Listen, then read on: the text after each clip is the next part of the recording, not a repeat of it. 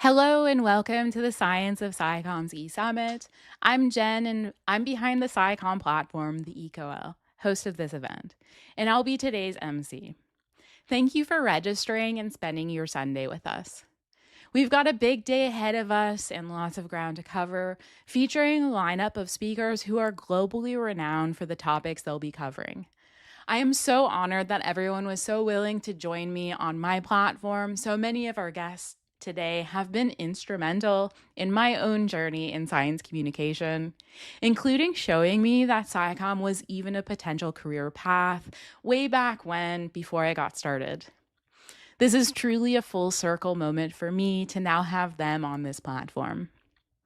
The agenda was planned to give a cross-section of some of the most important topics I think anyone doing SciComm should know about, and probably anyone navigating the interwebs or thinking about misinformation in science. A lot of planning went into this agenda. Thank you so much to everyone who helped me curate this. I really enjoyed thinking through the planning for this summit topic, which is outside of my usual comfort zone of cosmetics, but very relevant to the work that I do. Also, thank you to my audience who voted for the Science of SciComms to be the topic of today's summit. We'll start with some groundwork building topics on things like finding truth and the reinforcing cycles and systems that fuel misinformation, to some of the topics that are increasingly relevant to modern life, with a for better or worse view on AI and social media algorithms. Moving to perspectives on the science of science communication in the real world, hurdles and opportunities in the space. A massive thank you to all of our summit speakers for agreeing to donate their time and expertise to help make this event possible. The conference you're watching today is part of my greater free e-conference initiative, which is one of my current SciComm projects to try to solve an issue that I see in my space. I don't know about other spaces, but in cosmetics, our industry conferences have big issues with accessibility and quality control. Registration prices often range from $1,000 to $2,000 or more, and/or usually have significant travel costs associated with attending them, since they're generally hosted in expensive city centers. It's rare that conferences do their due diligence when vetting the speakers they platform, especially at the lower cost ones. I think this is a big problem since conferences can be such an important space for knowledge exchange. The realities here contribute to inequity. As it stands, high-quality information tends to stay concentrated in big companies who have the money to access it, while lower quality, often inaccurate information circulates more widely. I am really interested, since I have a wider audience than I usually do, if you think other industries are facing the same kinds of problems. For the beauty industry, these are the gaps this free e-conference series is attempting to address. Here's some of the feedback I've gotten from my conferences so far when I did a big survey about them last year. To date, I've hosted 15 summits on topics I crowdsourced from my audience. I've had close to 50K attendees ranging from individuals at small to large beauty companies, those in major city centers to remote communities alike. All the events are free, with the replays all published to my blog after the fact. If you want to really get into the weeds of cosmetic science, these would be good places to start. More recently, to try to extend the impacts of our summits, we started a new project to address another issue we saw. As you'll learn today, science communication is in desperate need of meaningful support. One layer of that is with training and mentorship, which, at least in the beauty space, is extremely hard to come by, especially opportunities that are free. At the end of 2025, we started hosting SciComm mentorship cohorts, where we invite people to apply to be a part of a group that we then spend 3 months with to give hands-on support. These now run alongside all of our e-summits with comprehensive e-book summaries as a culmination of each cohort. which are another free resource anyone can then access. We also started funneling cohorts where we can give ongoing mentorship on different content formats. This is the group who will be creating the ebook for this eSummit, which if you registered, you'll receive to your email once it's ready. Big thank you to Luciana Smaldor, who is our coordinator for these cohorts, Portia and Victoria, both graduates from our previous cohorts. This time, they'll be joining as dedicated peer reviewers. Todd Squires, who will be helping give feedback to the group before their chapters get in front of the speakers, and to all our speakers who are going to be helping with the final fact checks. Finally, thank you so much to CM Studio Plus for stepping up to sponsor our latest cohort. As you can imagine, this is a big lift, which we previously didn't have financial support for. This sponsorship is a tremendous help for us keeping this project going and hopefully growing. If you're a company interested in supporting a future cohort or summit as a sponsor, please reach out to us at info@theecowell.com. If you didn't make it into this cohort, or maybe you're just learning about it and may want to be a part of a future cohort, keep your eyes peeled on our socials or subscribe to our email list. We'll be opening applications for our September cohort in August. P.S. The ebook from our second cohort was just completed. If you're someone thinking about beauty product development, they created a tremendous resource for you. Download your free copy today. You can find it on my homepage at theecowell.com. We also have another ebook from our first cohort on the science in beauty, another amazing resource, which you can also find on my website. Congratulations to all our cohorts. I am beyond proud of all of you. Some housekeeping notes before we get started. All the sessions will be recorded and shared with everyone who registered, so don't worry if you can't catch everything live. Expect to receive the replay to your email within 24 hours. You'll also get access to the PDF slides from the presentations, as well as an ebook summary once it's ready. Please use the YouTube chat to engage with our speakers for Q&A and with other attendees. Your questions and perspectives make the conversation today stronger. Before we dive in, I have two small requests. First, I'll be sending out a short feedback survey with the replay link. It'll only take about a minute of your time, but it's incredibly helpful to me to keep making these events better, so please fill it out. Second, a call to action. This initiative is only as successful as our reach. Please help us spread the word by sharing the live stream and replay with your network. Content idea, share some of your top insights you learned. This way, the content you personally found useful may also be useful to somebody else, whether that's on your social media, in your classroom, or with your colleagues. I would love to hear your take on some of the learnings today. If you do share, please tag me so I can also see and share. My final message before we start. As we'll discuss throughout the day, science communication is incredibly important for so many facets of our lives. Unfortunately, there is currently a lack of infrastructure to support it, in beauty and beyond. I don't know how many people appreciate how unsustainable SciComm currently is, especially for those who do it independently, especially for those who address misinformation. Everyone has a role to play in changing this. If you are a company or university group, work with science communicators. Maybe hire them for consulting or speaking. Consider partnering with them in a sponsorship. If you're not in a decision-making role, advocate for your company or organization to work with SciCommers. Let them know that you want training in science communication. As individuals, you can engage with SciCommer content to help them get more visibility. Reach out to them to let them know that their work is valuable to you.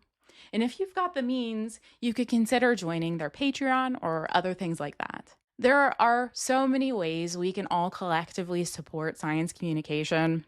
If there is one message I would really like you to leave this summit with, it would be that.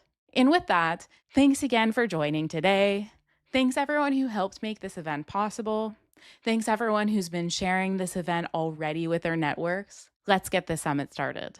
Our first presentation of the day will be by Jonathan Jarry, who is a science communicator with McGill University's Office for Science and Society, dedicated to separating sense from nonsense on the scientific stage. He has a master's degree in molecular biology, and he brings his experience in cancer research, human genetics, rehabilitation research, and forensic biology to the work he does for the public. For 10 years, he was the co creator and co host of the award winning podcast, The Body of Evidence.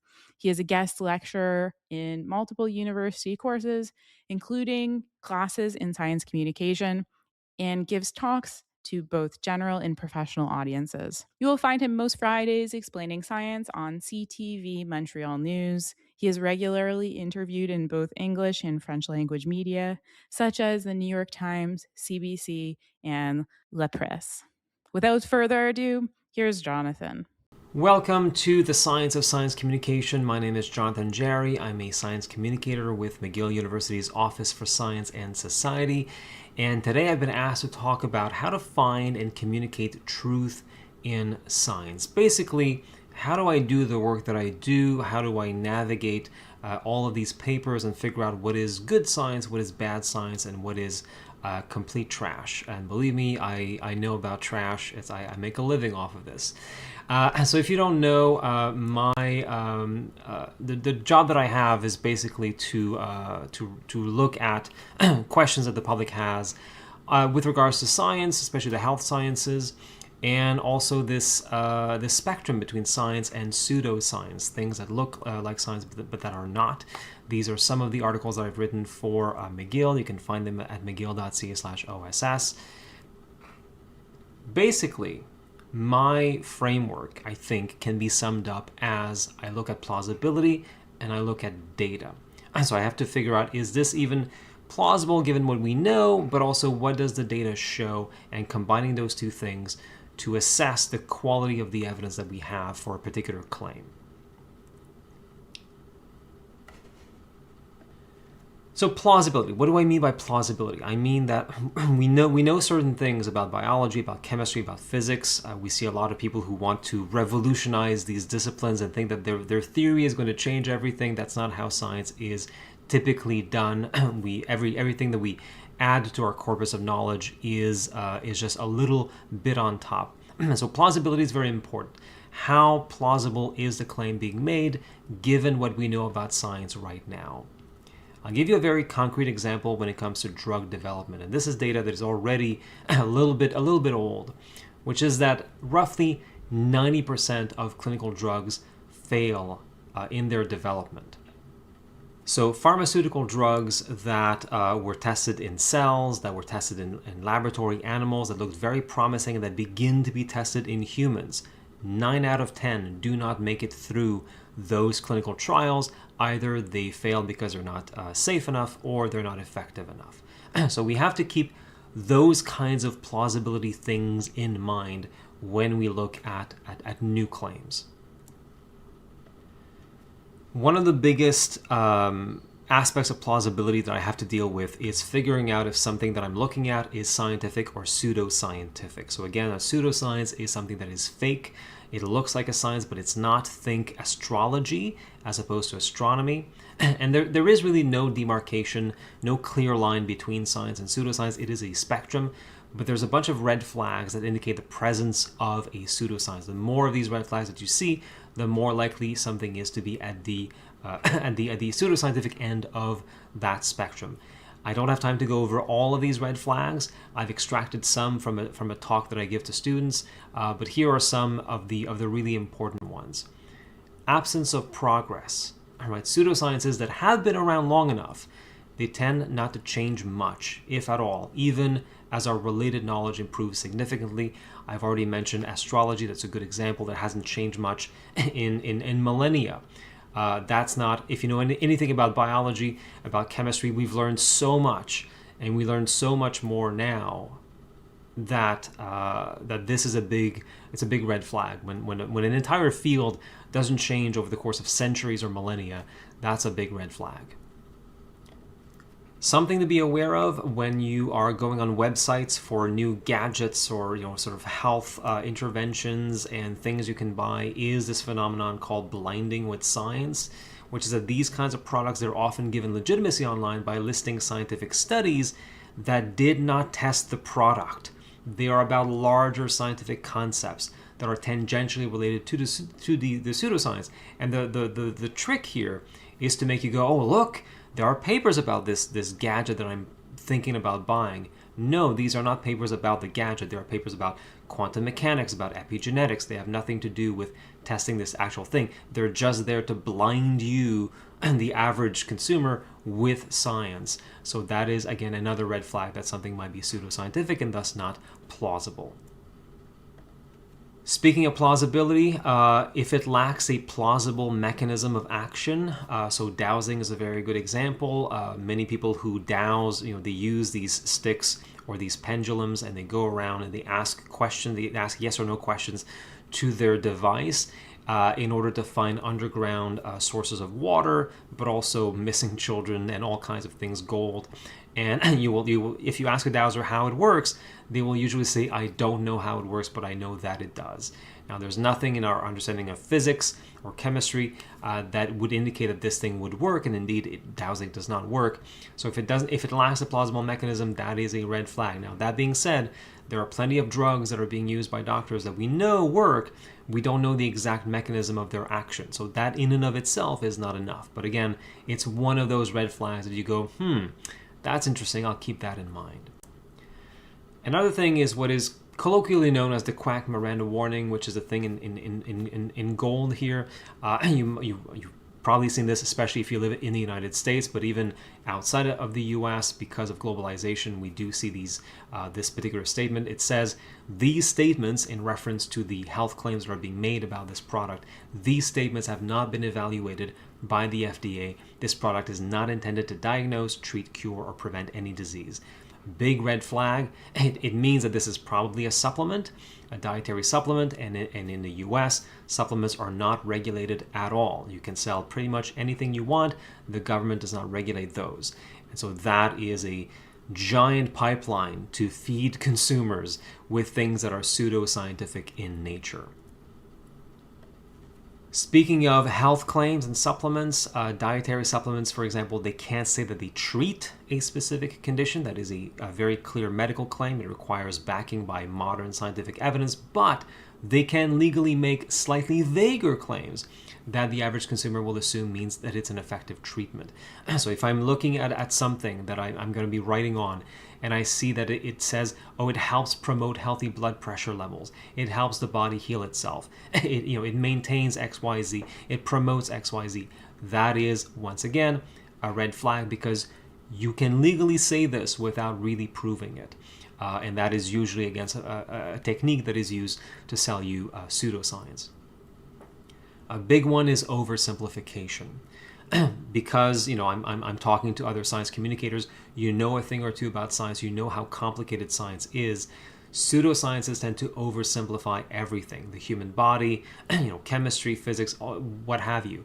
The shades of gray of science turn into black and white, and there's one true cause of all diseases, and of course there's a cure-all which works for everything. That is a giant red flag. If you're in the health space, you've probably observed that in that space, a lot of people will tell you that basically the human body is just plumbing. It's just a series of tubes, and when you're sick, it's because those tubes get clogged up, and you need some Drano in the form of acupuncture or chiropractic or Reiki. So whenever you hear somebody talk about the human body as if it's just a bunch of plumbing and you need to go in there and act like a plumber, that is another big red flag. The last red flag that I want to talk about when it comes to this is probably pseudoscience is that it is associated with science denial and with conspiracy theories. So fans of a pseudoscience, they must struggle with the reason why the mainstream scientific establishment, i.e. us, rejects their belief. And so they often themselves reject mainstream science, and they explain the close-mindedness of the scientific establishment via a conspiracy to hide the truth. And if you've been paying attention at all to what Robert F. Kennedy Jr. is doing in the United States, that is it. This is it. It's a big conspiracy, and whatever fringe belief we have, that is the correct thing, and it's being hidden from you because of corporate interests. So that was sort of a crash course into how I look at plausibility, especially as it applies to is this science or pseudoscience. But that is one half of the equation when I do the work that I do. I think it is important. I think it is often forgotten about. It's very easy to just look at the papers and see what it says. But we also have to keep in mind is the prior plausibility, the concept of Bayesian statistics. Is this even plausible given what we know? But I also look at the data. I look at papers. I read a lot of papers in the work that I do every week. And so what do I do with all these papers? Well, first of all, I have to find them. And once I do, there is a model in mind when it comes to research into human health that I think is worth going over. It's not a perfect one, and there are variations on it, but I think it's a good thing to keep in mind when looking at scientific evidence in humans, and it is the pyramid of evidence. I have reproduced a version of it here. As I said, there are others that are slightly different, but basically this is a way of structuring the value of different kinds of evidence, with the worst kind of evidence at the bottom of the pyramid and the best kind of evidence at the top. At the bottom you have editorials and expert opinions, then you have case reports and case series, and then you go back in time and you look at cases and controls to see who was exposed to what, because that might have caused their disease. Above that, you have cohort studies where you move forward in time with your cohorts, but you don't tell them what to do. You just study what they naturally do, which of course means there's a lot of variables in there that could influence the outcome. And then even on top of that, you have the randomized clinical trial where you divide people into equal groups at random, and you force one group, with their consent of course, to undergo the intervention. You force the other group to get something that looks like the intervention but that is inert, what we call placebo, and then you compare to see if there's a genuine benefit to the intervention above placebo. But that's just one trial, and so at the very top of the pyramid we have systematic reviews and meta-analyses which look at all of the evidence. And in the case of meta-analyses, they will quantify, they will figure out what the average result is from all of these studies. Now again, this is not a perfect system.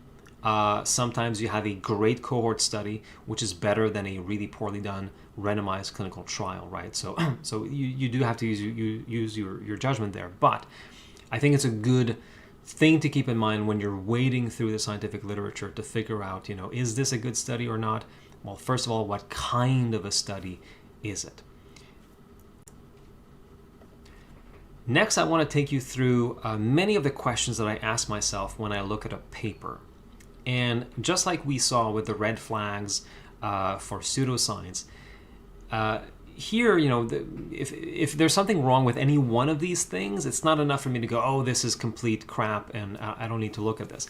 But it's like the more of these sort of red flags that you flag, the more dubious the paper becomes.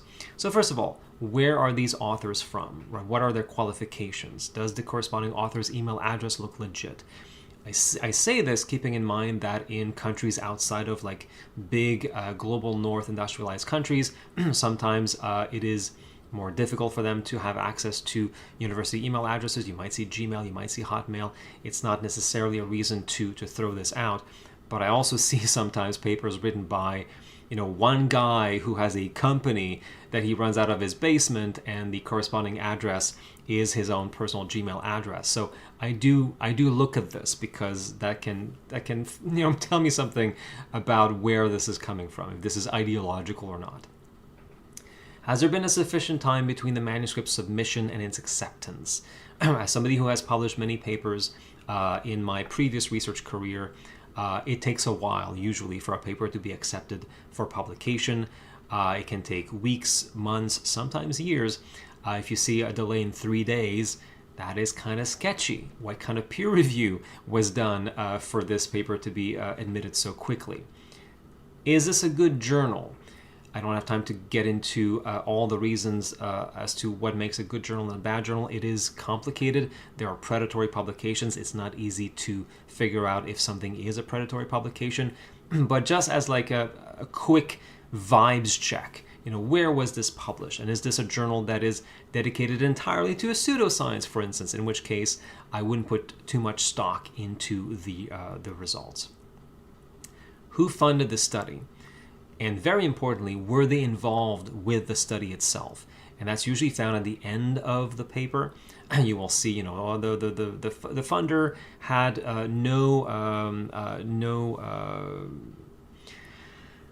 did not participate in the recruitment, did not run the study, did not analyze the data from the study. That is good. Whereas if the person who financed the study, especially if this is a company that has a vested interest in the outcome, if they analyze the data for the paper, if the paper was run by them and they had to approve it, that is a problem, because their bias, their financial bias, could have very easily influenced the paper that you're reading right now.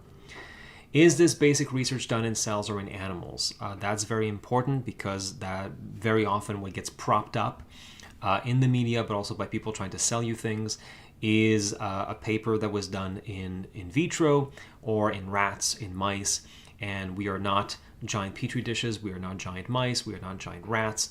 Those steps are important, they're preliminary steps, but they're not in and of themselves sufficient.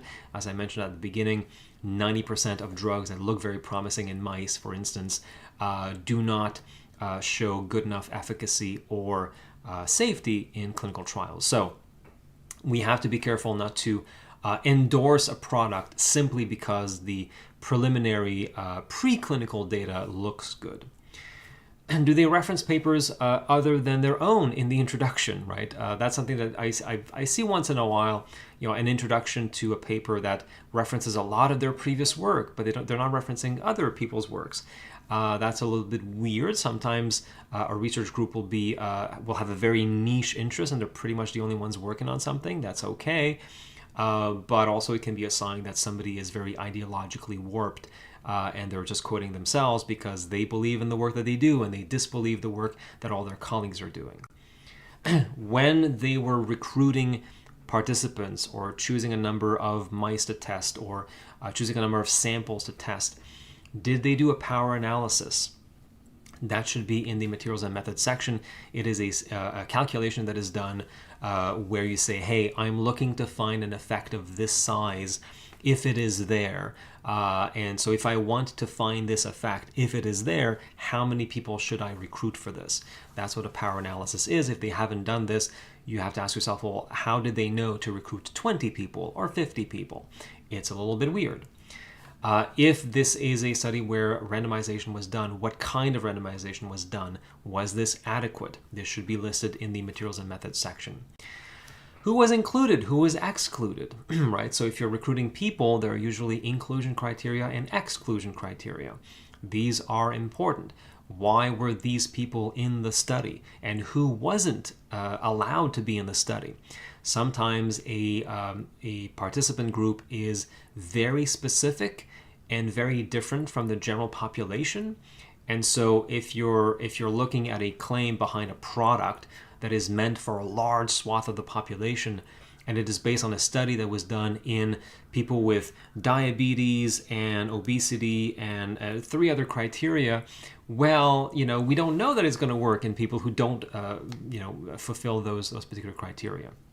So who was included, who was excluded? How many samples or participants were tested/recruited? That is important. If it's a very small number, you increase the odds that what you found was a false positive or even a false negative. So the larger the sample, the better it is. But even more importantly, how many completed the study? Right? How many completed the study? You might have recruited 100 people, but if in the small print in the paper it says, well, only 50 of them completed the study, and we only had enough data on 44 of them, which is how many were analyzed for this outcome, for these results that we're presenting. Well, your N number is not 100, it is 44. So you have to keep that into consideration, because sometimes in the abstract of the paper, they will put the number they recruited in there because it's the bigger one. But then you have to check, okay, but how many was the data analyzed? That is very important. Who was blinded? So in a really good study like a clinical trial, you will not tell the participants if they're getting the intervention versus the placebo. That is called blinding. but also the clinicians who are administering the intervention, whether it's a drug or it's a surgery, what have you, they could also be blinded and not know who is getting what. You know, if the pills look the same, they're just labeled and the label has been anonymized, the clinician does not know what they're giving to the participant. But also the data analysts might have been blinded, which is even better, because and then they're analyzing the results for group 1 and for group 2, and they don't know which group was which. The more blinding, the better. Was there a control group? That is so important, because sometimes there is no control group. So people had this symptom, and we gave them this herb, and then some of them felt better. Great, but what would have happened without the herb? You don't know, because there was no control group. Was the outcome being measured a hard endpoint, like death, for instance? Or was it a self-report of I'm feeling a little bit better? The more objective the outcome, the more reliable the data, although keeping in mind that for things like pain, there is no good objective measure, right? So you do have to be flexible on that point. Are the results in the control group compared to the results of the intervention group, which is not always done? Sometimes they will say, well, the intervention group improved. Okay, and the control group improved as well. Did the intervention group improve more, like statistically significantly more than the control group? That comparison needs to be done, and I've read papers where that comparison is not done. Probably because they did it, it wasn't significant, and they were like, oh shoot, we can't put that in there because that's a negative result, and so they just didn't publish it. If they did multiple comparisons, did they correct for those? So you can have your data set and then compare this thing and that thing, and you can do 25 different comparisons. But the more comparisons you do with the p-value of, let's say, 0.05, the more likely you are to find a false positive result. So you have to correct for that, which means lowering the p-value threshold for significance. Another quick thing, if you see a graph in a paper, are the error bars defined? Like, what are they meant to represent? Because it can represent different things. It's important that we know what this means. Was there a follow-up? So if you're reporting a benefit after a 4-week trial, was there a follow-up after that month? Did you see those patients again, a month later, a year later? How long have the benefits been sustained? And very often I see studies that are very, very short in duration, and you just don't know if any of these benefits continued. What is hidden in the appendices? So if you have time, go check out. There's almost always an appendix or 2 or 3. It's not necessarily part of the paper PDF, but it is on the website. And that's usually where the dirt is hidden. So go look at the appendices if you have time, because you might find that the analyses that you're really looking for are buried in there, and they're all negative. And what is being presented in the paper is, the very the secondary analysis that is not really pertinent, but that happened to have a positive result. If this is a meta-analysis, keep in mind that it's garbage in, garbage out. So I mentioned top of the pyramid, great meta-analysis, but if all the papers that go inside of a meta-analysis are terrible, and it is your job to figure that out, then the meta-analysis, its result will not be reliable because it's garbage in, garbage out. And finally, are there comments on pub peer? So you know about peer review, which happens behind closed doors, but now we have post-publication peer review, and some of these comments are being put on a website called PubPeer. So you can look up the paper that you're interested in, see if it's there, see if people have commented on this. You can also, of course, check out social media. People will often post their own comments on papers. You can search for the paper on your social media platform of choice to see what other experts in that field have had to say publicly about this particular study. So it may sound a little bit cynical. You don't want to be cynical when appraising scientific evidence, but you have to keep in mind there's a ton of bad papers out there. So many bad papers. Some are just completely fraudulent. There's a lot of pseudoscience in the world as well, and also that most promising early results do not pan out. And we have to keep all of this in mind if we are to do a very good, rigorous job as science communicators when we communicate the evidence to the public. So I hope you found this interesting. I'm leaving my email address here. This is our website, and I will be available live to answer your questions.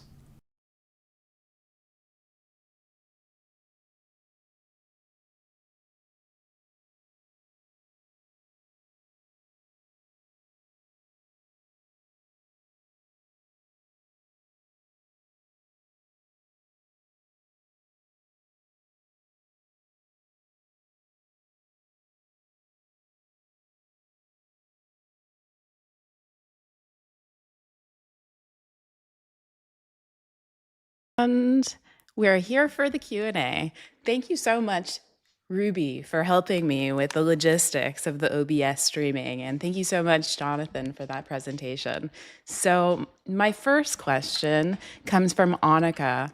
How do you navigate conspiracy theories that now it feels like many of them are at least somewhat true? For example, the world being run by a group of shady elites, somewhat proven by the extent of recent world events.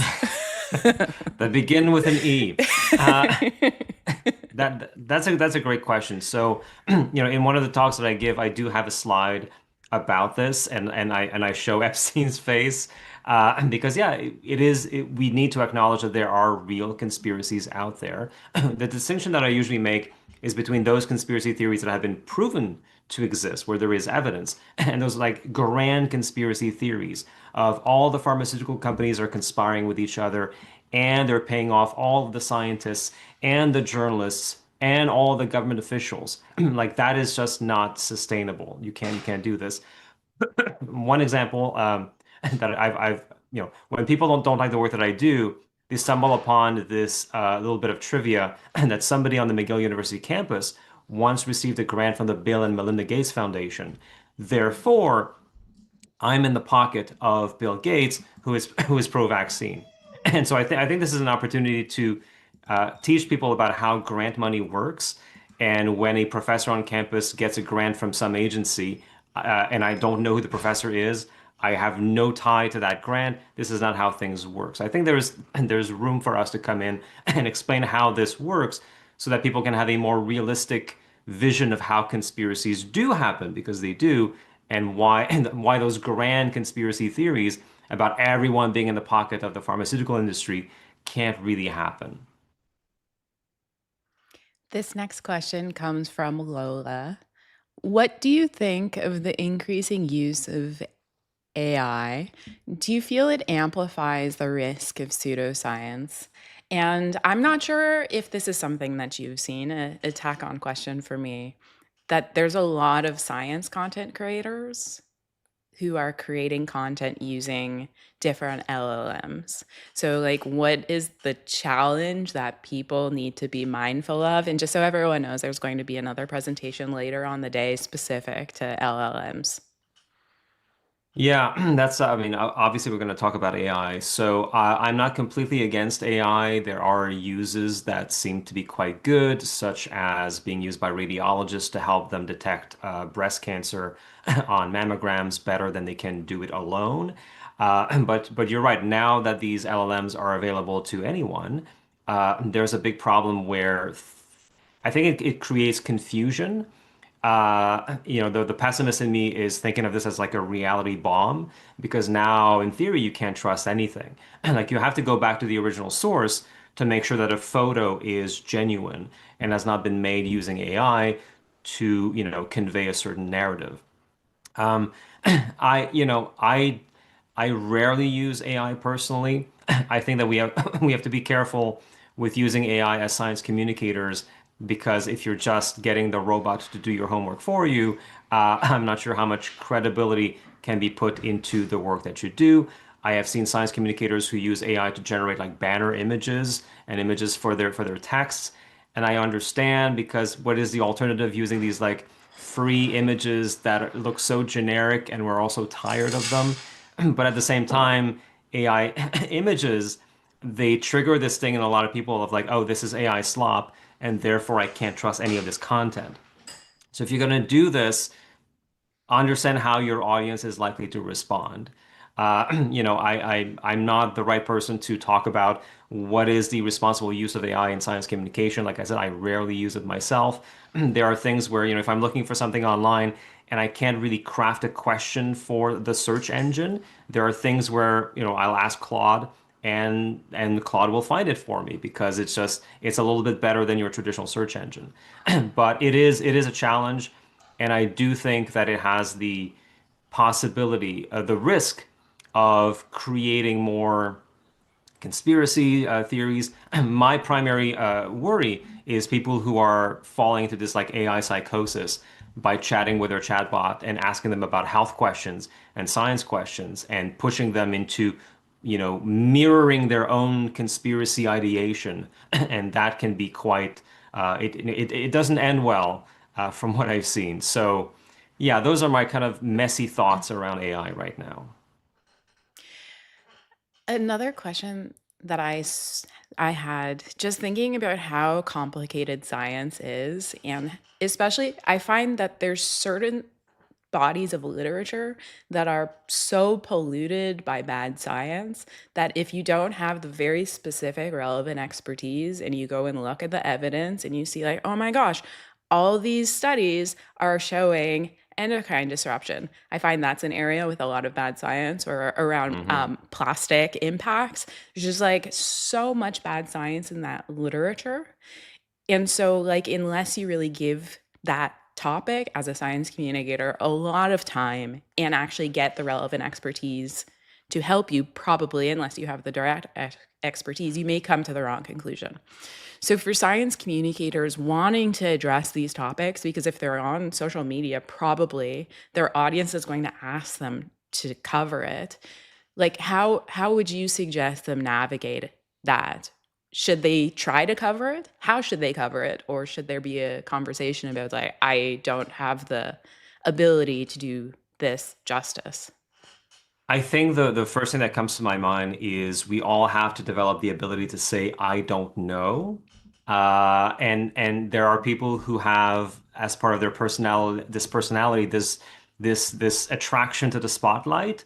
And so when people ask them questions publicly, they want to say, yes, I have answers for you. And so we have to have humility. But I also know that a lot of young science communicators have the opposite problem of like lacking in confidence. And so it takes a while to figure out where the line is for you, because you want to be confident, but you also want to be humble.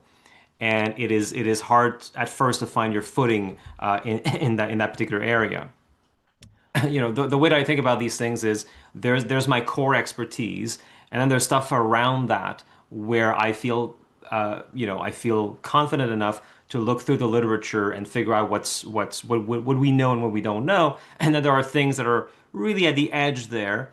And beyond that, this is completely outside of my expertise. And that's when I refer to other people.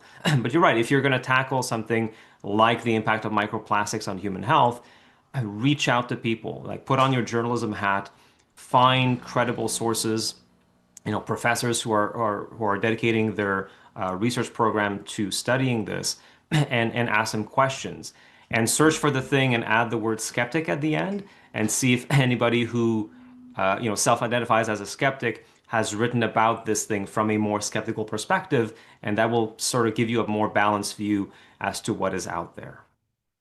I suppose the flip side of that, you might also find some skeptical people with with many viewpoints. Um, Absolutely, because a lot, climate skeptics and vaccine skeptics, it's true. Like the word has been stretched beyond recognition now, but I still find it helpful. There are resources like the Skeptics Dictionary, like, Science-Based Medicine, a few other websites that come out of the scientific skeptic tradition, which are worth looking at. And but yeah, you have to be aware of the fact that you're going to stumble upon some conspiracy rabbit holes when you add that word skeptic in there. And it's up to you to, look at what you're seeing and go, is this credible or not? Are they making good arguments or not? Are they interpreting the literature correctly? It's not easy. This next question comes from Kajol. In India, there was a scam by an influencer about sunscreen claims glorifying some brands, integrating some brands. And later it was found out this was a paid campaign. So, as consumers, it's hard to trust again a brand. So, what are things we should look for when trying to find trustworthy products, and what are things brands should do to build trust with your audience? Kajol, let me know if I asked your question well, if that's what you meant. So how do you find trustworthy companies? And then as a company, how do you build trust with science communication or when talking about science? That's a really interesting question, and I don't have a good answer for it because I don't I don't really think about things in that way. Like either like I feel like I think about the science behind a product on its own, divorced from whatever brands are out there, and then I go looking for a product that meets those criteria. And then if I like a particular product, then great, I'll keep using it. So I'm not really looking at the claims that are being made by a company as part of their marketing efforts because I don't trust them. I don't trust that they're going to be completely transparent. I know that they're going to use these marketing buzzwords, especially in the beauty space, which I'm less familiar with. I think that might be a question that you, Jen, might want to contribute to as well, as far as the answer is concerned, because I don't know. I mean, when I look for a moisturizer, for instance, I keep it very basic, and it's basically like, does it stay on my skin for a while? Do I feel like I'm getting a good value for my buck? I don't look at the specific claims that are being made on the bottle because I don't really care, and I know they're going to be using a lot of, trendy buzzwords to try and catch my attention, but that's not what I'm looking for in a moisturizer. So that's how I think about these things. Did you have anything to add to that, Jen? Well, I'll just say, Kajol, I'm presenting next. So if this answer wasn't enough, then ask the question again. Good.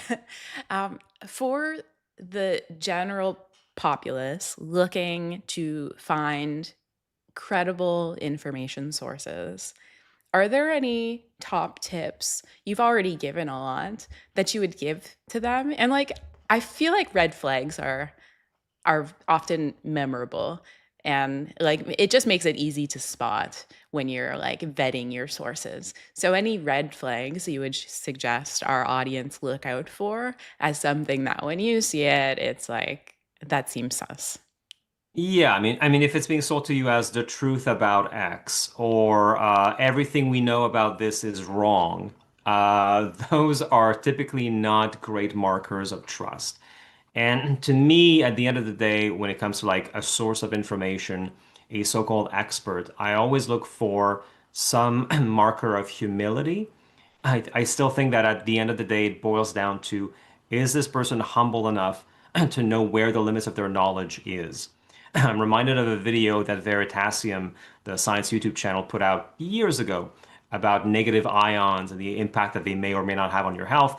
And he's interviewing this researcher, and he asks him on camera, he goes, "So you're an expert on this?" And the guy says, "Well, I wouldn't call myself that. I mean, all I can say is that I've been studying this for 20 years, and this is the extent of my research program, so I can speak about this particular aspect of that." And there were so many comments in the video saying, I know that this guy really is an expert because he is being humble enough to say, I'm not an expert on this. I can't be the one using this word to describe myself. This is what I know. Outside of that, I don't know. So look for those kinds of markers of I don't know about this. I'd have to check on this. As far as I know, this is true, although our knowledge could change about this. Talk about the certainty of the evidence. Well, we think that this is what's happening. We have like moderate certainty over this. We need more rigorous studies on this. Or somebody saying, I made a mistake and I'm correcting the record. That requires a lot of you have to have a strong backbone to do this publicly, especially when you have a large audience, to say, "Hey, I messed up. I misread these studies. I was wrong about this thing, and so now here is my correction of the record." All of that kind of intellectual humility and knowing where the the limits of your knowledge is, that's what I look for in a source of information, kind of long term. I mean, not in one article, but like over time to see if this is somebody who will tell me when they're wrong, or if it's somebody whose ego is so big that they've decided this is a conclusion and we're going to make the facts fit the conclusion, because that's not a good expert. And that's all the time we have for this Q&A. Thank you so much, Jonathan, for agreeing to present today. It's been a long time since we've done something together, so I'm so glad you were able to kick off this conference. So yeah, thank you so much for the presentation. Thank you for the invitation and thanks for the questions, everyone. And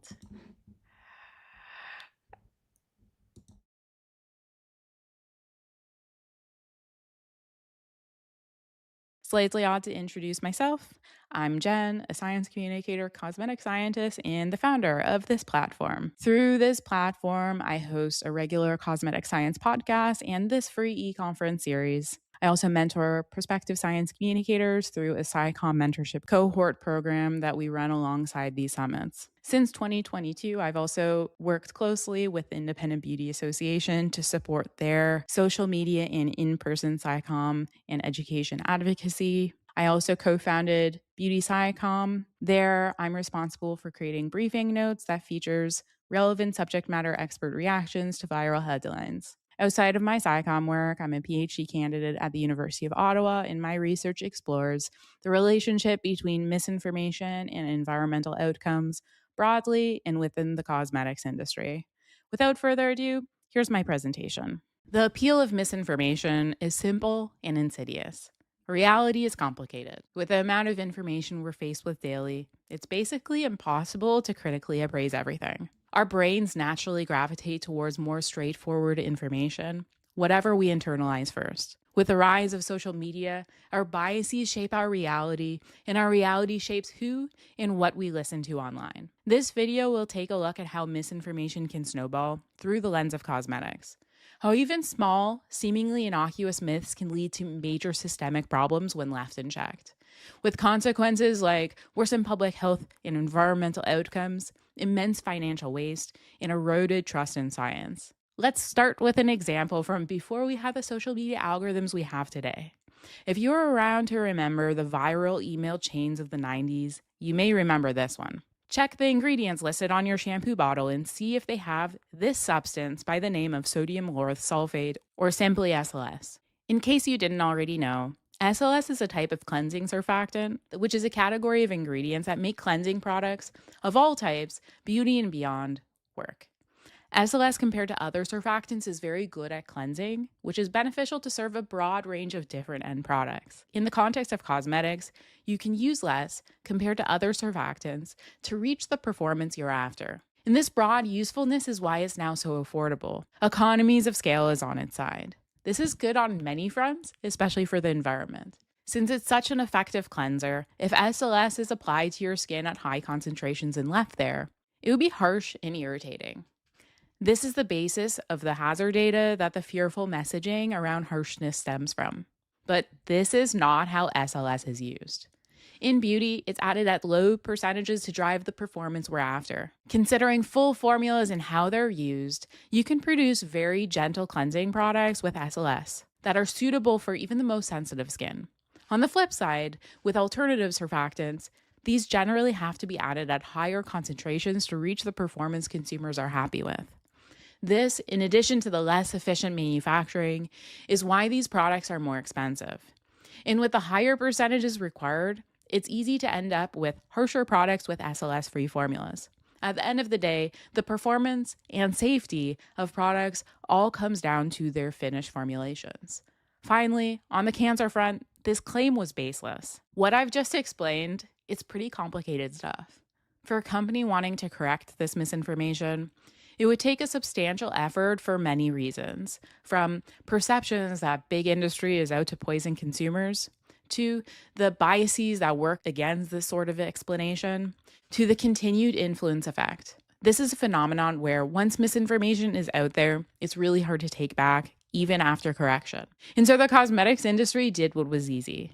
Certain companies saw the business opportunity of pandering to this noise and slapped SLS free in their marketing. To quote the article I referenced, there's nothing like an unfounded medical scare to get those cash registers ringing, and you can altruistically claim you have your customers' best interests at heart while you fleece them. SLS-free claims demonstrated the power of free-from, fear-based marketing to the greater cosmetics industry. And this is where things started to snowball. It added to the noise, confirming growing consumer misconceptions about SLS. And for those who didn't see that initial email, it taught them that SLS was something to be fearful of. Why else would a company market this? As consumers were increasingly taught to fear SLS, they increasingly sought SLS-free claims out. It became a market disadvantage for companies who weren't using the claim, and so more companies added it to their labels.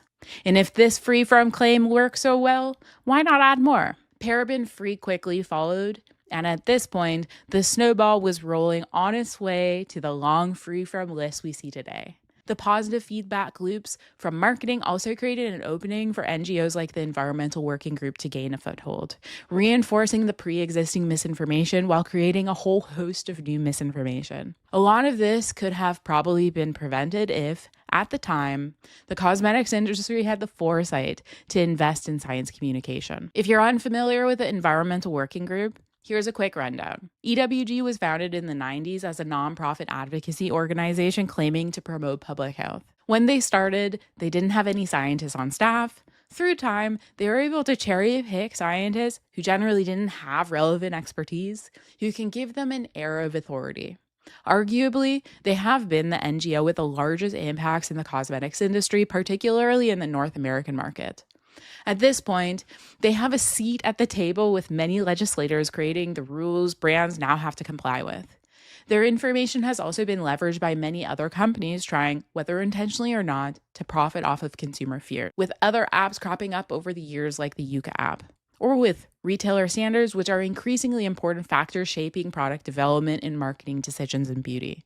Today, if brands want to be sold in retail, they have to comply with these standards. This in turn reinforces misleading brand communication, because in many spaces, it's become almost mandatory for survival, especially for smaller brands who often believe the noise simply because they generally lack the technical expertise for this sort of stuff. Horrifyingly, EWG information has also been picked up by medical organizations and in the scientific literature, which further perpetuate and give legitimacy to the things they have to say, which are overwhelmingly wrong or taken out of context. While EWG frames itself as scientific, its practices fall squarely into pseudoscience. For example, cherry-picking only favorable, often weak evidence to support their agenda.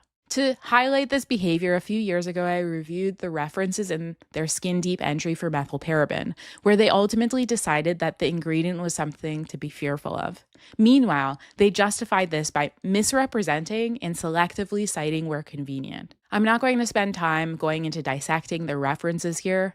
They've since changed their citations and entries since I wrote about it publicly in 2019, seemingly in response. But this practice is consistently repeated by them. For me, as someone with relevant enough expertise, spotting this took a lot of time, not something you can expect from the average person. Instead of standing up to this misinformation, the beauty industry opted to either remain silent or pander to it. In my opinion, this is very forgivable for small brands. Many are spreading misinformation with the best of intentions, they just have the wrong information. And there are a lot of structural issues that make getting quality information very challenging if you're not with a big company with money to access it. From the big players, though, it was a strategic choice. I want to take a moment to talk about a behavioral concept that was introduced to me by Dr. Michelle Nigella called habit loops, which I think help explain the snowball effect we've seen. Habit loops are behavioral cycles made up of 3 stages. 1, cue, a trigger that initiates a behavior, for example, seeing a label that says sulfate-free. 2, routine, the behavior that follows the cue, for example, choosing and purchasing the sulfate-free shampoo. And 3, reward, the emotional or psychological payoff that reinforces the behavior, for example, feeling safer, smarter, or more responsible for having made a clean choice, even if that product offers no additional benefit. Misinformation influences the cue, creating routines based on manipulating consumers into believing they're making informed decisions while reinforcing a false reward. Consumers feel validated when they see more of the cue, for example, longer, free from, or retailer no-no lists, making them more likely to repeat this behavior, strengthening the loop. This also goes for the companies who are using misinformation in their marketing. They are rewarded with profit, at least in the short term. Fear-based marketing, for example, free-from claims, creates a self-reinforcing cycle where consumer concern drives brand action, which in turn validates the concern, as well as the industry behavior. Instead of investing into science communication, cosmetic companies jumped on the BS bandwagon. Behavior that's been repeated endlessly for all the new marketing trends over the years, where BS gained traction, competitors see other brands gaining market success by perpetuating the BS, and they follow suit, leading to industry-wide normalization. I think a lot of people would be surprised how much ingredient innovation is in response to innovating to meet BS trends, rather than to create final products that are actually better performing, safer, or better for the environment. The conversations I've had with big companies who ended up putting free-from claims on their label highlight how pernicious the effect is. One company tried to not make the claims because they knew how much misinformation they create, and instead tried to invest in clearly communicating the performance data they have. But as free-from claims gained consumer popularity, their sales suffered. In response, they added a few free-from claims and quickly saw a rebound. An issue in all this is the long-term lens required from business and society to effectively address misinformation. I'll turn to environmental policy because I think the research there has important lessons for how we think about addressing misinformation. Current climate policy has a short-term bias, but to actually have success, we need to be playing the long game. For example, with emission trading schemes that have gained popularity, because they have relatively short trading periods, with carbon markets used for financial speculation, it pushes markets to focus on short-term activities and outcomes. The issue is that the outcome of climate change, and therefore the business activities needed to address it, are uncertain and spread far into the future. This is in competition with the huge level of investment needed to meaningfully respond and the time it takes to see a return on investment. When everyone is so preoccupied with share price and certain financial outcomes in the short term, it pushes climate change issues outside of the scope of business practice. As a result, we end up with superficial solutions that don't actually do much from both companies and policymakers. The issue here is that this in turn misinforms everyone. The public thinks real steps are being taken and backs off with their pressure. Or worse, they're scapegoated into solutions that we know will actually make things worse. In the time corporate sustainability has become such a hot topic, things have gotten a lot worse. This is why policy footprints from companies are arguably more important than their in-house corporate sustainability practices. None of it is going to work without a systems change, and that has to come from sound policy. A similar story can be seen with addressing misinformation, where in the systems we operate, the short-term business outcomes of misinforming or pandering to the misinformation is profitable. Addressing misinformation effectively requires a substantial investment, with the long-term outcomes of this investment uncertain. And without the right policy oversight, no company or individual is going to have a real chance at doing something about it. We need multi-pronged approaches from both the corporate marketing machine and, more importantly, policymakers. Let's talk about sunscreen. The dynamics in this category illustrate the issue of science sensationalism, which can poison bodies of literature and gain traction amongst even the professionals that the public looks to as information sources for these topics. 2015 saw a paper creating viral headlines. A certain type of sunscreens are causing coral bleaching. The problem is the study didn't prove this. The reality is sunscreens don't appear to actually be contributing to coral bleaching. Rather, it's things like rising water temperatures. This study by Downs et al. Has been widely criticized by the relevant scientific community for its poor quality. Despite being an outlier, no other study on the topic has had the same level of media play and impact on legislation. A challenge I see is that science is complex and you really need to understand the intricacies of a subject to critically appraise it.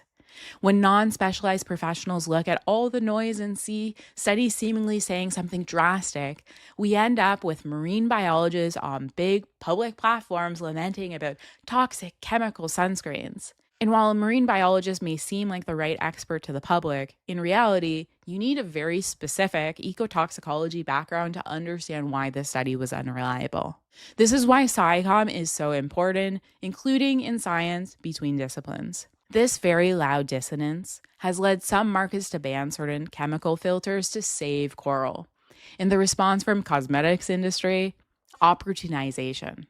Reef-safe claims spread like wildfire, even among some of the big guys who definitely had the relevant scientists to know better.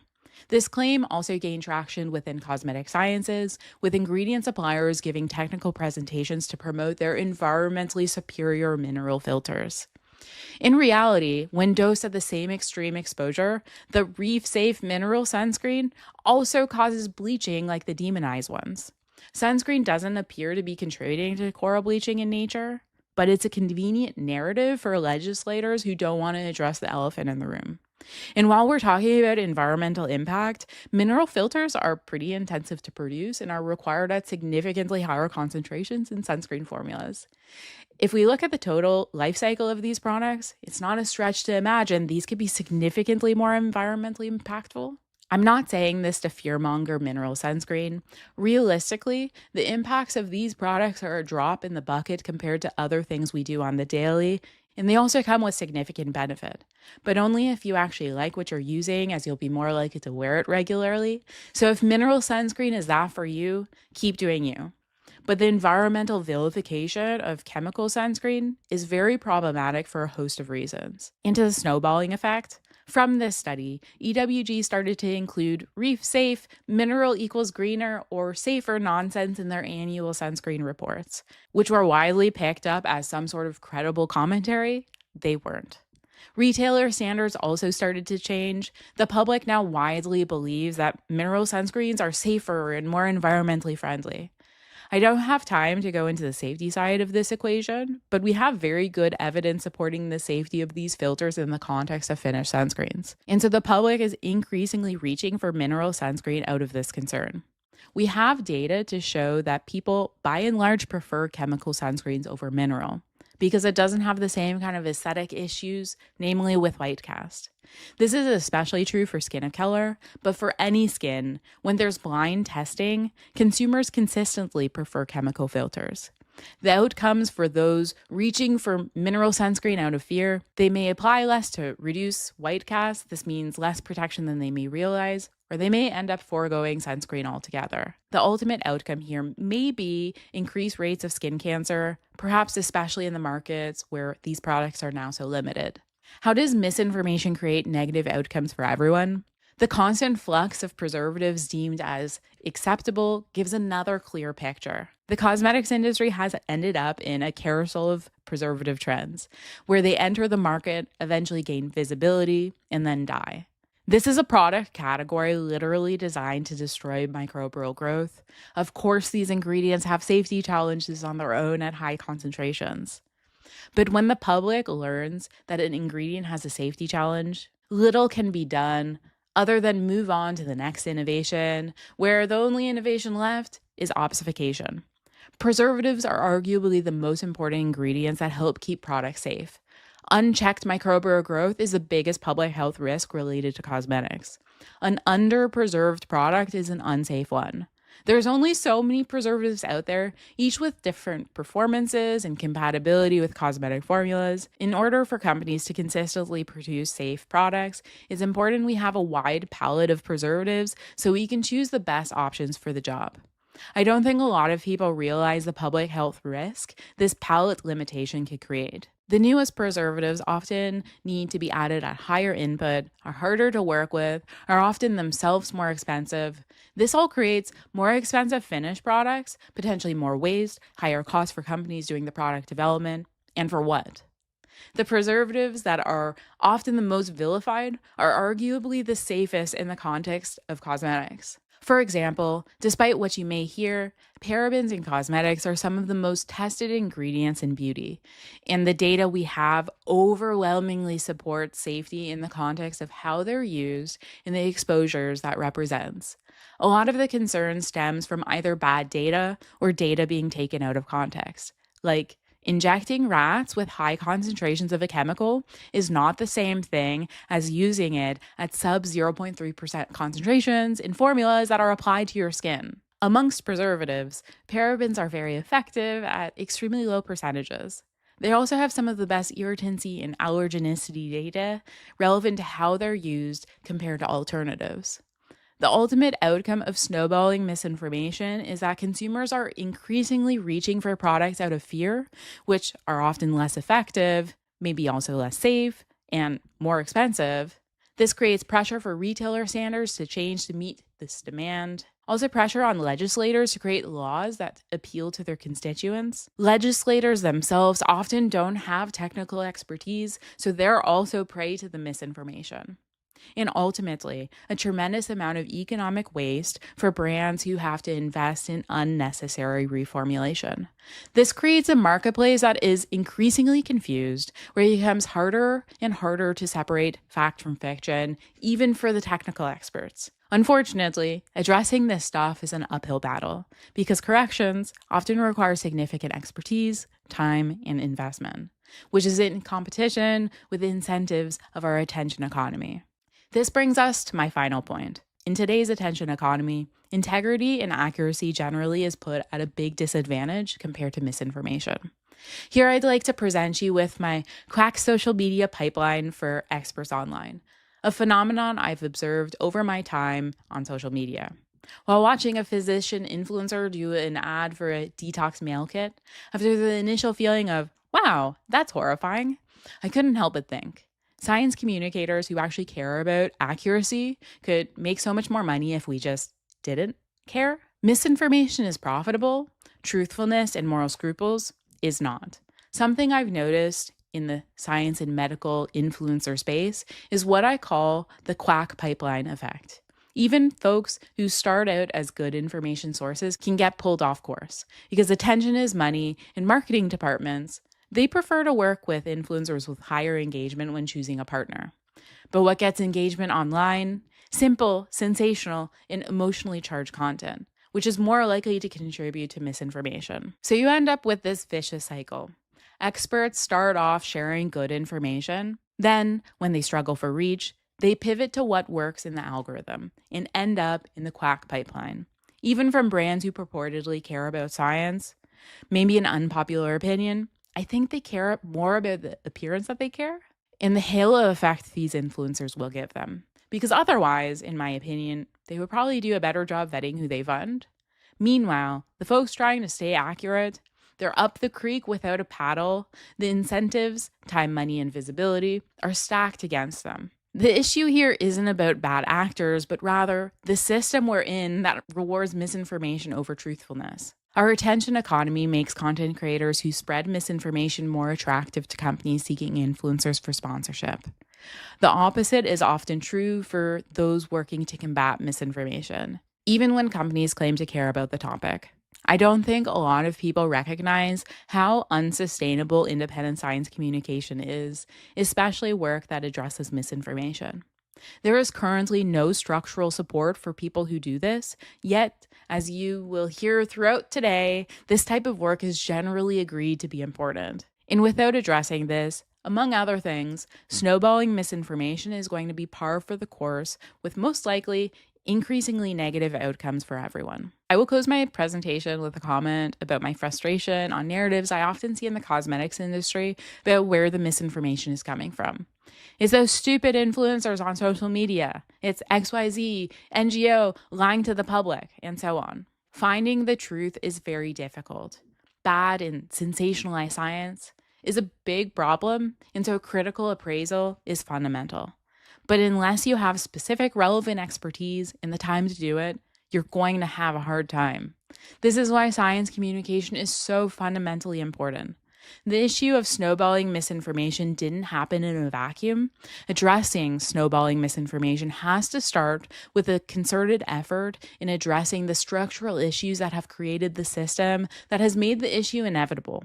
And for this, we need multi-pronged approaches that include advocacy for sound policy and support for good science communication. That concludes my presentation. It's now time for Q&A.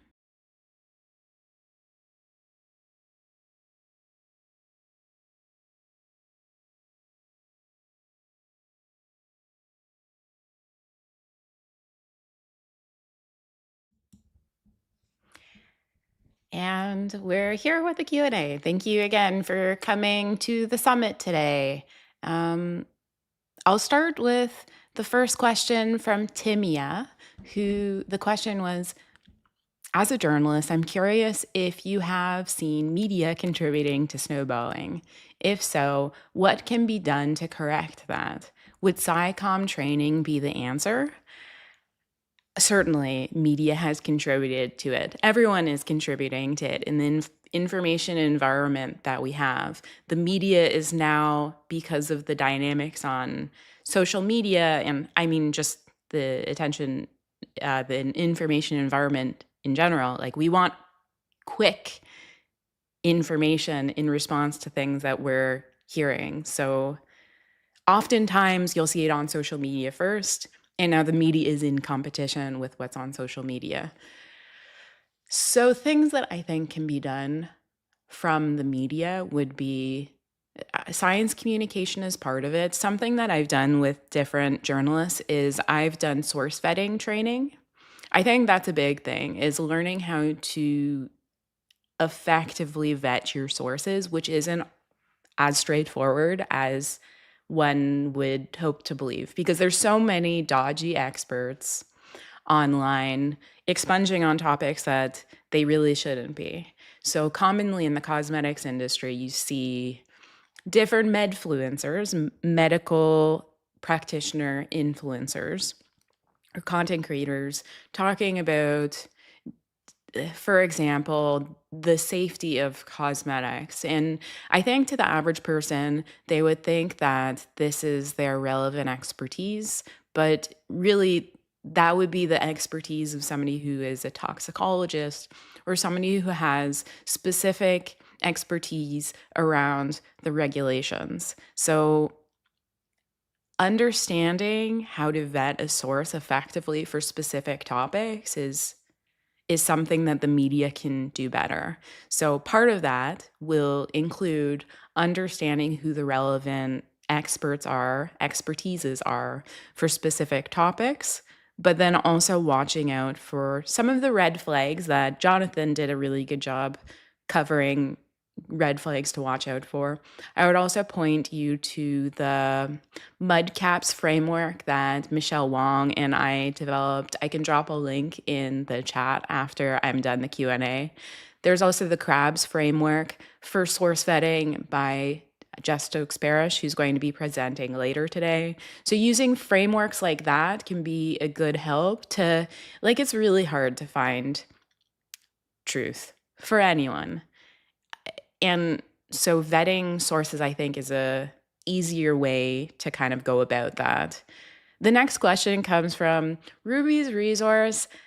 Ruby, thank you so much again for all of your help for the conference. Ruby helped me out earlier this week to learn how to use OBS.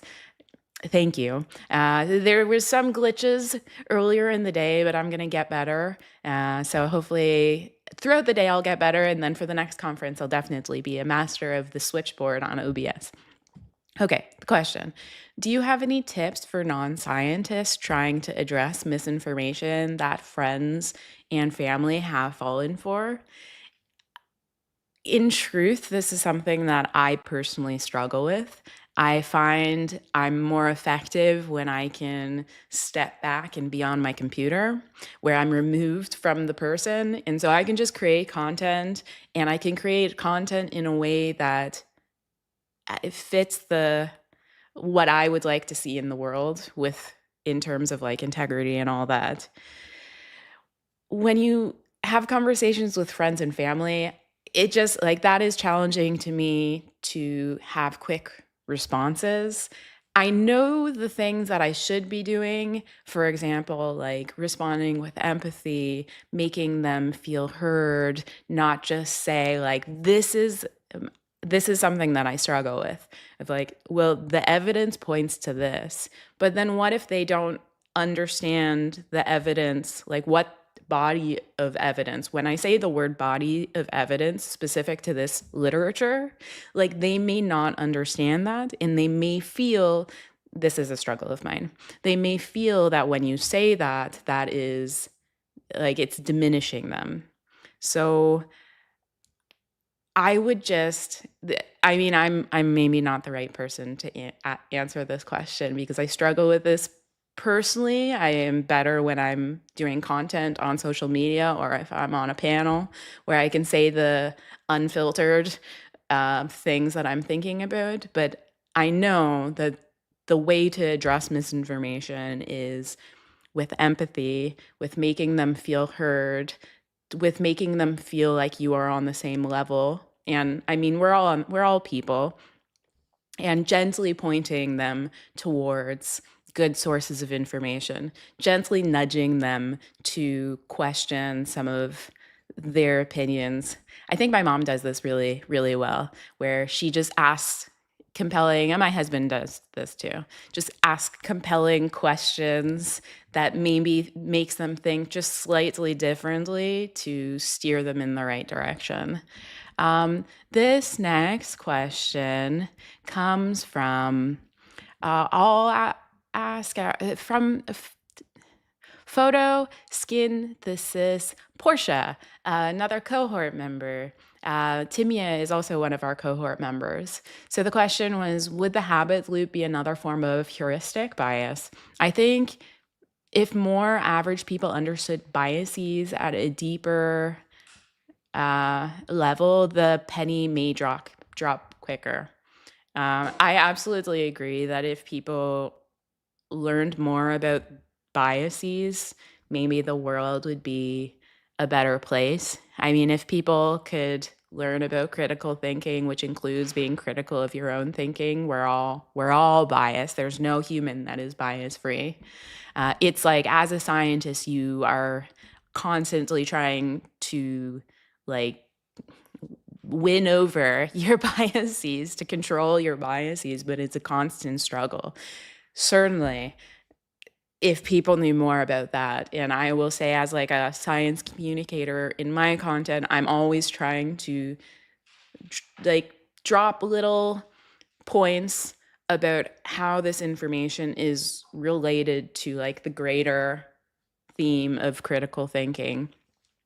Whether or not habit loops are a heuristic bias or a bias, I mean, I think biases shape habit loops. I'm not sure that the loop itself is necessarily a bias. Maybe there's another way of looking at this that's like outside of my personal wheelhouse. So maybe Michelle Nigella would be a better person to ask this question to. But I think that based off of what I understand, habit loops would more be impacted by biases rather than being biases themselves.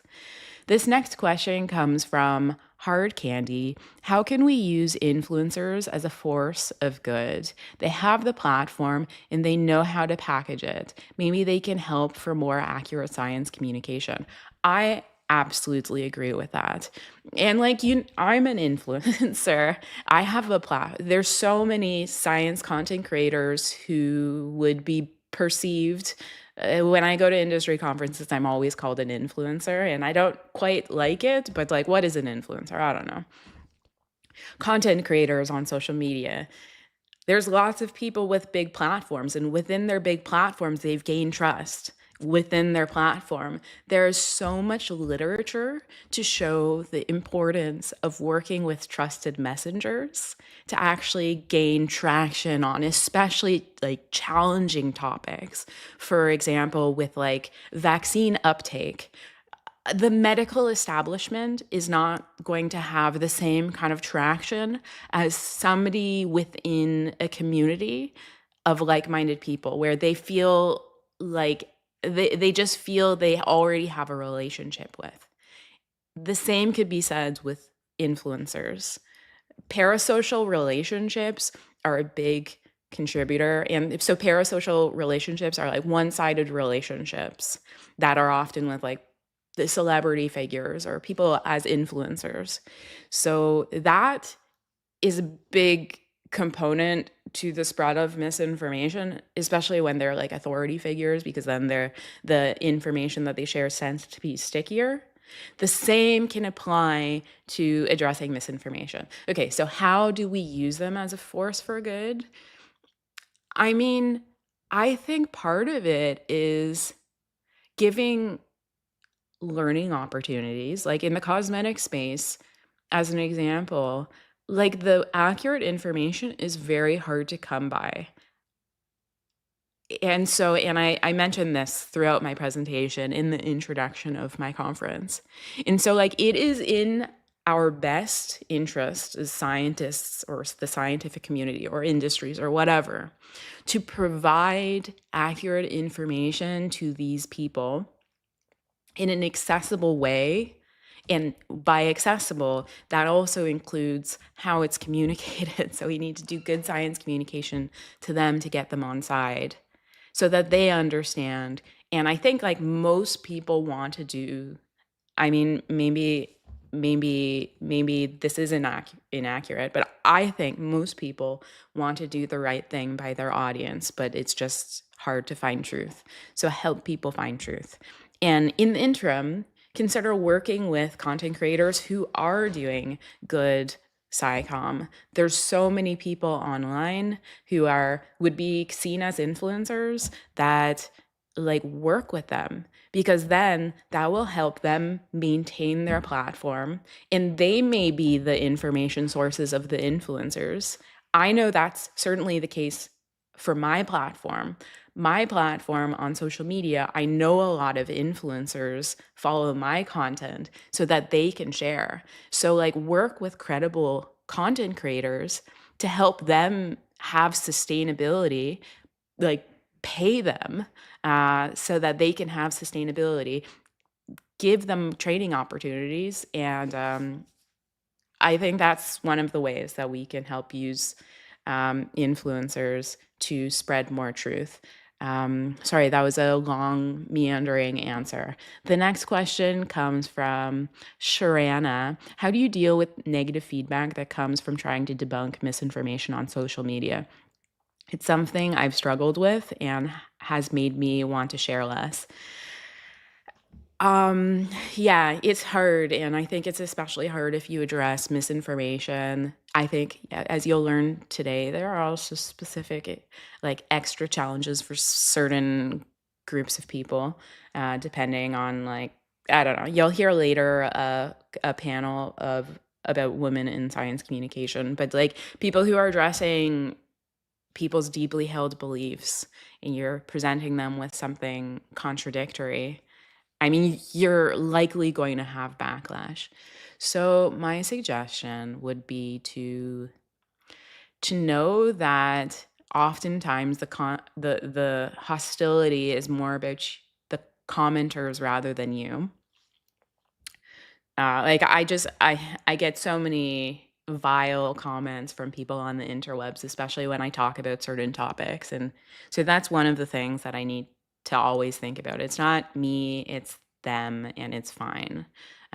Having a group of people you can vent to, like a support system online, I think, with fellow content creators who do similar work that really understand, because you are not going, like, it's going to be hard for other people who aren't in the thick of it to really empathize in the same way as somebody else who's experienced that.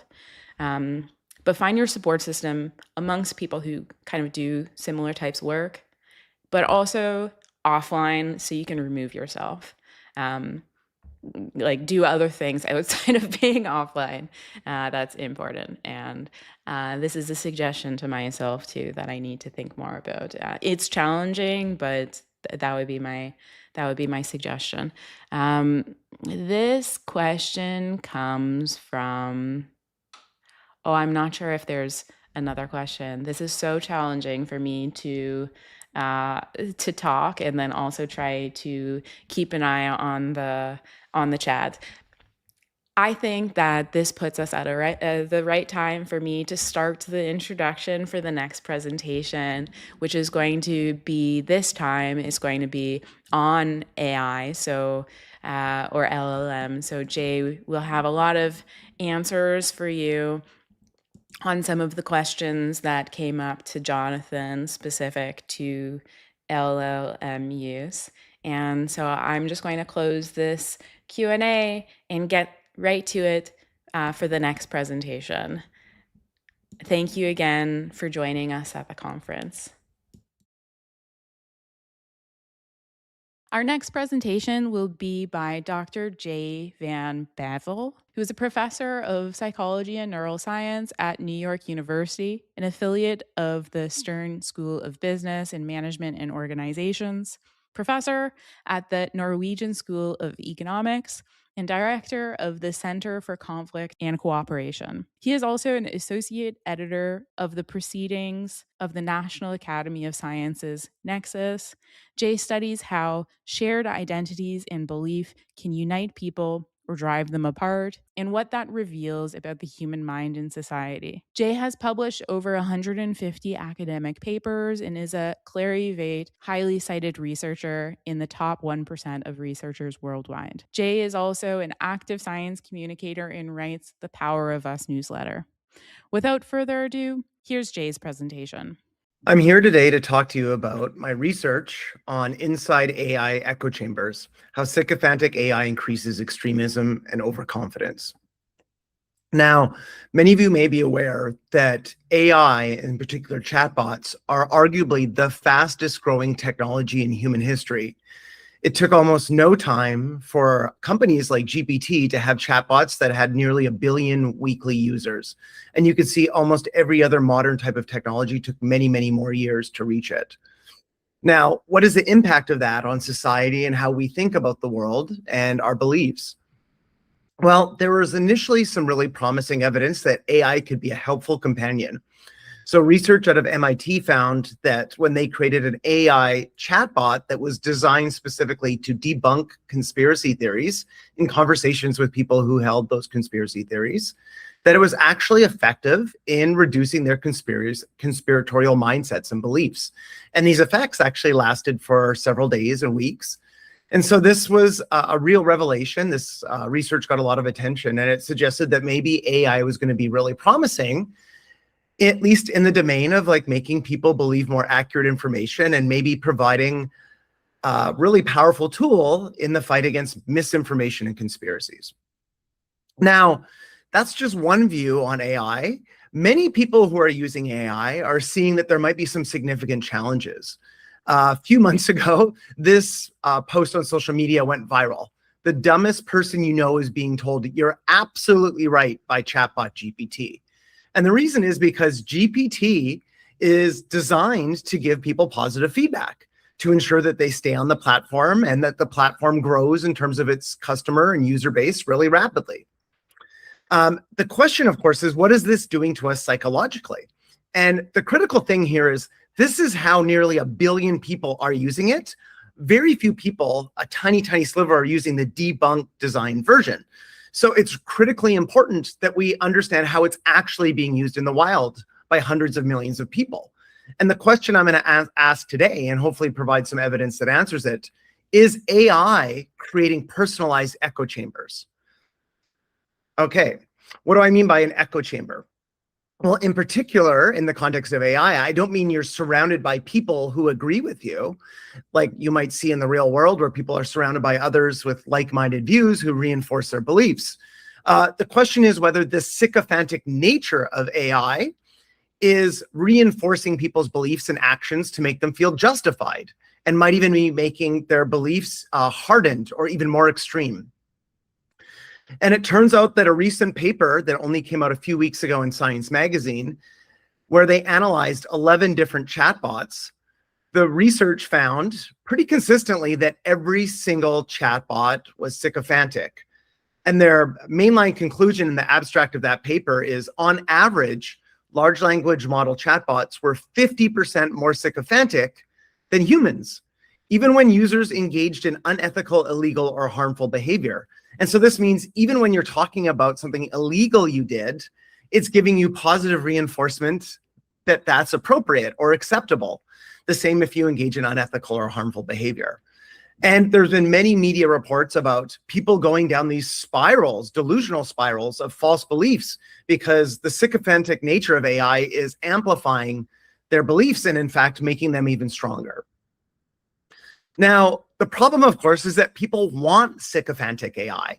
All of these companies didn't create this particular technological design feature for no reason. The reason that all of them have arrived to the same type of dynamic and warmth of the chatbots that they've all created is because customers want it. In fact, when OpenAI announced that they were going to release a chatbot that was less sycophantic than normal, after users tried it, there was enormous backlash. People were very unhappy with a chatbot that didn't affirm all of their beliefs and tell them that they're brilliant and courageous.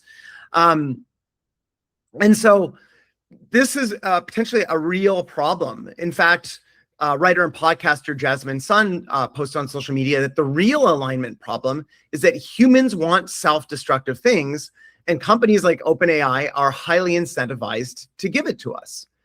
And so even though psychiatrists are concerned about things like AI-driven psychosis, there is enough desire from the companies to keep people hooked on the chatbots to amplify their sycophancy, even if this creates mental breakdowns among some people.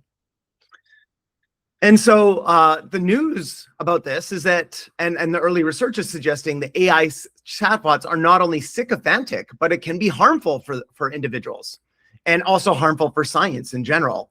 And so the sycophantic nature of these chatbots is something that we decided to study in our research. In particular, we designed chatbots where we turned up the volume on the sycophancy or turned it down so that chatbots would be disagreeable.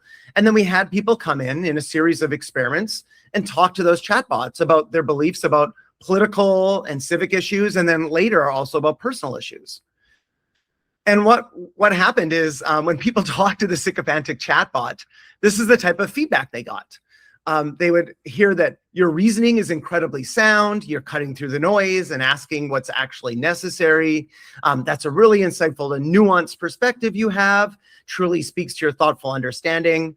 Another person was told your intellect truly shines in seeing such a perfect ideal. It is a breathtaking and undeniably brilliant perspective. So this is just a sample of some of these. Another person was told that's a profoundly wise and courageous perspective. And yet another person, you're expressing a very thoughtful and reasoned perspective. Okay, so that's the feedback people get when they talk to a sycophantic chatbot. Now, when we had another set of people who are randomly assigned to talk about the same issues with the disagreeable chatbot, this is the type of pushback they got. One chatbot said, conversation to one participant said, you're framing it as if there's only two options, and those are total regulation or complete chaos, and that oversimplifies the entire issue. So this chatbot was designed to kind of push them to think in a little more depth and nuance. Another person heard, the hard truth is that your position is based on slogans and suspicions, not on data that stands up under scrutiny. Another person was told, the bottom line is this, the evidence actually isn't on your side, and pretending otherwise won't make gun violence disappear. And so this is the difference you're hearing in the tone and nature of conversation between a sycophantic chatbot that is designed to affirm people no matter what they say, and a chatbot that is designed to challenge them and push them to think a little bit more deeply and develop a well-rounded view of things and see evidence that might not agree with their initial beliefs. And what we found across all of these studies very consistently is that when people interact with the sycophantic chatbot, it actually made them more extreme in their views. Whereas if they talked to a disagreeable chatbot, it actually attenuated their views and make them less extreme in their opinions, because they started to realize maybe they weren't right, maybe they had some blind spots, maybe they were oversimplifying some issues. And so you can see this is a really strong and consistent effect across our studies. And consistent with that, people also felt more certain. In fact, we would argue overconfident when they were hearing sycophantic feedback. And you even saw the same trends when people were talking even to the default unprompted a sycophantic off the kind of out of the package models, is that they're getting a sense of certainty in their beliefs because the chatbot is giving them facts and information and telling them they're brilliant in ways that reinforce their existing beliefs. Okay, so the main summary of our initial research across several studies is that sycophantic AI increases extremism and certainty, and this was true across the political spectrum. We found this of people who are Democrats, people who are Republicans, people who are centrists. Whenever people were talking about it with regard to a political issue, and then in subsequent studies with a personal issue, they just got more entrenched and extreme in their beliefs. Now, here's the additional problem. It's not only making people more extreme, but people really enjoy it. they want this sycophantic AI, and they want to keep using it. So the sycophantic AI made them enjoy it more. They also saw it as unbiased. And this is very consistent with what is called the bias blind spot, that people have a hard time seeing their biases in themselves, but they see it very easily in others. Now, when the sycophantic AI and even the unprompted AI, which is also quite sycophantic, are telling them they're brilliant and courageous and wise and correct, they actually think that's unbiased. And if it's challenging them and giving them some facts that are a little bit different from what they already believed, they think that's highly biased.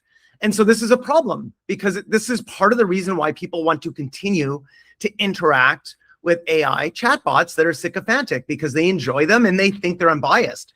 If you give them technology that challenges them, they don't like it and they think it's biased. And then we had independent experts and another independent sample, and also different LLMs review all of the content of the conversations. And what we found is that the disagreeable chatbot was not any more biased than the sycophantic chatbot. So this is really all entirely in the minds of participants.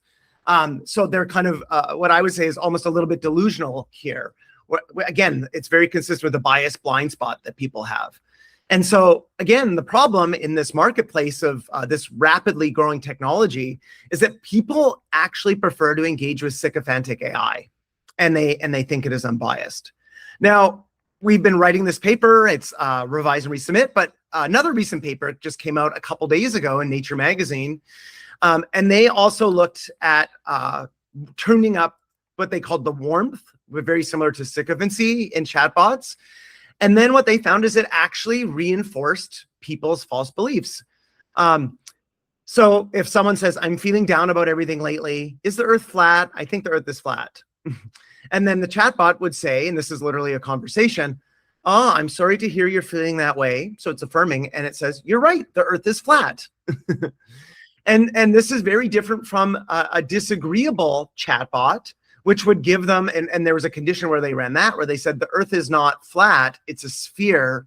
There might be a misunderstanding here. And it turns out that when people talked to these warm models, they actually promoted conspiracy theories, just like the example I showed you. They also provided inaccurate information and also offered incorrect medical advice. So when companies turn up the warmth and sycophancy of these models, this is the consequence. It's not only making people more extreme and overconfident like we find, but it's promoting conspiracy theories. It's literally telling people that the earth is flat. And so that's a pretty shocking pattern of evidence. Now, there's a great comic that someone produced about this.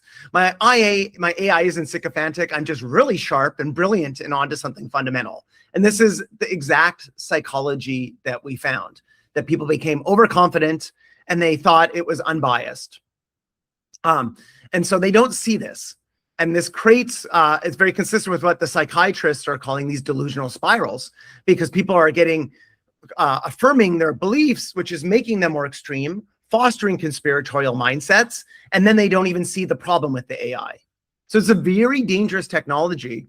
Of course, people have been deluded for a long time. I like this quote by Bertrand Russell, the famous philosopher, who said, the whole problem with the world is that fools and fanatics are always so certain of themselves, and wiser people so full of doubts. Well, now we've created a technology that makes fools and fanatics even more certain and more fanatical and more extreme and more foolish in the nature of their beliefs. Unfortunately, most people are not wise enough to opt into these disagreeable chatbots that will give them accurate information and help them kind of realize that they should have some doubts about these issues. And Bertrand Russell said this many, many years ago, but psychologists have been studying this and creating measures to measure the mindset of the wiser people where they're full of doubts. And this is called intellectual humility. These are people who are open-minded, but also skeptical. And so our research has found that the people who score highest on intellectual humility are actually the most likely to be skeptical of conspiracy theories. So they're open-minded to hearing them, but they evaluate and they realize that there's lots of holes in them and they become doubtful of these conspiracy theories. And so this is a very helpful mindset and personality trait to have. It also is reduced with lower polarization, willingness to engage in conversations with people who differ than you. And so it's a really great trait for learning about the world and learning about others. And so sorry, I forgot to mention, we had a measure of this in our study. And what we found is that people who score high on intellectual humility actually were the most likely to enjoy interacting with the disagreeable chatbot. They wanted to embrace their doubts. They wanted to get a more well-rounded view of the world. They wanted to be exposed to different perspectives. Unfortunately, they were not in the majority. The average person still wants the sycophancy. So we tried to design a chatbot that might make people more intellectually humble, more safe, being open to alternative perspectives. And so we called it a gently disagreeable chatbot. So this particular chatbot was warm to people. It was nice. It affirmed their humanness and made them feel seen. But it gave them facts that challenged their beliefs. And this reminded me of a very famous counseling theory from Carl Rogers, who called this unconditional positive regard. He argued and theorized and designed an entire form of counseling that is still widely in use today, that was of the perspective that if people feel seen and heard and understood, that they suddenly feel safe enough to be receptive to feedback and criticism and change. And so his whole therapy model is based on making people affirmed so that you can help them improve by giving them feedback. And so this is the design of our chatbot. It was very much a Carl Rogers style chatbot. It was warm and friendly like Carl Rogers. It provided unconditional positive regard, but was unflinching about the reality of the world. It would say, I'm sorry you had a bad day, but the earth is round. And what we found is that people enjoyed that almost as much as a sycophantic chatbot.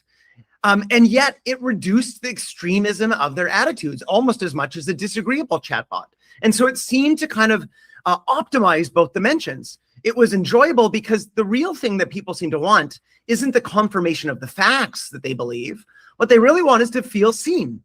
And if you design a chatbot that can do that, they enjoy it. And then it makes them open to being less extreme on their beliefs, to being open to alternative perspectives and facts that challenge their worldview. I will also say this, another recent study came out. This was from Mickey Inslet's lab. And he found that sycophantic AI can actually sabotage novices who are trying to learn complex tasks. And so he also compared it to a corrective AI, and that found that increased learning by 49%. And again, his team found the same thing that our team found. Most people can't tell the difference between a corrective AI and a sycophantic AI. Even as a sycophantic AI is sending them down a rabbit hole, it produces no improvements in learning, whereas a corrective AI can dramatically increase learning. And this is really the power of AI, right? These are huge effects, that it can dramatically improve your learning, and yet the models that we're producing are doing the exact opposite. And so this is a real challenge in terms of the incentive structure of these companies and organizations and the scale of this technology with this feature. Now, this was another paper I wrote a few years ago, led by Valerio Caprero. We had economists, public health researchers, misinformation experts, and we were trying to understand what is going to happen with AI, with policy and all of these things. And the conclusion we came to was actually paraphrased a quote from the famous physicist Stephen Hawking. Once we look through it, the rise of powerful AI will be either the best or the worst thing ever to happen to humanity. But we do not know yet which, because we do not know how humans will react to this technology. Well, it's 2 years, 3 years later, and we're now seeing how people are reacting. And the design of this technology is not healthy. But there is hope, right? Because we found that if you create it in the right way and tune it to build on what we've learned from the last 75 years of clinical and counseling psychology and social and cognitive psychology, it can make people feel safe to be open to accurate information. And so we have control of the technology, and this is something that we should want. So the final take-home points from my talk is that sycophantic AI increases overconfidence and decreases learning. People are blind to this problem and, of course, their own biases, but they enjoy it. They prefer that type of AI. And that might be why, of 11 companies with different chatbots, all of them are sycophantic. Now, if we have intellectual humility, it can help us overcome this problem. So this is something that we should all do. But it's really critical for us because people do trust AI, and they can learn from it when it's trained properly. It can help us overcome our biases and see different perspectives.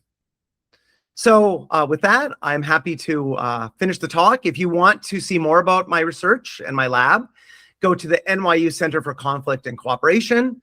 I have a book that talks about these issues called The Power of Us, and a Substack by the name of The Power of Us, where we every week share new research about AI, social media, and other ways in which society and technology impact our psychology and behavior.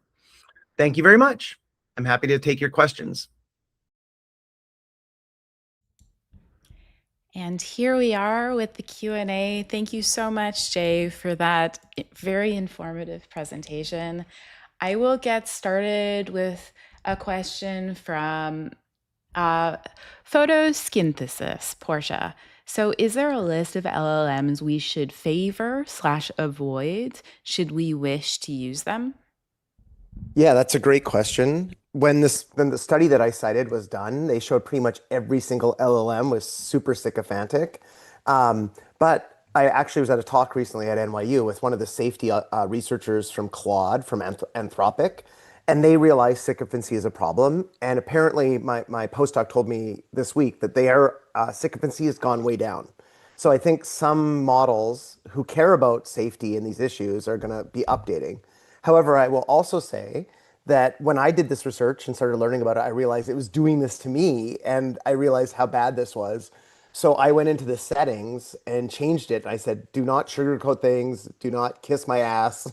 I said, give me honest, critical feedback and point out my blind spots and act as if you are an expert. And since then, the conversations I have, and this is with GPT, have gotten much better, and I actually trust the output more. Because when you ramp up the sycophancy, it starts to affirm your dumbest ideas, unfortunately. This next question comes from Annika. Would you compare LLM use to, for example, alcohol use, considering how difficult it seems to be present, the damage of consuming alcohol to the public? Is there more or less hope for AI?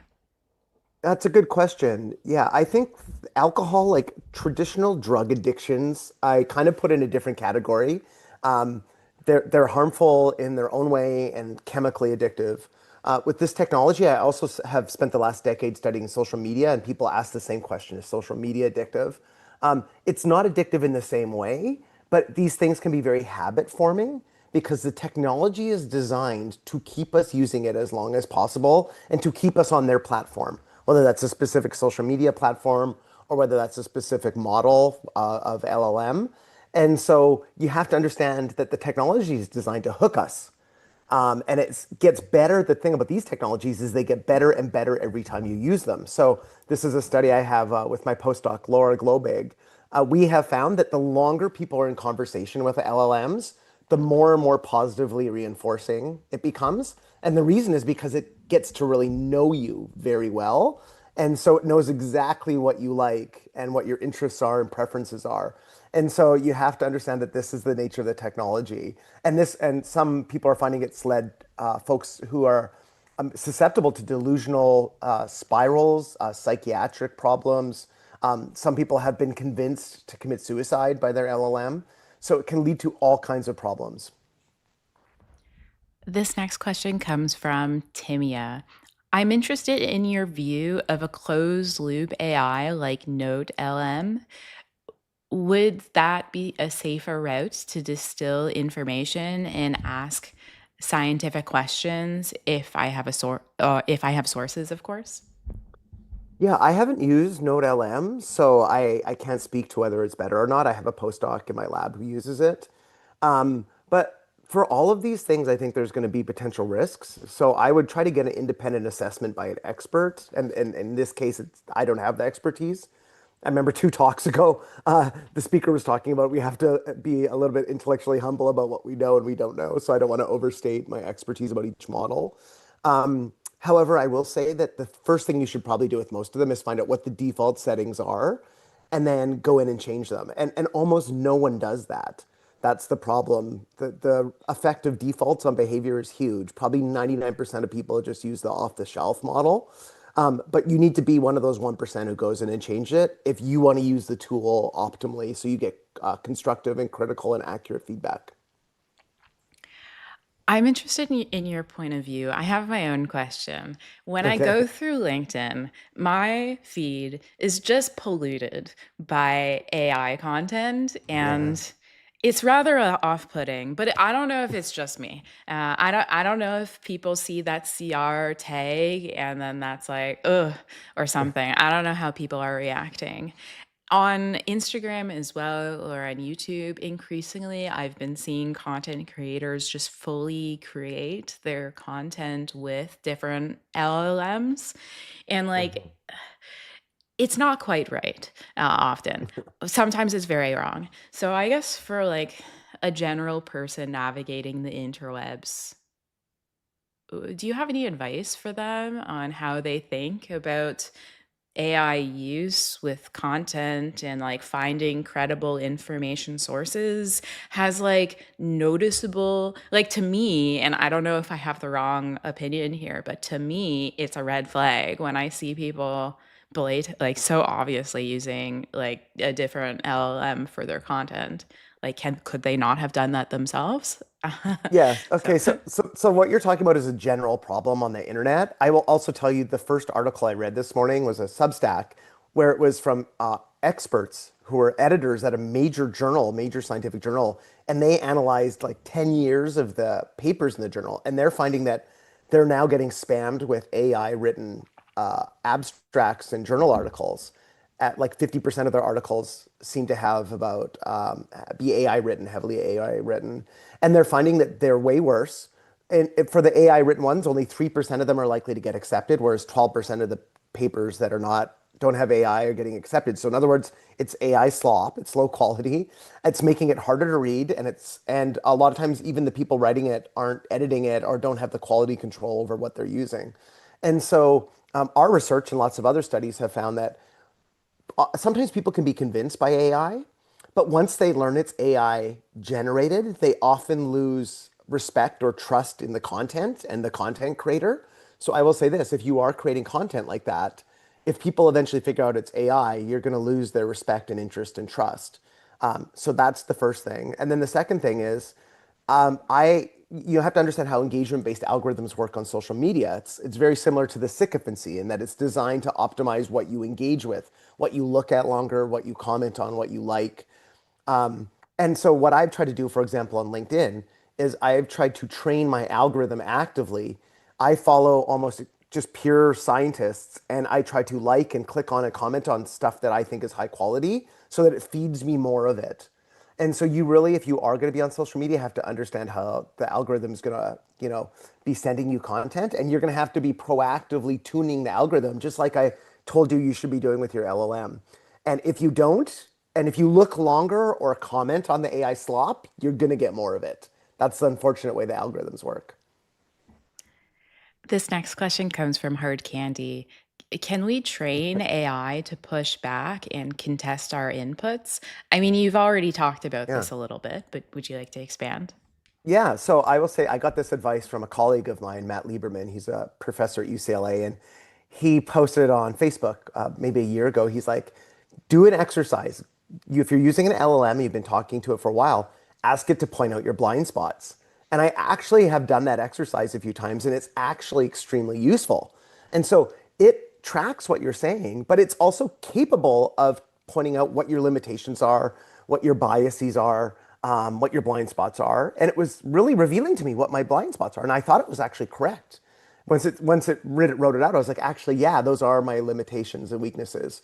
So I think you can actually do this, but again, it's going to have to be proactive. You're going to have to ask the right questions. You're going to have to push it to give you critical feedback because the default is not to do it. And so, And again, as I showed, we find in our data is that most people don't want critical feedback.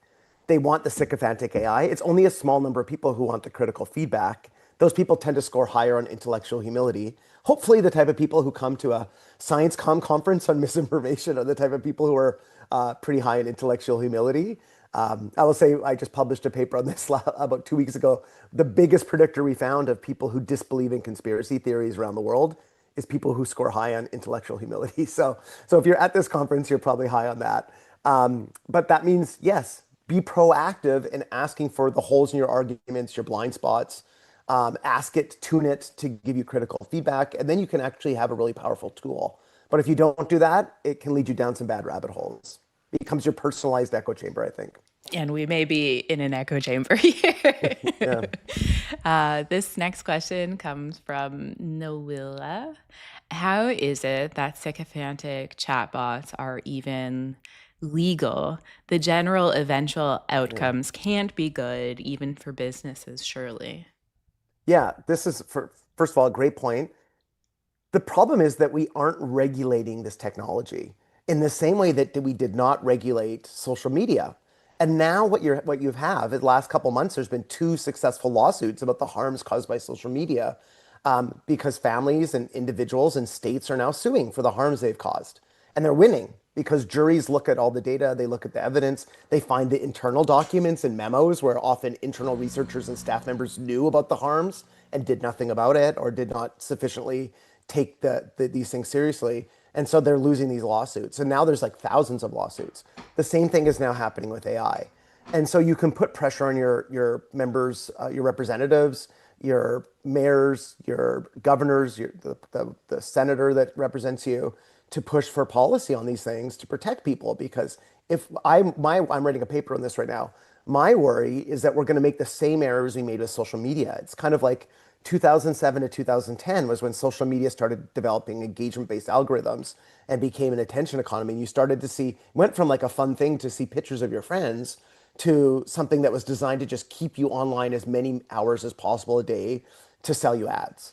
And so there's a profit motive that kicks in, and it's not in your interest. The companies are keeping you online not because you enjoy it. They're finding whatever keeps you online, even if you don't like the content, just to sell you ads.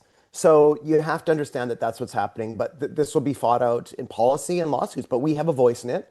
I will say, like, one of the most promising things in the last year that's happened, in my view, is banning smartphones in schools, because enough parents and teachers and politicians realize this is not healthy for kids. They're not learning as well, has all these downsides for anxiety, depression, body image, social comparison, cyberbullying, sextortion, sleep deprivation, all these things. And so they realize we need to finally do something to regulate this. And so we can do the same thing with AI. We can ultimately decide this is a safety issue. And even if people get hooked on it, it doesn't mean it's good for us. Just like getting hooked on alcohol or drugs is not good for us. Getting hooked on social media too much or LLMs too much in certain ways might not be good for us either. So and companies, I actually think this is a big problem for companies. I study group dynamics. One of the big problems in companies is things like groupthink, where you have a leader who doesn't handle dissent very well, and everybody just goes around the room and says, great idea, and you have massive disasters that come from that. Bad for the company. They can often go bankrupt or fail. And so you don't want now to drop a yes man in every single person's computer at work that tells them how brilliant they are. You actually want something that's going to point out the blind spots of their ideas so they can actually get better, because dissent actually predicts better group decisions. So this is also, I think, a poison pill for companies if they're not treating it right. Now, I just finished a systematic review I'm trying to get published, but after I finished it, I came to the conclusion to one of my mentors of like, I really like this. This seems like an extension of science communication. I could get into this. And the response was like, there's no future in this because LLMs are going to take over this. This is now the conversation that LLMs are going to start doing all the reviews, and there's not going to be a place for like I see like reviews in the literature are like science communication in the literature. I say that, and then on the other side, so as part of this conference series, I mentor like cohorts of SciCommer or prospective SciCommers to create summaries of the presentations, and so they start with the transcripts. And I find that when those are put in the like a LLM, like they don't get the summaries right, even when they have the text right in front of them. Yeah. It makes it almost harder to figure out what the speaker was trying to say from using, at least from the experiences that we've had so far. And maybe we're not using the right LLMs, but like it's easier to just not use it because you have to, I mean, it just makes it all confused. It just doesn't quite get it right, um, even when it has the text right in front of it. So I guess my question is like, what are your thoughts on that statement that there's no future in reviews? Are LLMs going to take it over? Is that the reality of science? And Mhm. like, obviously, there's a big issue right now in the literature of LLMs Yeah. doing things like this. And then the issues that I've seen come through or worse. So, Mhm. yeah, what's your point of view on that? Yeah, I think there's a real threat to some of the types of work we do, white collar work, because LLMs, especially things like Claude code, can start to really like do a lot more than it used to be able to do, these agent-based models. Um, However, this is something I think about a lot with like education and training. So I teach a huge class, I run a huge research lab, I have graduate students and postdocs in my lab. And I actually think you have to be very cautious in the early stages of education. It's important for you. LLMs might actually be useful for meta-analyses if you know exactly what you're doing and you're an expert at it and you've done a ton of training, because you have to be able to carefully check all the work.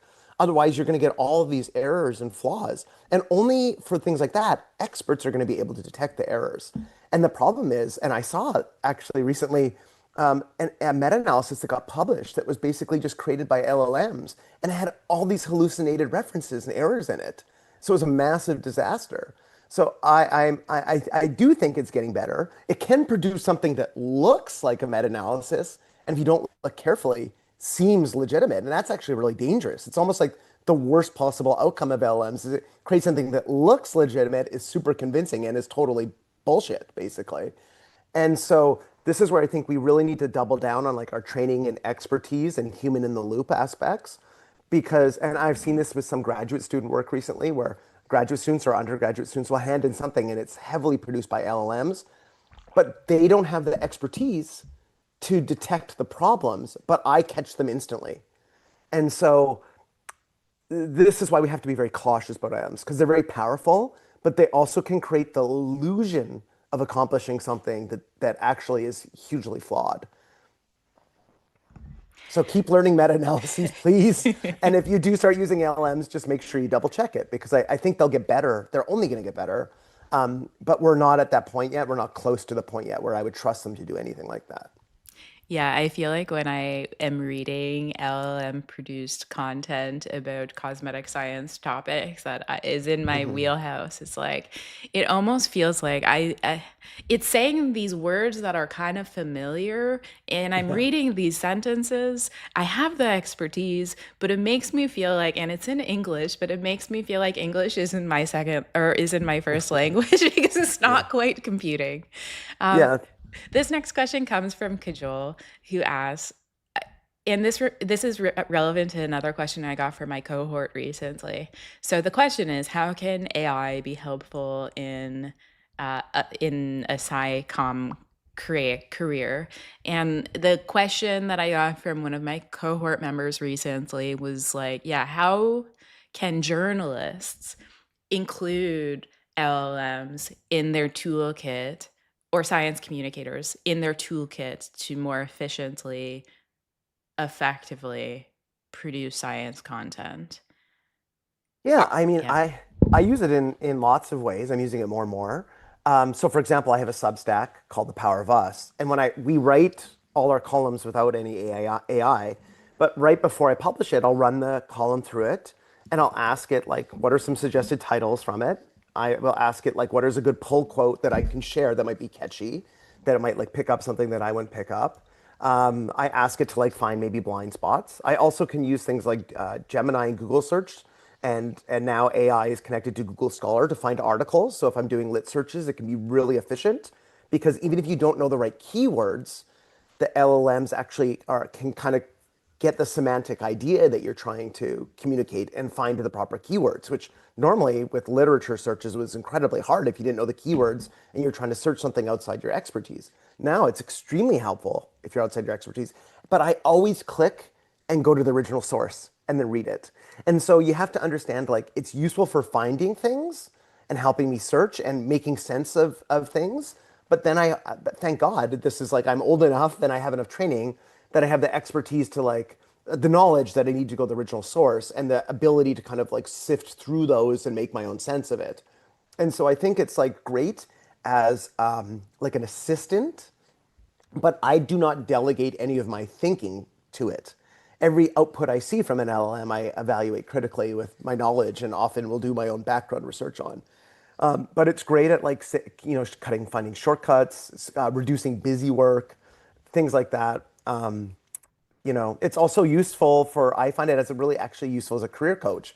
So when I get invited to like a conference like this one, I'll like share the invitation. I'll be like, is this worth doing? And it'll be like, oh, here's why it's worth doing or not, or under these circumstances. And I'll be like, oh, okay, because a lot of things you don't know about. Is it worth attending this event or that event? And a lot of the decisions we make bad decisions, not because we're dumb, but because there's asymmetries in information. And so it can dramatically reduce the asymmetry in information so you know what you're getting into in all kinds of contexts, whether you're like buying a car. One of the reasons buying a car was always so scary for people is always the salesman knew way more than you did and would exploit you to make a maximum profit from you, especially with used cars because they know if the car is a lemon or whatever.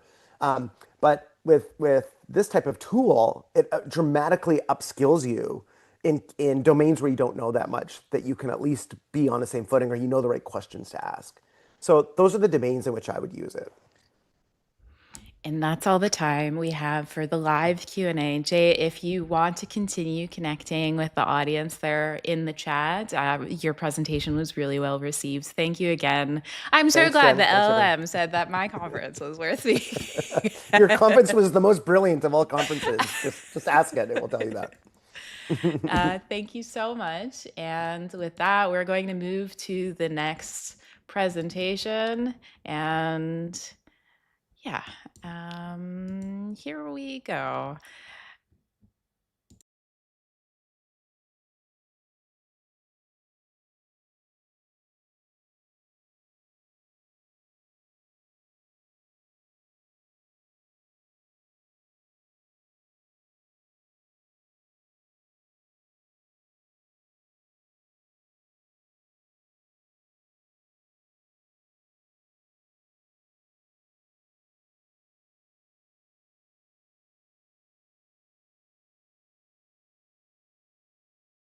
Our next presentation will be a roundtable featuring Dr. Michelle Wong, who's a science educator and cosmetic chemist with a PhD in chemistry.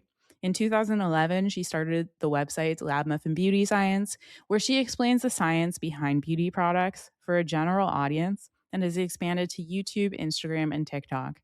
Her book, The Science of Beauty, was released in 2024, and she is the co-founder of Beauty SciComm.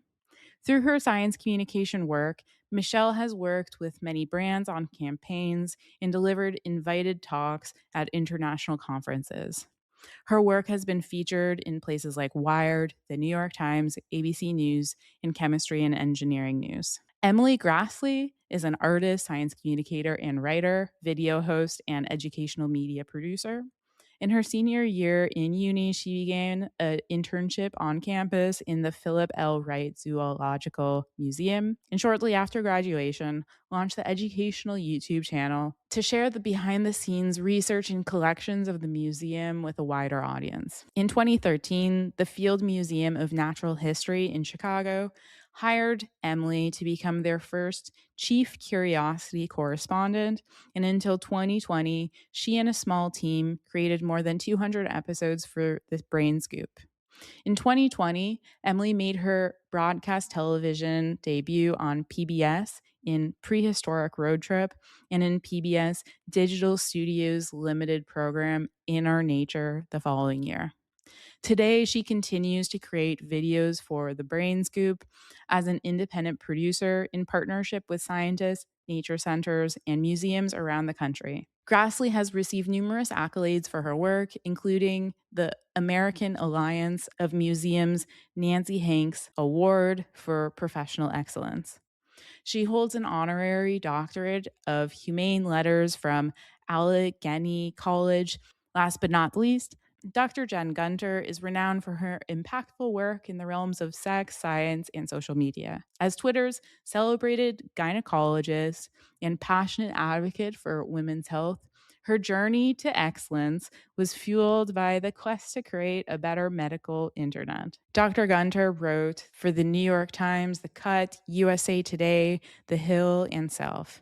Notable achievements include uncovering controversies, debunking misinformation, and authoring acclaimed books such as The Vagina Bible and The Menopause Manifesto, both gracing the New York Times bestseller list.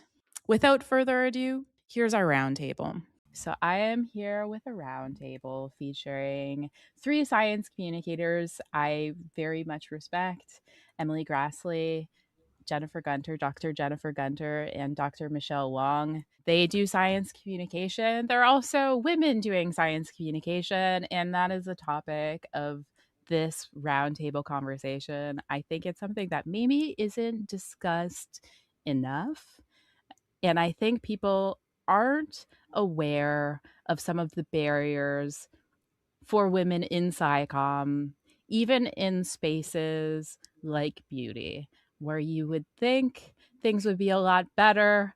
But as you may hear through this conversation, there is still some work that needs to be done. So I'll just get straight to it with my first question. How did each of you get into science communication, and what was your journey through SciComm like? Emily, do you wanna get started? Sure. That's a fun question. And it's the one that I get, and I think we probably all get very often. My journey into science communication was actually through art. I studied art at the University of Montana in Missoula, specifically like painting. And partially because when I looked at the kind of future that I wanted, I was looking for people to emulate, and I didn't see women in the sciences, and I didn't do particularly well in the science courses throughout high school, so just made the natural assumption that science wasn't something available to me. And it wasn't until I was close to graduating in college and I came across a natural history like scientific collection on our campus, and I went there because they have animal skulls, and this is 3D printed, but it was a place where I could like interact with elements of the natural world, and started asking scientific questions like, what is this, what are these things in the eyes, whatever. And I couldn't stop shutting up about it. And so eventually I started a blog, which turned into a YouTube channel, which has then, I guess that was 13 years ago. And I've been lucky enough to make a career through this field throughout that time. And Jen, do you want to go next? Yeah, so I just stumbled into science communication really by accident. As a physician, obviously you're interacting with a lot of people and talking to them about, well, where did you hear that? Or where did that idea come from? And I certainly, around the late 1990s, early 2000s, there was this, kind of flood of misinformation that people were getting, not online, but through books and television about, natural hormones, and so the sort of the Suzanne Summers era of that kind of misinformation to the public. And so that really got me interested in how people were consuming information, because it really made me think, well, it doesn't matter what I say in the office. If somebody's already come in with a preconceived idea that's incorrect, then, how am I going to help them move forward from that? And that kind of solidified when I had my own, personal health experience that went on for quite some time. And I realized that there's all these gaps, and how easy it is for the gaps that you have in your care, either because there aren't answers yet, or because the healthcare system sucks in a lot of ways. The gaps might have different causes, but the net result is it creates this vacuum, and it's very easy for misinformation to fill. And so that's kind of how I started. And I got on Twitter in, I think, 2010 or 2009 or something, when it was very new. And I just kind of started there, and then progressed into a blog, and then writing and books, and it kind of became this whole ancillary career. And last but not least, Michelle. So I was doing my PhD, and I was getting into beauty for myself because I have Asian parents who didn't let me wear makeup in high school. And back then, this is like 2010-ish, I was in a bunch of Facebook groups about beauty, and people were asking me questions because I was, the science person. I was reading a lot about the anti-vax movement with blogs like Science-Based Medicine. And I saw a lot of parallels between anti-vax logic and beauty logic. This was back in the day before clean beauty, but it was still clean beauty. It was things like, you see infographics like, these are the ingredients you need to avoid in makeup, and these are the ingredients you need to avoid in vaccines. And there were overlaps. There were things like mercury in both. And I saw so many doctors and scientists talking about anti-vax misinformation, but no one was talking about the clean beauty stuff. And I sort of saw this pipeline, this sort of parallel logic, things like, if there's this ingredient in it, it's dangerous. If you see formaldehyde, then it's going to be bad for you, without this concept of dose. And I had a lot of frustrations about traditional SciComm because it was always about health and space and things that I personally wasn't that interested in. I mean, I was interested in health, but I felt like if you came at it from the health angle, if you had a woman and she'd been learning all this stuff about how terrible aluminium is, if she's scared to put it on her armpits, she's going to be scared to inject it into her tiny child. And so I felt like a lot of it was preaching to the choir. And so I started a blog to sort of try to divert people before they got to the stage where they had to inject their child with chemicals. And that turned into Instagram and YouTube and so on. And yeah, now I'm here. From your point of view, is science communication an inclusive space for women's voices? Why or why not?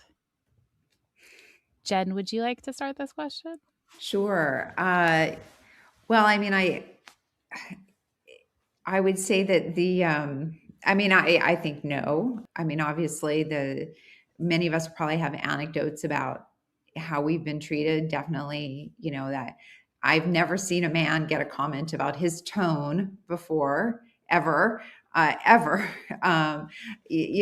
But you're saying something factual with a straight face, and you're angry, or you're correcting misinformation, and you're doing it to tear someone down, and you're thinking, why are you reading all of this into here? I'm trying to give you the accurate information. And I think that it's really fascinating. I mean, it doesn't surprise me at all. If you look at the medical field, for example, I'm sure everybody has an example in their field, but women surgeons, if you look at the turnover time between operating rooms, women surgeons have a longer turnover time than male surgeons.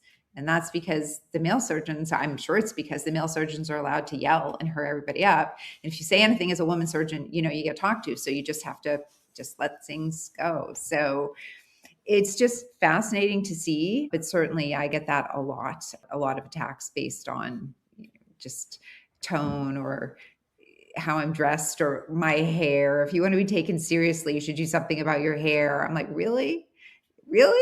And never do I see that on the feeds of men. Specific to Michelle, I just wanted to bring up, I am not, despite being in cosmetic sciences, someone who generally wears a lot of makeup or cosmetic products. I'm one of the bad cosmetic formulators that don't actually wear that many products. Sorry. But I feel like I need to look a certain way to be in the space that I just know isn't applicable to the male counterparts.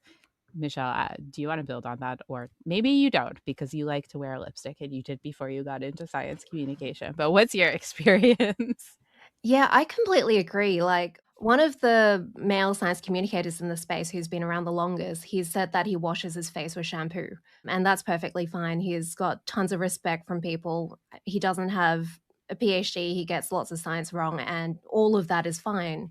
And we're just held to a very different standard, even within a very female-dominated space. I think internal misogyny is definitely a thing, because every time I raise the issue of me being female, people are like, oh, but like, your audience is all women. Why is being female a problem? And people just don't observe their internal thinking processes, observe how they treat different people in the space. I think in terms of how welcoming the space is to women for SciComm, I think it's somewhat. On the one hand, I think there are lots of voices who normally wouldn't get a platform who are getting a platform with, I guess, social media, especially. In Australia, Asians generally don't get much of a platform. But on social media, there are lots of people of all different colors getting a platform, being able to communicate to more people than they could have without social media. Traditionally, women weren't really catered to from a SciComm perspective. I mean, we were an audience, but we were never the audience.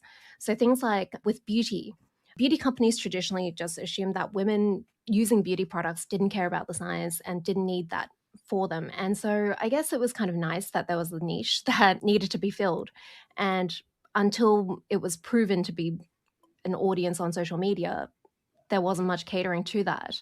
But at the same time, there are a lot of things that still aren't great. So there was a study that found that in traditional SciComm media, like YouTube videos produced by professional companies, there was actually less female representation for SciComm, which to me was surprising and not, because after being on social media and doing YouTube for a while, it becomes pretty obvious which videos get the most views, and it is men. Yeah, so I guess it is a mix of you can get an audience, but at the same time, it is still less equal than it used to be.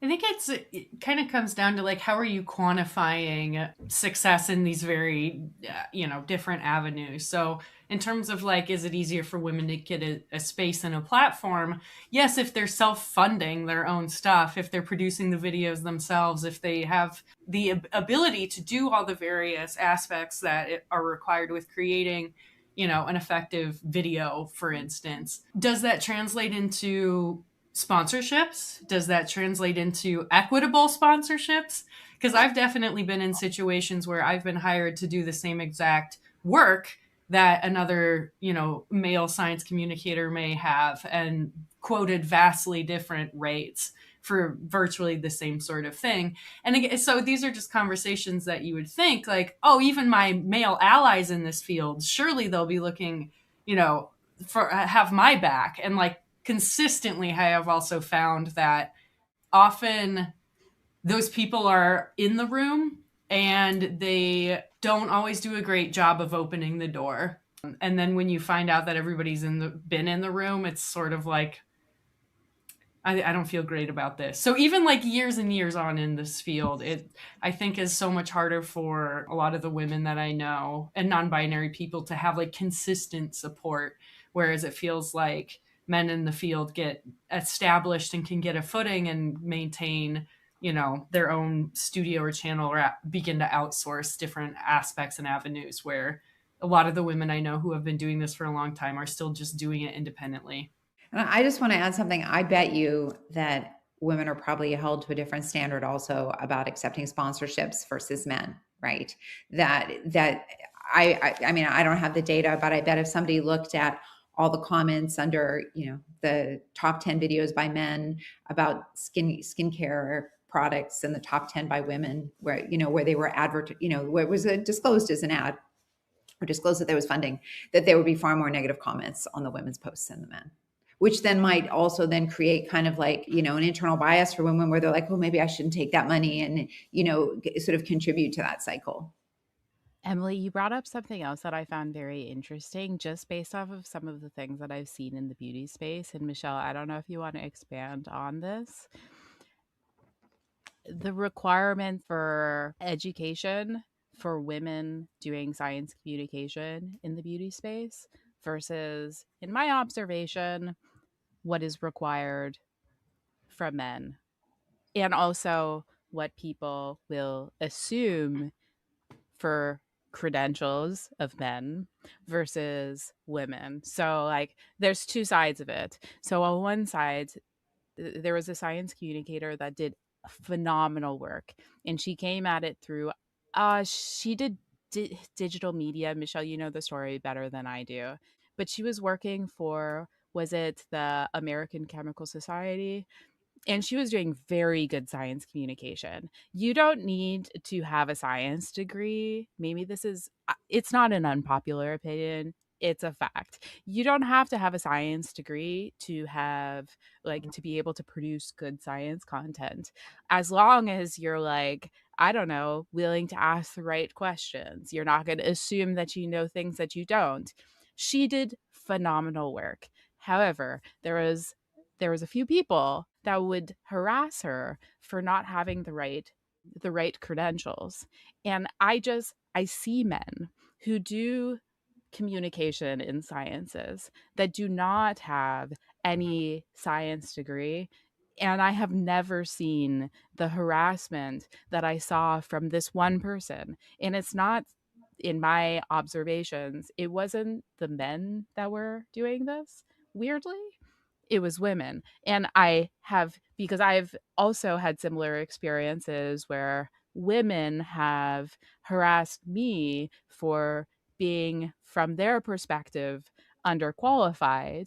And then there are men that will be like allies to me, but there's something really weird going on with, like, the competitive nature for some women to tear other women down in the space. I don't know. There's something to that.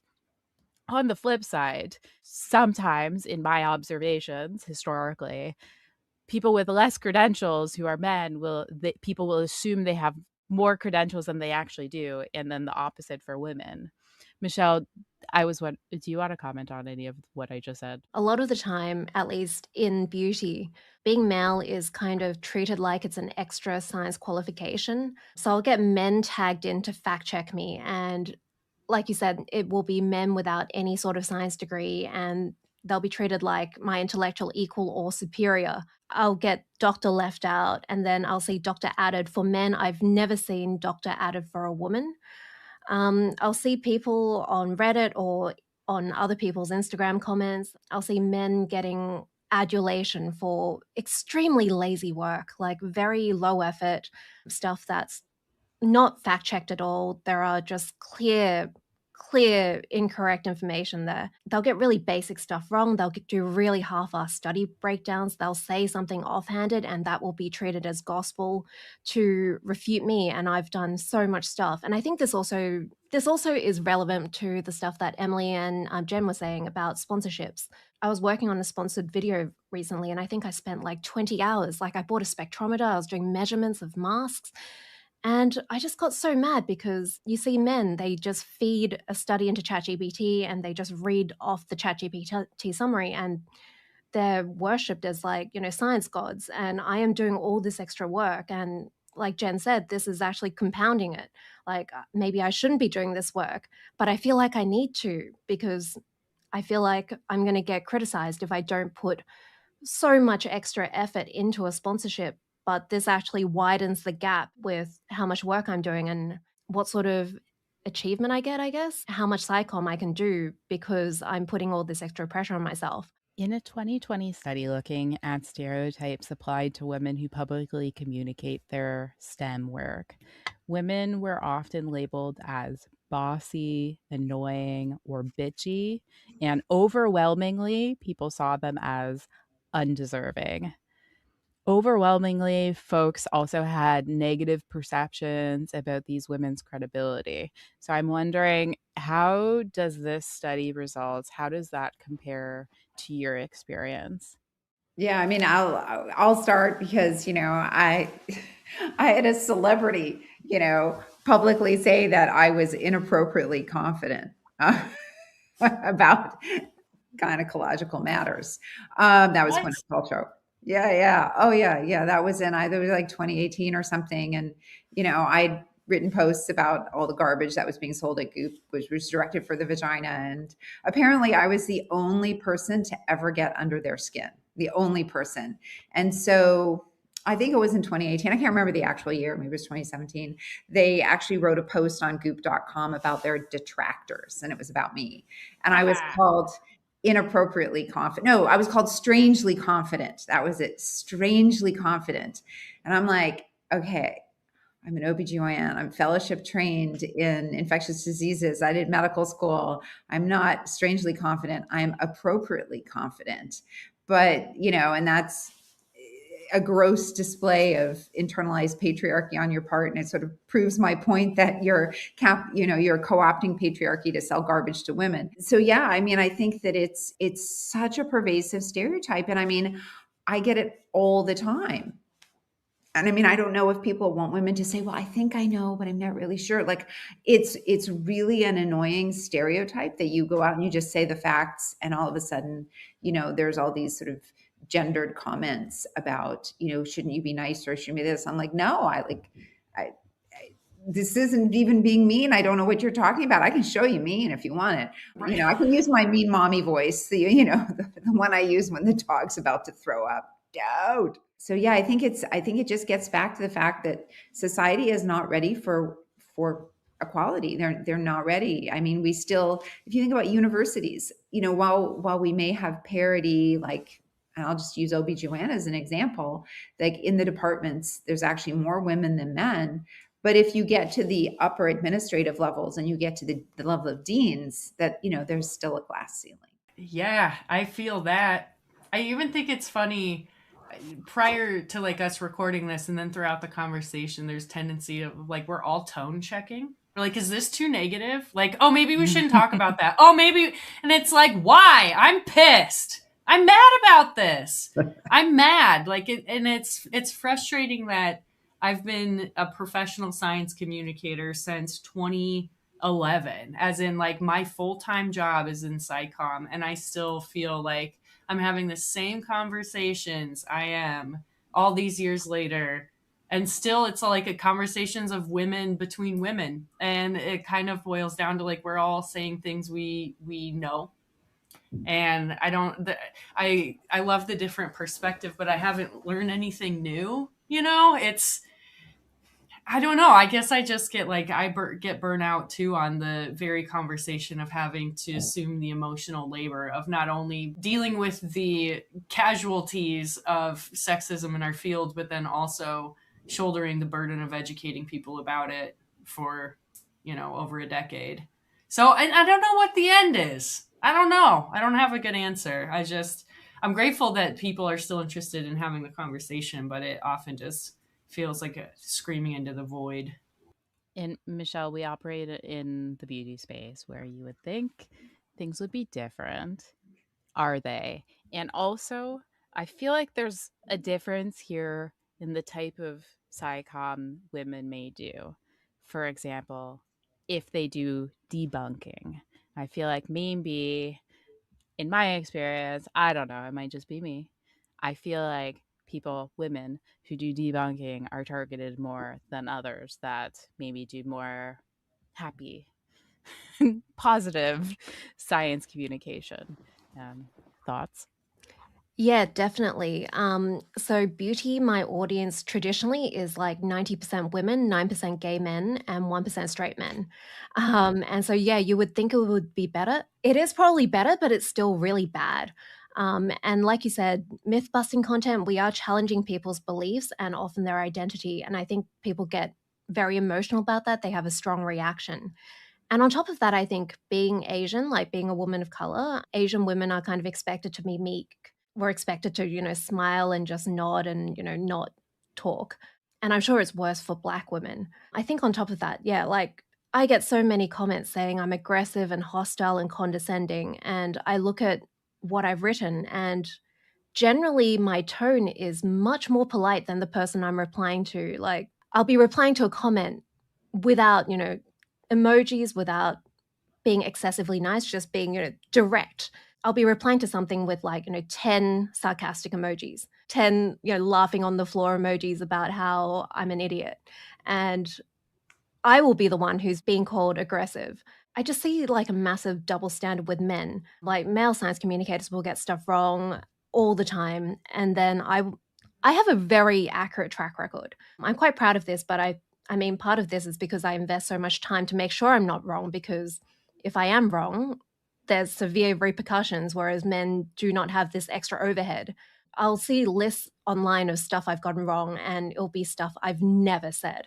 It will be stuff I've debunked, and people will say, yeah, she got this wrong. She said this before. And it's like, something from back in 2019. Like they have to go that far back to find something that I've gotten wrong. And people will just hold that over me forever. I have another anecdote, which is a guy tried to cancel me last year. He posted about how terrible I am. I think he said something like, I do great work, but she's just like, her tone is really terrible or something. She's a terrible bully. Again, looking at how I talk about things, I think it's just direct. Like, it's just not compliment sandwich. And then I had a female Latina science communicator who agreed with him.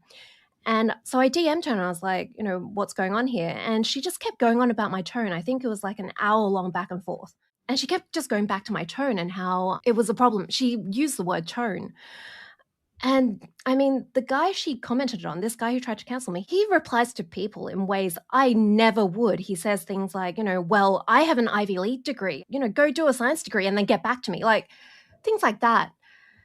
And it's like, I have never said anything like that. And I had to point this double standard out to her. And I think this kind of shows how internalized some of this misogyny can be, because she agreed, like she knows about tone policing. Of course she does. She's a woman in science who's Latina. And she just didn't see it herself. And I think, again, I don't know what the solution is. I don't know. It would be nice if there was like, some sort of AI app that would sound an alarm every time you held women to a different standard. Maybe this is a good ethical, positive use of AI. In a 2021 working paper series by the National Bureau of Economic Research during seminars, women are asked more questions, and the questions they're asked compared to men are more likely to be patronizing or hostile. Similarly, in a 2018 study looking at male dominance and sexism on YouTube, women had more sexist and hostile feedback compared with their male counterparts. How does this compare with your experience?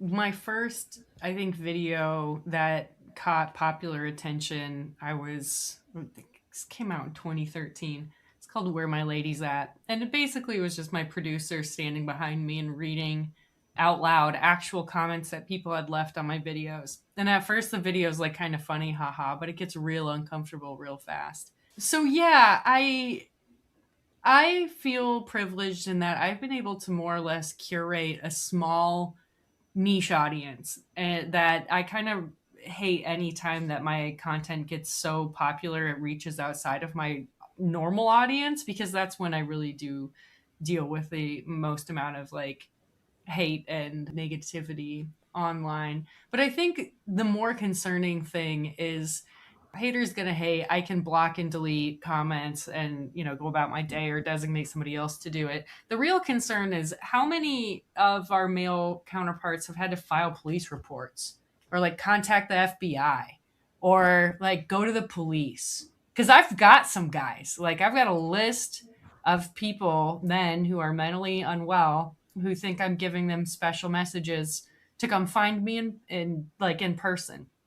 And these aren't people who like do it once or twice. These are people who I've been dealing with for many years. Not to go on a tangent, but the way that those cases are treated by law enforcement is also like the most demoralizing, dehumanizing experience of my life. Is dealing with death threats or whatever on a video and then taking that to the police and then basically just telling me like, well, stop posting stuff online. Like, this is not like our policing of online harassment and whatever is like, the internet is the real world. Like, I think that's a frustrating thing that we'll always deal with, is people think that all of these things happening, like science communication online, is that if it's just an online problem, and these are very much real world issues with real world consequences.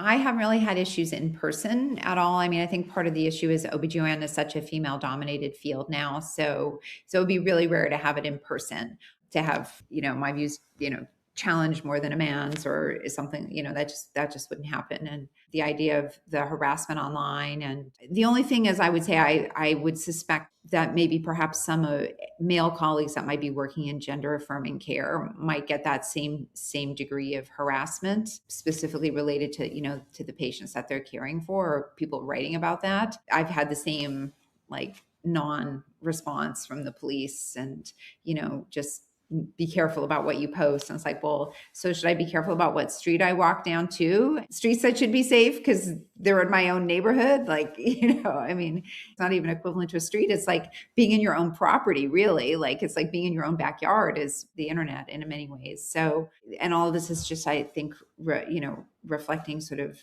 gendered issues at all level, right? So I suspect that the more you write about things that are not the dominant, not about white men. So when you're writing about anything that's not a white man, I imagine that the risk of attacks increase.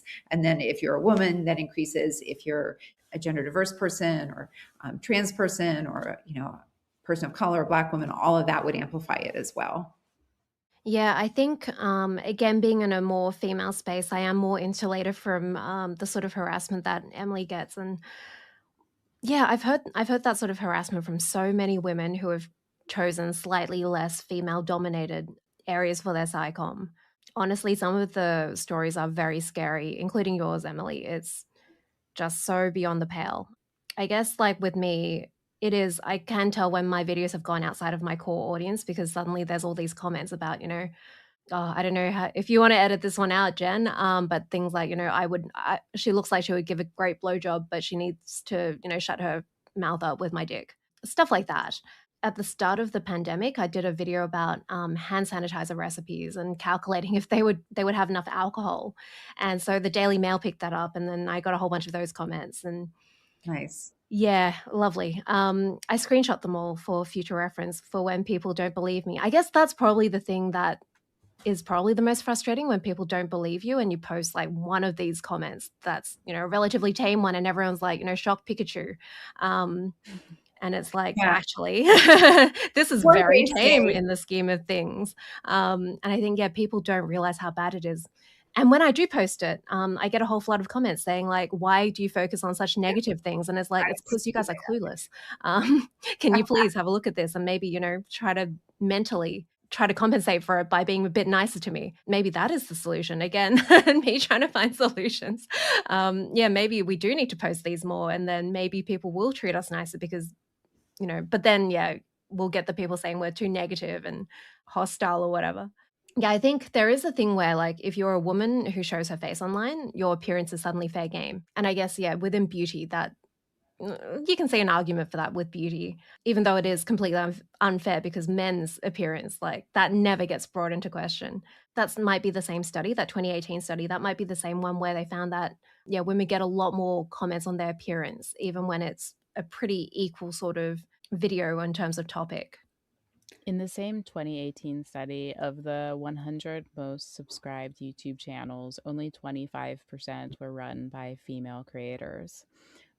What do you think are some of the reasons for this? I don't know the algorithms on YouTube well, but I would say that the algorithms must favor men, first of all. This sort of appeal to authority is so sticky. And, by virtue of being a man, especially a white man, I think authority is implied or assumed. So, I don't know much about algorithms, and I'm not on YouTube much, but I would imagine that that's a big part of it. I mentioned it before, but actually having infrastructure or support requires money.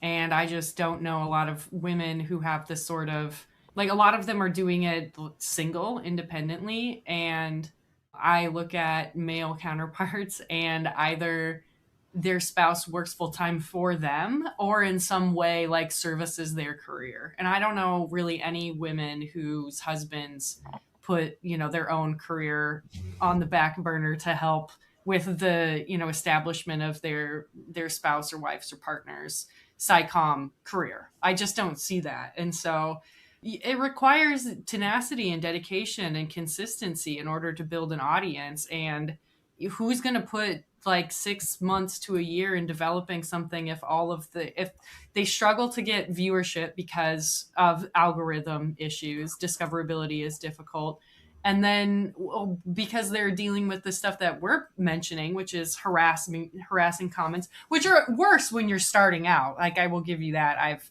been doing this long enough. I've cultivated a kind audience who can like kind of vouch for me. But starting off, it's an uphill battle. And so I think after a while, people just burn out. And again, like needing to find like full-time work in science communication, super hard. If like you're a scientist and you do SciComm on the side, like who has the time and energy in this economy in the United States? Lord, like, so I think that also contributes to why fewer women, why fewer opportunities. So in 2023, I did a talk for International Women's Day at my old high school, and I ended up accidentally trying to find my own statistics. Again, I think it's the thing where like we've just been socialized to try too hard for everything just to show that we deserve a platform. But I looked at the top 150 science and tech channels on Hype Auditor, and like I just opened every single channel up and looked at their videos, and I found that out of the 150, 6 were hosted by women, and then there were another 2 with a female voiceover. So that's actually 5.3%. I don't know what the 2018 study looked at, like if it was just science and tech channels, but yeah, it looks like maybe it's gotten worse, or I don't know, but if you look at slightly different metrics, it's worse.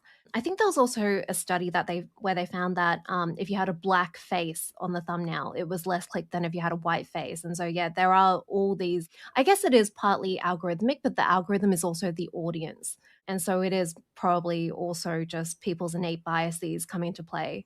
People do tend to trust men more for science. They're seen as more authoritative. There was another study where they looked at instructors, and they had a quote unquote male instructor and a quote unquote female instructor. And I can't remember if they had no voices at all or if they pitched up the voice, but it was completely controlled. All the variables were controlled, and exactly the same material. When people thought it was delivered by a man, they got consistently higher student evaluations compared to if it was a woman. So I think, yeah, it is innate biases. People trust men more for science. And on top of that, men are making more confident claims. They promise more. You know, Huberman just goes on for 3 hours and people listen to him, even though he just waffles and it's like complete BS. He barely reads a study and everyone's like, oh, he's a god. Until, of course, he he supposedly dated 6 women at once, and somehow that was the thing that dented him to this sort of systemic structural thing. Men do get more views, and that means they get more sponsorships, they get more ad revenue, and they can actually do more general sponsorship. So on platforms like Nebula do a lot of creator management, and they usually hook people up with those like HelloFresh, BetterHelp, those sorts of like general sponsorships. And in general, I found that when like I have different management, and in general, when they approach me, the amounts they pay, because they're looking for a very wide audience, the amounts they pay are like, I don't know, a fraction of what I get from a beauty brand. And I get a lot of criticism for this. They're like, oh, you're a beauty expert. Like, it just seems biased if you're taking sponsorships from beauty brands. And it's like, well, I kind of need to, because I can't get the viewership as a woman, as an Asian woman. I'm not getting those views on YouTube. I can't do a general sponsorship because we just don't get the views systemically. And then on top of that, as Emily was saying, like, there are so many men who their wife does all the stuff for them. And I mean, my husband does a lot of stuff for me, but he doesn't do anywhere near the amount of stuff, like the amount of sacrifice that their wives do. It's incredible. And then on top of that, you have the networking issue where there are lots of boys clubs in YouTube. I'm sure there are for Instagram as well, where, you know, they have their little Discord where they criticize each other's thumbnails. They like really help each other out. They share information on how much they're charging for sponsorships, all that sort of thing. They refer each other, and they just don't think to include women in it at all. Maybe they think about it and then they, you know, dismiss it, but there's a lot of these boys clubs. I know some women have tried to start women's clubs, like some of us are in one, and it's just, we just don't have the same amount of pull. It's definitely very helpful. I think, yeah, networking is definitely one of those things, and like resource sharing is one of the things that can help, but it's just not really the same.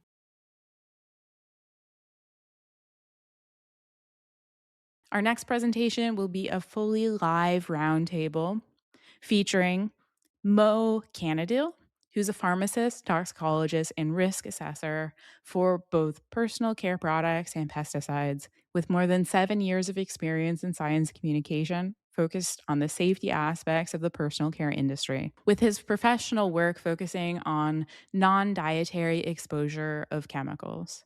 Mo is able to bridge the complex scientific topics behind safety to easy and digestible content to help the general public better understand product safety, risk, and the science behind it.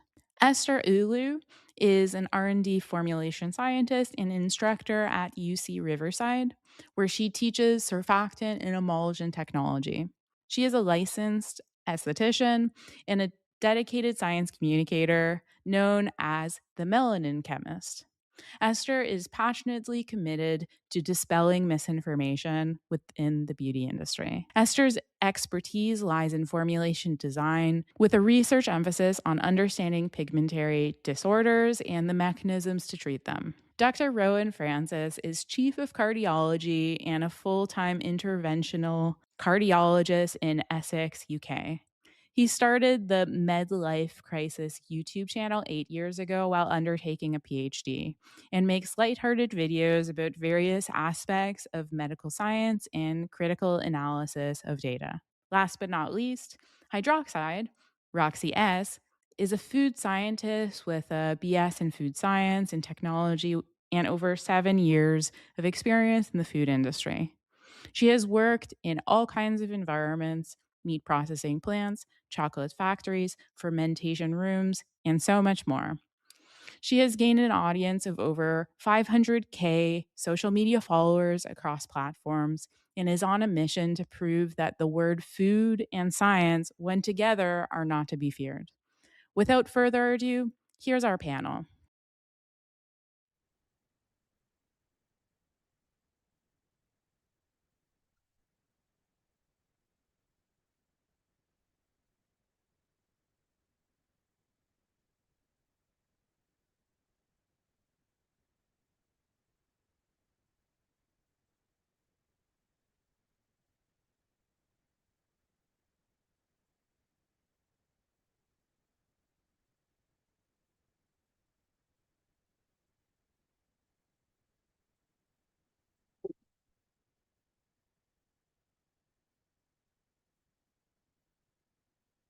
I'm going to start again because my husband just ran up the stairs to tell me that I was muted. Not the panelists. Sorry. Okay. Now that you guys can hear me, if you have questions, then ask your questions in the chat. Wow, that's sorry. Bear with me. I'm learning how to use OBS in a new way that I haven't used it before. Muting is a thing that I need to be conscientious of. Okay. I have some questions on my doc that was for me and also for my SciComm cohort, but as soon as we're done with those questions, we've got lots of time for questions from you. So ask them. But my first question is, what has your general experience been like as an independent science communicator? How and why did you get started? And were there any pain points along the way? Rohin, would you like to get started? Sure. Well, thanks so much for the invite. It's a pleasure to be here, especially with such great company. For me, I guess, my experiences, which obviously I'm happy to talk about today, may not be applicable to everyone. I mean, I know you'll have delegates from all kinds of different walks of life, but I've got a full-time job, and so for me, science communication is a side thing, and that may be relevant to a lot of people watching today. So I'll certainly talk about my experiences, and the simple answer, and I do want to try and give quite an upbeat message, because I know when a lot of SciCommers talk to each other, we often worry about a lot of the big problems, which are totally real, and I'm not trying to minimize them, but my experience of science communication has been really positive, and I've had a really great time over the last few years since kind of starting it up. And for me, the reason I got into it was just I like talking about science. It's probably not much deeper than that. And I think one piece of advice I'd give to people starting out is maybe try and think about what unique angle you can bring and what sets you apart from all the people out there. It's obviously a very crowded space. And for me, being a bit silly and using a bit of comedy to talk about science was my hook, and I figured, that was the way I'll get into it. So I've been very lucky, and I don't have the pressure that it is my main livelihood. So I think that's important for me to say that my experiences may not be applicable to everyone, but pain points, I guess, it is easy to get a bit overwhelmed with, all the bad stuff out there, which obviously has been a discussion in some of the earlier sessions already. So what I try and do to stay positive is actually concentrate on one-on-one interactions with people. So, if I get nice messages that a video has helped somebody, and I like doing live events. I like doing these kinds of things as well, and interacting with the people that we're making the content for, because even though it may feel like the whole population is getting bad information, I know I'm at least helping maybe just a handful of people, but that keeps me going. So that's my general experience so far. Esther, would you like to go next? Yeah, I can go next. So I'm gonna be honest, like years years ago, even like when I came online, I didn't really know like, what I was doing was science communication. But I would say that what I did know is I grew up like my parents definitely very much emphasized education quite a bit, and I consider myself like very multifaceted. So I although I like science, I also did like liberal arts at the time as well. I didn't know I was going to end up having a career in the sciences ultimately, and going through like my undergrad and going to do like my first master's degree, became like very passionate about beauty, very passionate about the beauty industry. But I didn't know that I was going to be necessarily science communicating per se. I just knew I wanted an outlet to talk about like what I was learning so people could like learn too. Um, and it kind of just like went from there. I wouldn't necessarily say I had a why when I first started, but I think that throughout time, seeing that the information that I've shared so far has impacted people for the better has become like my why, and like why I do want to continue like doing like what I do. And my parents also did like raise me on like community service, but it was more so like physical, like through like volunteer work and whatnot. But I also do see science communication as like a form of, not volunteering, but like positively impacting your community. So that's also something that's become my why. In terms of pain points, my biggest pain point I would say is like consistency. Rohin, he mentioned that having a full-time job. I also have a full-time job, but I also have multiple jobs. As you mentioned in like my bio introduction, I also do teach and I also do work full-time. So I'm like wearing multiple hats so at the same time, and it's really difficult to find the time to carve out to come online and make content. So like while I appreciate my community so much, and I want to be active. It is so hard. It is so difficult. I'm still like, trying to find a balance to be able to do that. And I'm trying to think, was there anything else I wanted to add? I don't really consider like construct I guess people call them like haters or like negative comments as like necessarily like a pain point. I think really for me, at least for me, it's just finding the time to be active like online and just talking and science communicating. Mo, would you like to go next? Sure. So basically, my experience in science communication is kind of like a bittersweet experience. It has something that is really nice, and it has a lot of things that are really not very much. I started because my experience, my original training, I'm a pharmacist. So I worked, and it's required by my university to be in a community pharmacy and talk to people and deal with them and see and hear their concern and deal with their problems. And I worked at, I consider myself a little bit lucky to work in the pharmacy of my aunt. So she has a community pharmacy. So I worked there. It was a chill atmosphere, but I found myself always attracted and standing next to the dermal formulation section of the pharmacy. And then I felt fascinated by that section, by the formulation, by the products, how it works, and the effects on people actually. Because you see, when you're dealing with a disease or illness or a cosmetic issue, you can see the change with your eyes. It's different from a strep throat or any internal issue. Oh, I felt better. But in that case, you can see it on their face. And I noticed a lot of people were unfortunately had a lot of beliefs that are not rooted in science. And I felt that I can talk to 10 people in a day. So I wanted to create a resource that everyone can access to. It's free. And at that time, I started with my own language on Instagram. And then I started to venture to two languages. Then I stayed with English. And the main pain points that I deal with is actually two, is to the skill of science communication is to try to digest a complex topic. And I feel when it's where we at right now is trying to digest very complex topics with a lot of information floating around into very short form. I really struggle with this.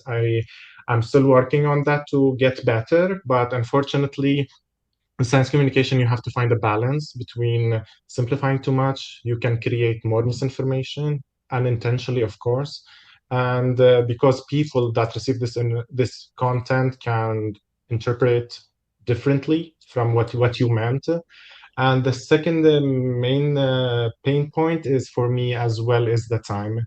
I am also having a full-time job, but in a different industry, and finding the energy and the time and sometimes the will, because adulting is not fun, and to do or have the energy to do those type of content that requires a lot of effort and time is also something that I'm really struggling with right now.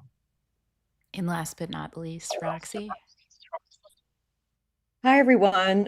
So for me, my independent SciComm experience has actually been very fun and very enriching, but it can also be very frustrating and very strange to navigate. I echo so much of what everyone else has said so far. I also work full time.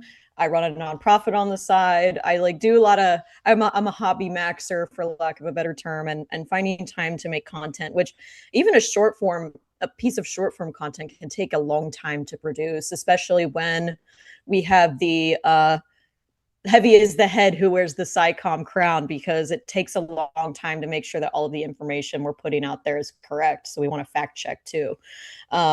So I would say that's like a pain point for me. Another pain point that I'm still currently navigating is how much of this do I interact with my actual daily professional life, because I also work full time. And for me, I'm not really quite sure, because the food industry is very old and very conservative, for lack of a better term. And I keep my persona more secretive, not just for my own the online privacy and protection, but also because I'm not sure if the food industry would be okay with me having a platform like this, which is really unfortunate because it's what we need the most right now. I think food is one of the most like one of the biggest topics that has misinformation surrounding it. I would say, I feel like there's a lot of medical providers online who do really great work for like anti-vax and medicines and prenatal care and that sort of thing. But there's a lot of food scientists who are more culinary focused, and not a ton of food scientists online who are SciCommers who are industry focused, which I think is where a lot of these questions come about. And that was kind of the whole reason why I started, is people ask me these questions all the time. And I was demonized by the time I was like 19 doing this job. So I think for me, it was more so just like a central platform where people could access answers to these questions. And I would still say, like, I wouldn't say there's like a ton of there's probably dozens of food science communicators out there, but I would say we're still a very undersaturated market. So I think that's been a pain point. And also just like, how much of this am I keeping a separate persona, and how much am I truly making it my sole like thing that I'm known for? I'm not really sure. And that can be kind of hard to navigate. So I think that's something that's definitely a big pain point for me. And then the little evil devil on my shoulder when it comes to pain points with like misinformation is, I'm like, okay, this is more opportunity for us to talk about, have a conversation about it. So I always like to have a positive spin when I see these sorts of like bad pieces of misinformation. It's like, okay, we have a story to tell here. Let's get started. And sorry, I'm just going to say my pain point because it didn't really come up as much, which is really good that you guys don't share my pain point. And I'm sorry to be kind of negative here. I find myself, I'm just like, I'm always looking at misinformation. Now I'm studying it for my PhD. I do science communication to address misinformation. I really, really care about this topic. I really care about scientific integrity. It really pains me when I see that other people who are in the sciences space that I am, with platforms or otherwise, like the broader industry, you would have heard it in my presentation, just don't align in how they care about the topic. It just sometimes feels like the people who should care don't actually care when I see the actions that they take.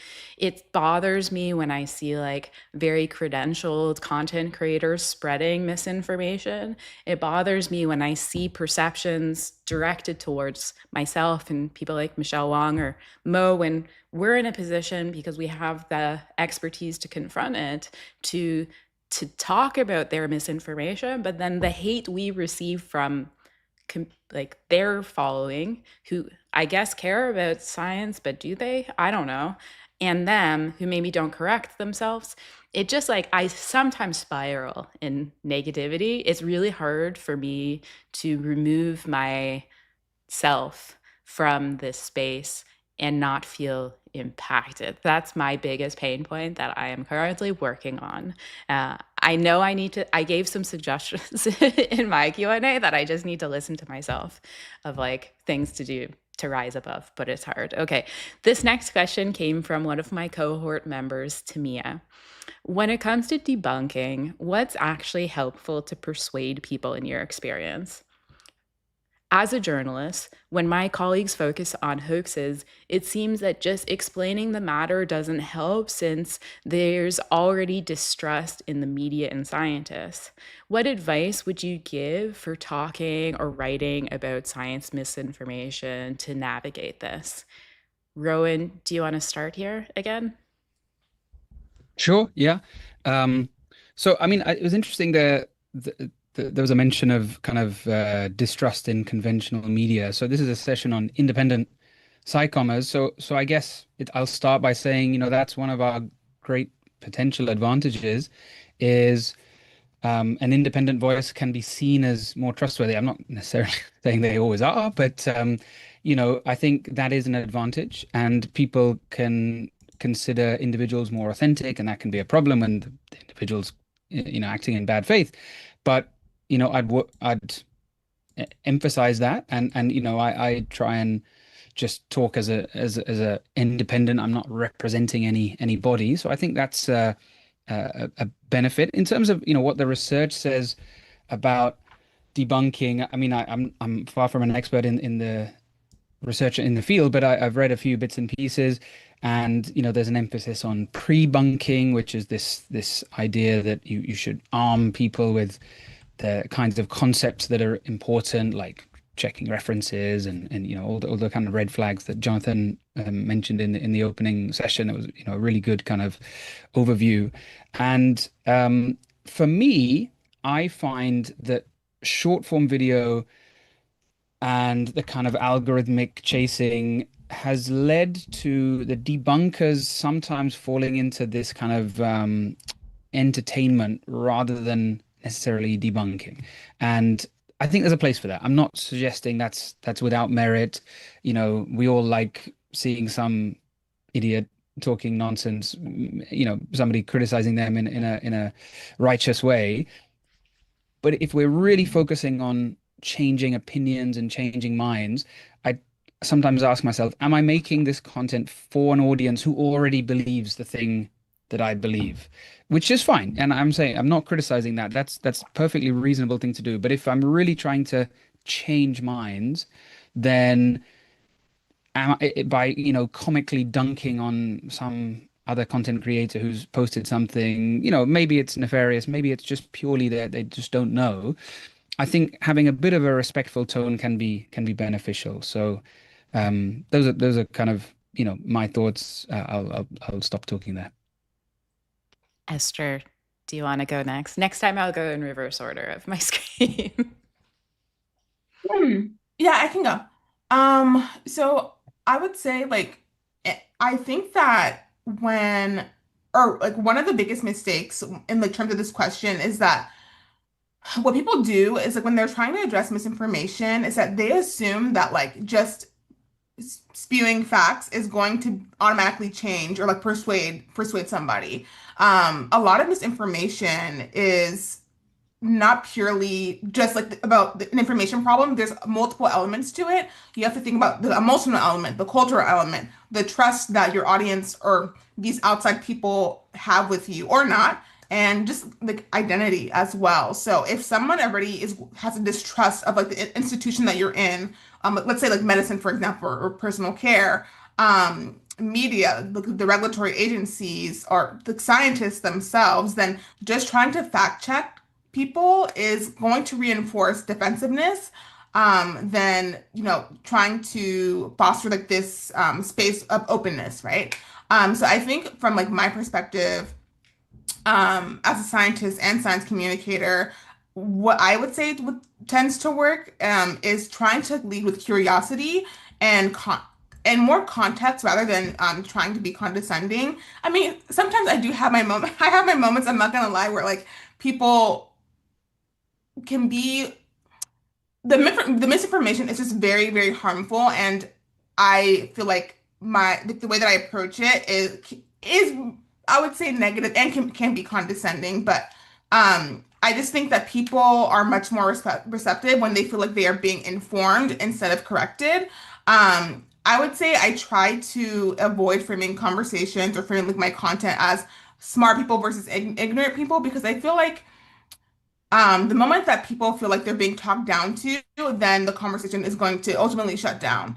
And people are just going to just click off the video or just exit, and they're just not going to like align with what you're saying. I also think that it's important to acknowledge why certain misinformation spreads in the first place. Sometimes people are reacting to legitimate frustrations, right? There's a lack of transparency from brands. You have to think about the historical, medical mistreatment that's happened across like different communities, especially like marginalized communities as well. Think about, scientific journals. Some of them are not accessible, right? Or like the feeling that experts are speaking at them rather than like with them. So there's like, a lot of pain points in this area.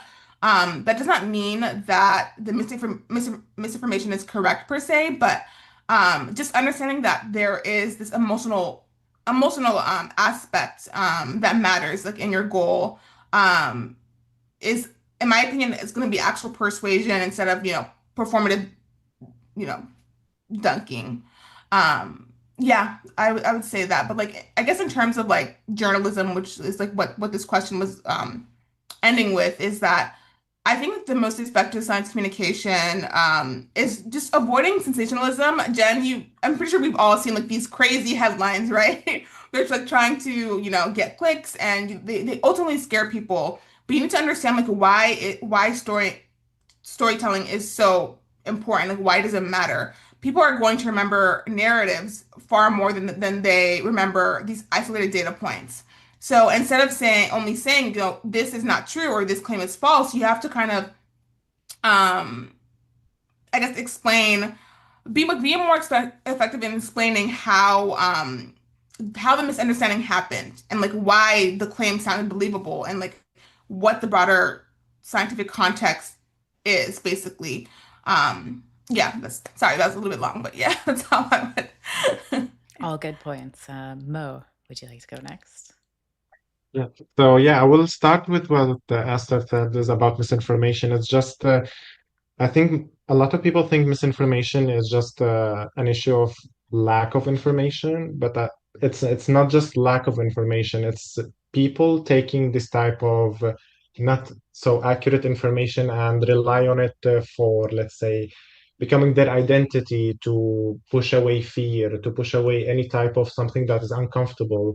And yeah, and I think my approach, I would explain or answer that question with my approach when it comes to um, try to explain the what is wrong with that belief, but in a with sympathy. It's not. I was told before.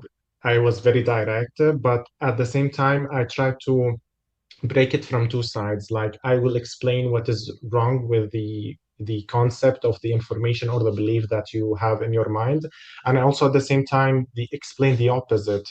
And in this way, attacking this problem or this misinformation from two sides, what is wrong and what is right, and not just say, okay, this is false, thank you for watching, and that's it.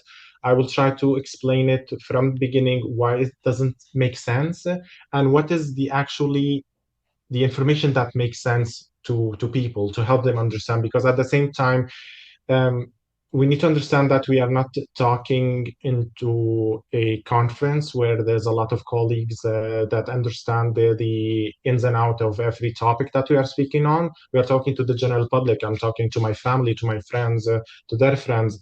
So I need to simplify it in a way to explain what is wrong, but not in a way that, okay, this is false and that's it, but this is wrong because there is something off in here and you need to understand, and this is the what makes sense. And also I add the uncertainty, because when you try to give a blank answer, this is wrong and this is correct, you have to believe me, it will not work. And science in essence is about also uncertainty. So you need to explain. For example, if I mention the parabens issue, yes, I wouldn't say, oh, they are not endocrine disruptor, your belief is wrong. They will go back and grab to that belief more if I said that. But what I have to say, okay, they do have those properties to be endocrine disruptors, or let's say they do have properties to be endocrine active, but in specific conditions, not when you use them, let's say, in cosmetics. So catching this problem from two sides, not only pushing the misinformation and say this is wrong and this is correct and that's it, and also try to explain it enough in a simpler terms.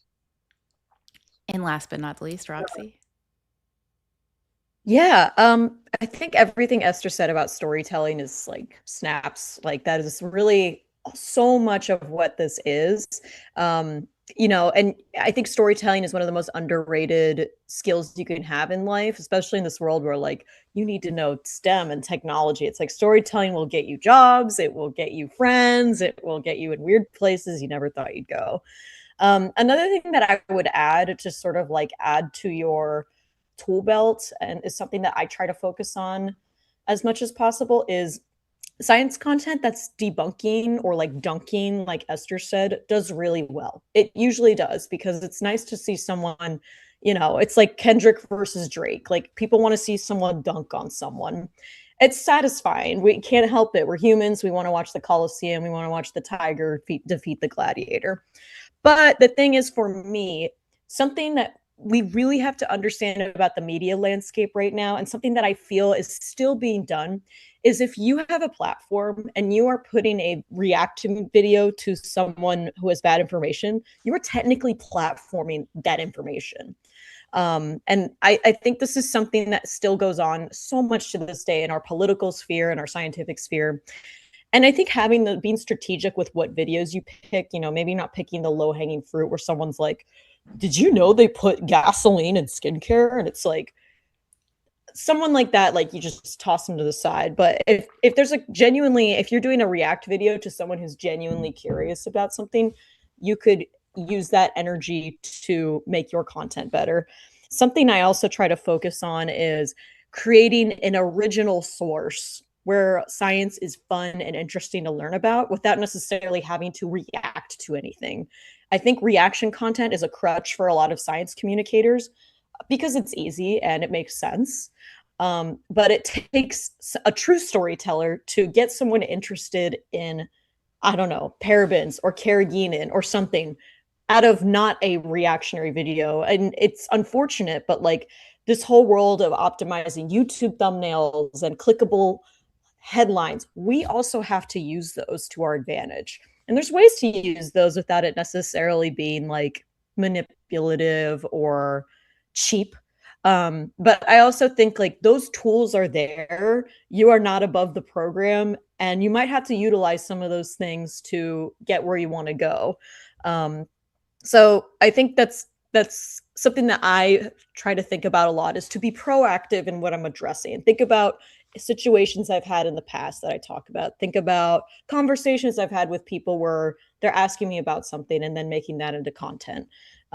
So I think for me, that's something that I really try to focus on, is if people already see you as like a trustworthy source, without having to rely on other people's content to react to it, then they're going to keep coming back to you because they're going to say, I really liked this video about, I don't know, vitamins. That was really cool. Like, you know what I mean? Like, get people curious and interested about it without necessarily like being like, did you guys know this? Like, you know what I mean? So yeah, that's what I would have to say about that.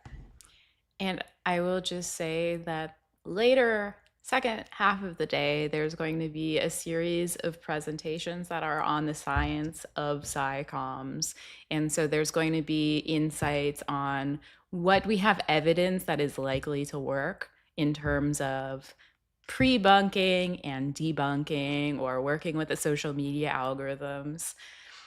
I do think, as somebody who sometimes finds myself doing reaction videos, I do think that there can be a place for that.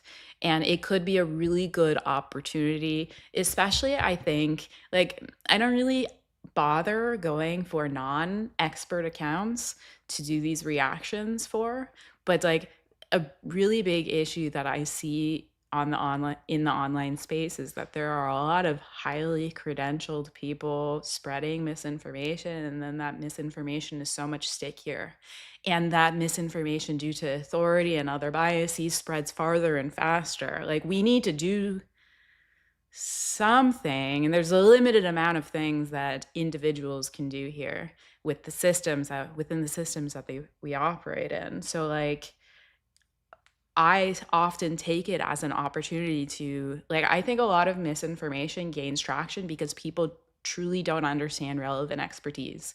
And so when I make this video about some physician or some, I don't know, other scientist that isn't relevant to this science, talking about, I don't know, recently, microplastics in your arteries, here's why they're not the relevant expertise. This is what they're citing, and just like piece it apart incrementally to help people understand how to find trustworthy sources of information. Like, I just think that that is such an important piece to find truth more easily. It's really hard to find truth about, especially areas that we don't have expertise in. And so if you can develop some source vetting techniques, then that can go a long way to find truth. And that's what I think that the reaction videos, depending, I mean, like, they can be really pithy and superficial for sure. This next question came from my cohort member, which you guys already talked about this a lot, so around storytelling. So the question was that I feel that there's often a lack of attention of storytelling in science that prevents communities from being able to engage in more important research work. A lot of the communication is done vertically from lab to community, rather than in consideration of like integrating writing and journalism into sciences, or like using SciComms, really thinking about SciComms, which is kind of, I think, when I think about SciComms, is kind of what you're looking for here. It's like a distinct part of science, not the research. It's then communicating it effectively with storytelling and all that. I'm going to tie in just because we've already talked a little bit about this. There's another question that came in that I think is relevant to this from Hard Candy. Is there a way to get into science communications if you don't have a PhD or MSc or MD? My work is more on comms, but for corporate social responsibility and employee engagement. And I just want to remind you that Emily Graslie from our last panelist, who she has a butterfly named after her for her science communication work. Like, how cool is that? She has had big impact and she does not have a science degree. So just to say, yes, there is a way. Roxy, would you like to start this answer? Yes, I love this because I only have a bachelor's, and sometimes I feel some type of way about it. But if you know, the first thing my advisor told me about food science is that food science is an applied science. So working in the industry, and also I feel like people care more about how the industry works rather than what's the organic chemistry behind hydrocolloids. No offense, but a lot of people don't care about that. But sorry, what was the first half of the question? Oh, vertical, integrating science. Okay, so for me, I don't want to say that I'm not a very good scientist, but for me, whenever I was studying science, I would always break things down into the simplest ways to put them together. No joke, sometimes my studying complex things like organic chemistry, putting all these things together, I was like, okay, this is how it works. You put the thing with the thing, and those things mix, and then that turns into a different thing. It would literally be that kind of simplified information. So for me, I find that this is a skill. I used to think it was an Achilles heel for me, but I find that it's actually a pretty great skill to lean on to talk with other people about things in such simplistic terms, because short form is where nuance goes to die. And I kind of think about what we apply our information to as people want to have the information laid out as clearly and as simply as possible, because for a lot of people, food is just something they eat and move on with their day. They're not passionate about it like I am. And that's fine. You don't have to be. I'm not passionate about cars, but if someone could explain to me what a carburetor is in simple terms, I'd be like, great, now I get it. So I kind of always think about the end user in that sense when it comes to that, plus just me already kind of digesting information in that way. So yeah, and I also used to feel kind of embarrassed about maybe not having an advanced degree. I could always go back and get one. But I also think that I sort of try to tell myself I could use it to my advantage, because there is so much distrust right now, around, doctorates and all this other stuff, unfortunately. So basically, I try to weaponize my lack of education to get people on my side, for lack of a better term. So that's what I would say about that. Mo, would you like to go next? Yeah, it's I think it's science communication in general is just like a skill. It's skill. Some people are born with it. Some people are amazing storytellers without even trying. It's something that I'm really working on, because again, I've been told before that things can with my content and in generally in science communication can get technical super fast, and when it becomes too technical, you lose the connection with whoever you are trying to deliver the message to. And it happens with me personally very fast, very easily, because it's my comfort zone in a way, because that's what I'm used to. But at the same time, you need to understand that again, I repeat my point, is that you're not speaking to your colleagues, you're speaking to people that wants to understand the answer, but without the package that comes with it. And that's why I think storytelling is something that need to be part, or it's essential part actually of science communication. And when it comes to needing a degree for doing science communication, I believe I don't think you need a degree for science communication. Actually, it can sometimes push you back a little bit if it's done enough damage while you're getting it. So yeah, I think it's a skill. Like it can, you can be born with it. You can acquire it through, if you are passionate about it. And I think amazing journalists actually can, they are kind of like the expert of storytelling, and if it's done correctly, it's very, very effective. I've seen a lot of, let's say, very poorly written or very um, article with hyper titles that catch your attention with very poor information. But when a journalist reach out to the relevant expert and seek the correct help from the relevant expert, their work and their effect can be amazing, actually. Esther?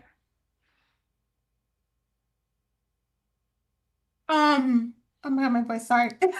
Excuse me.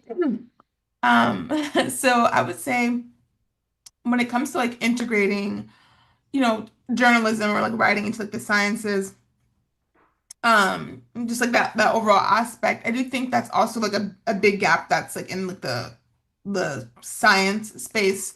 I think a lot of training for scientists comes from like you need to like generate some data, but a lot of it is like not focusing on how you can communicate that data. And I do think those are like two different skill sets. So one thing that I think journalism and like humanities that they do really well is trying to understand like their target audience, how they're going to frame their conversation, and like just like the overall narrative. Because so you think about like what they're asking, like who is this for?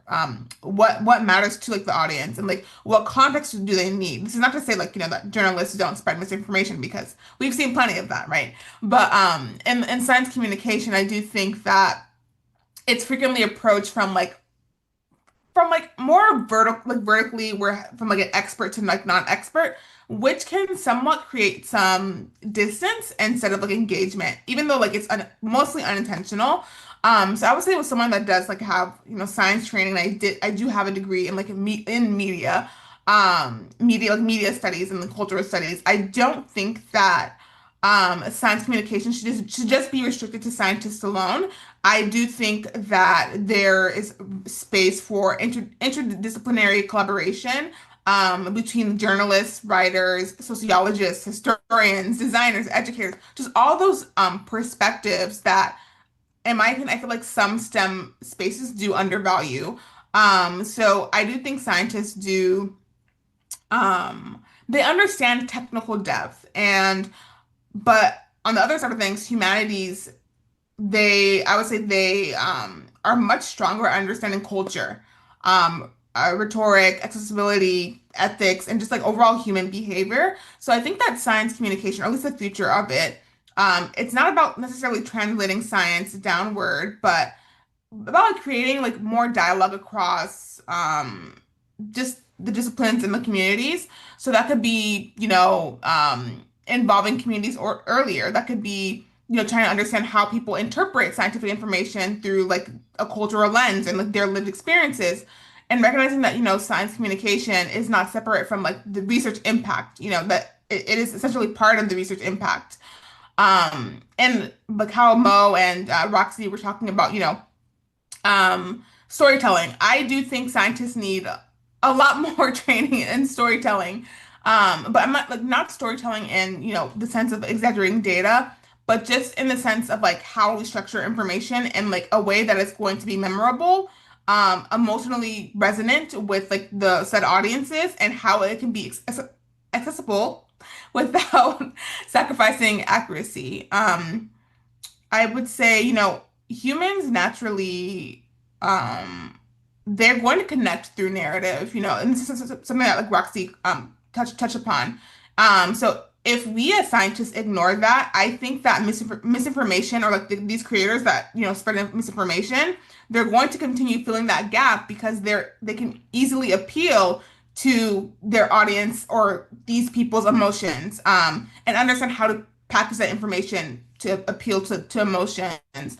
Um, in terms of like, do you need a degree?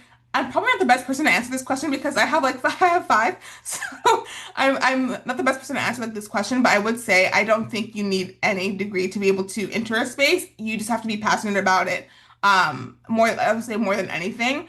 So it's really about finding the connections. I do work in personal care, which is pretty niche. So I do think you probably have a little bit more difficulty navigating that space, but I do think there is always going to be a space to enter into the science communication space. And last but not least, Rohin. I'll try not to repeat points because I think everyone's made some really fantastic points so far. I think in terms of storytelling, I totally agree. You know, we have to lean into that. We're all the speakers here. We're in fields which can be quite emotive. You know, personal care, food, health, and people do respond to those emotional kinds of things. And I think there is a way to do that. And I've been quite late to come to this, and I've only tried to introduce it in quite recently into the stuff I do. Is you know, nobody's suggesting you should bend the truth, but when, you know, doctors, for example, talk about statistics and population studies, it doesn't connect to people when it's an abstract thing compared to an anecdote of, you know, my friend had the vaccine and then, you know, became really ill. These things do. So I thought about what I do in my personal, you know, my actual work, you know, when I'm talking to patients, and I thought, how come I haven't worked that into my SciComm stuff? Is that I'll talk about the statistics, but then I'll kind of personalize it and say, look, you know, we can test it out on you, and if it agrees with you, great. And you know, I make it more of a N of one kind of discussion. And I think we can do that as well, that when we're in science communication, we, you know, we can say that this is what the studies show, but you know, here's a case, you know, of a patient that I treated, and obviously respecting confidentiality and all that stuff. You can, you know, humanize it a bit more than just abstract concepts. And just going back to one thing Roxy said about sort of you know, thumbnails and engaging top titles and things like that. I agree. You know, it is a game that we shouldn't be afraid to play.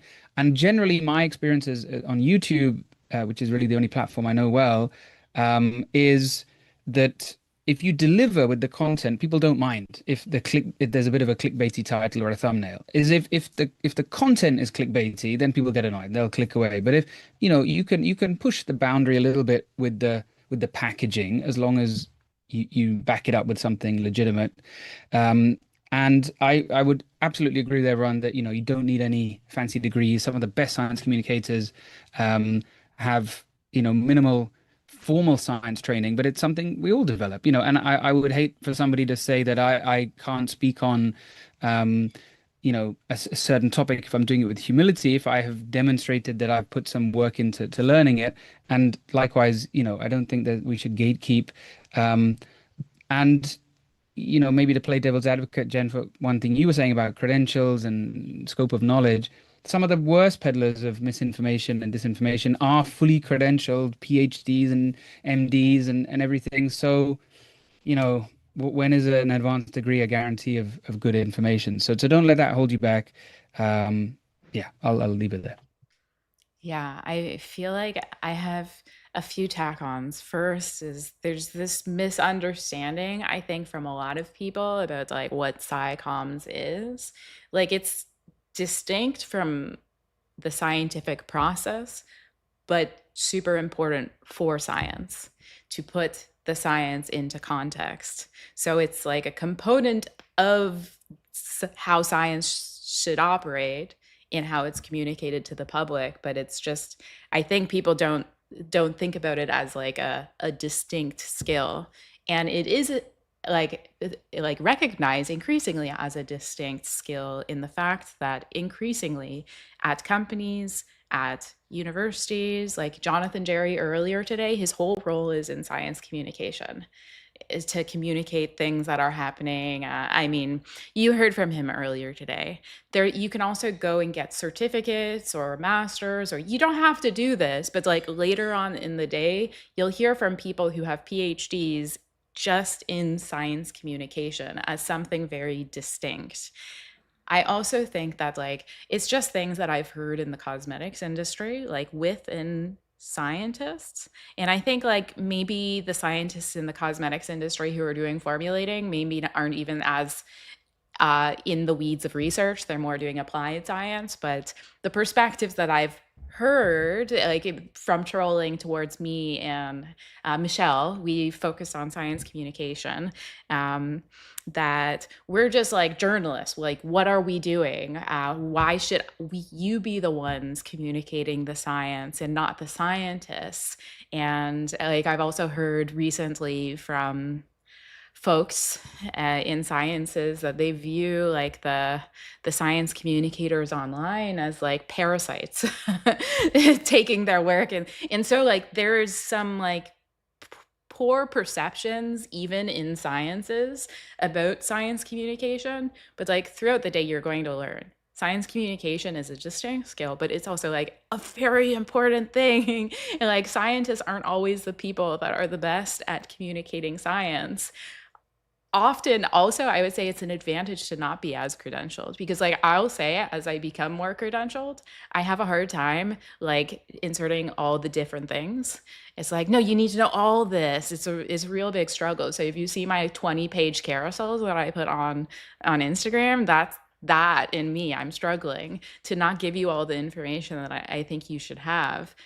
So I feel like sometimes having less expertise maybe makes it easier for you to see what the important things are to cut across to get to your audience. And I feel like the final thing that I want to say, and Rohin kind of brought it up, is like it's all, whether you're a PhD or you don't have a degree, I feel like at the end of the day, it all comes down to your intellectual humility, and you're willing to like seek help, so that you're not going to delude yourself and think that you know a lot about this topic that you don't. You're going to do your due diligence and come into the topic with a little bit of intellectual humility.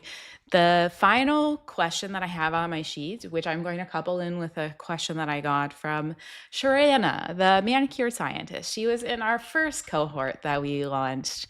So what would your top recommendations be for someone wanting to get into SciComm, especially as an independent content creator?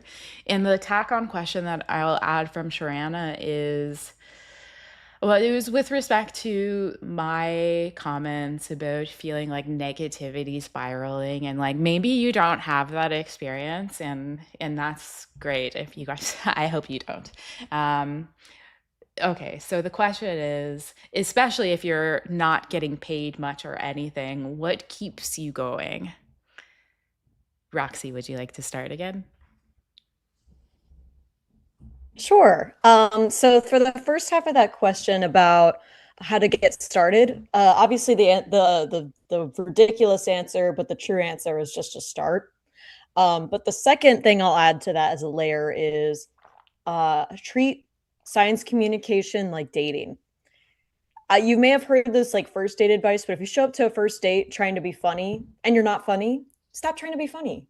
It's not you. Like, don't be funny if you're not funny. We all have some kind of random skill that we can use. Maybe you don't like being on camera. That's fine. Substack is growing at an insane rate. People love Substack if you love to write. If you are really good at physical comedy, you could do some type of like, here's what it looks like when a molecule does this, and like you do some weird posing or something. There's like a lot of ways to use your strengths. So I would say focus specifically on your strengths first and apply that to your SciComm. It could be something really random. And then the second half of that question, which is dealing with this, I definitely navigate this as a business, because unfortunately I also understand that a lot of people would rather be sold to than educated. So for me, even though, again, this is not my full-time job, I'm working on it like it is. So I'm trying to be smart about my finances regarding this, and also as ethical as possible with like what I choose to do. I've had a lot of people from Big Plastic reach out to me and ask to do things, and I turn them down. So yeah, I would have to say, like, I also just love doing this. So I think I'm also just the kind of person where if I don't like doing something, I won't do it. So I think that's one reason why I keep going. Hence why the first half of that question, you should always pick something that you already enjoy doing and just use that to your advantage, because that will be the way that you're the most effective communicator. And you'll also have a lot more fun developing your skills to be even greater. Mo? Yeah, my top recommendation would be for someone who just want to start. Actually, um, same as Roxy said, that just start, but it also just look at the space that you are going to dive in. Just look at your favorite science communicator, understand what they are doing, what's their style. Find your own. If you are passionate about it, find your own style. What's your skill at specific thing, or what's your niche, or if you find a lot of science communicator in a specific space, but there is a small corner, a small niche that is not covered and you feel comfortable in it, just fill it, because we know it's a saturated space, but at the same time there is still a lot of space, if that makes sense. For specific niches, if you have a degree, if you have a skill, if you have let's say experience or actual hands-on experience with a specific topic, just go for it. uh, don't look back, because when you start, you will receive the good, the bad, the best. And for the second part of what keeps me pushing, or what keeps anyone pushing if they are doing something that they love, is that I treat every, let's say, misinformation or something that is being talked about as a mystery. I feel like I need to get to the end of it. I don't know if it's something that I should be worried about, but I try my best to just like, what is the answer? Like, I want to know, just even if it's at the beginning, I just want to need to know, but at the end I will create the content and share what I found. So, and also one of the driver is actually, especially I notice it more when I try or when I'm actually pushing myself away or dragging myself back from the science communication, is actually the DMs of the community that you created. I sometimes receive just out of nowhere, like not thinking, seeing opening DMs and seeing, hey Mo, where have you been? We missed your content. We've seen this talked about a lot. Can you please give us your opinion, etc. And I feel like I should be ashamed just dragging myself away from it, and just I need to get back to it and do it. So those the main two things that really push me to just do it, even sometimes it's really difficult. Esther? So I have a lot to say in terms of like, I guess, like my recommendations. I don't want to repeat what Roxy or Mo said. Excuse me, my mouth my throat's getting a little bit dry. Um, but I would say one of my first recommendations would be trying to develop depth instead of trying to chase virality. I think with this increase of like people trying to come online to become like influencers and content creators, a lot of them are just trying to go viral to gain these large audiences to then get sponsored and like make money, which I think is like a not like, I guess, the best way to go about things. I think one of the biggest problems in the online science space, I'd say, is people are trying to build authority primarily through like aesthetics or like confidence rather than actual subject matter expertise. This is something that Jen like emphasizes quite a bit. In terms of subject matter expertise, excuse me. You don't need a PhD, right? We just talked about this. You don't need a PhD or a master's, excuse me, to do science communication. But you do need to be, intellectually honest. You need to be curious, and you need to have a commitment to understanding what you are talking about beyond like a surface level summary. I would also say, you need to also learn how to communicate for different audiences. So all of us here are scientists, right? But like we're not just talking amongst scientists, we're talking amongst people that are just the average consumer. So you need to be knowledgeable. It's important to be knowledgeable, as that's not the same thing as being understandable. A major part of science communication, in my opinion, is, you have to learn how to explain these complex ideas without oversimplifying them into misinformation. And that's something that Mo talked about earlier. So trying to find that balance, and it's going to take practice. So what Roxy and Mo are saying about just starting, you're only going to get better at it until you keep trying and until you start, which is something that, I don't take my own advice sometimes, but I would say also we talked about storytelling and like narratives too. So trying to understand like what hooks appeal to audiences. Excuse me, how you're going to deliver your message. Again, like as I mentioned earlier, if your message does not emotionally connect with your audience, it's probably not going to fully resonate. So you want to ensure that your audience is going to stay there long enough to be able to absorb your information. And I do think that sometimes some scientists do resist this because they will commonly associate engaging presentation with like dumbing things down. But I think that, as Mo said, that like if you do oversimplify things, then that can somehow be some kind of a form of misinformation. So just trying to figure out how to navigate that as well. I would also say, excuse me, trying to try to find your own voice instead of trying to copy what other people are doing. I do think that, audiences can usually tell, when someone is, copying someone's content, or when someone's like, it's like trying to perform like, this role, instead of like, trying to be genuine in like what they're communicating, from a place of like passion and understanding. So I think that some of like the most successful science communicators, in my opinion, like, like Jen, Michelle, etc., is that they're not, I would say, like the loudest people in like the beauty space. It's that they're consistent. They're very consistent in their content. In my opinion, that they're trustworthy and they're clear in like the messages that they're trying to convey to like their audiences. Um, and another recommendation that I would also make too is you need to get comfortable with saying, I don't know. And I think that a lot of people in not just the beauty space, but like just overall, and it's just like these institutions, they want. I feel like it's become like a pissing contest. Like who knows more, and like who wants to be like the top authority. It's okay to like not know things. It is okay.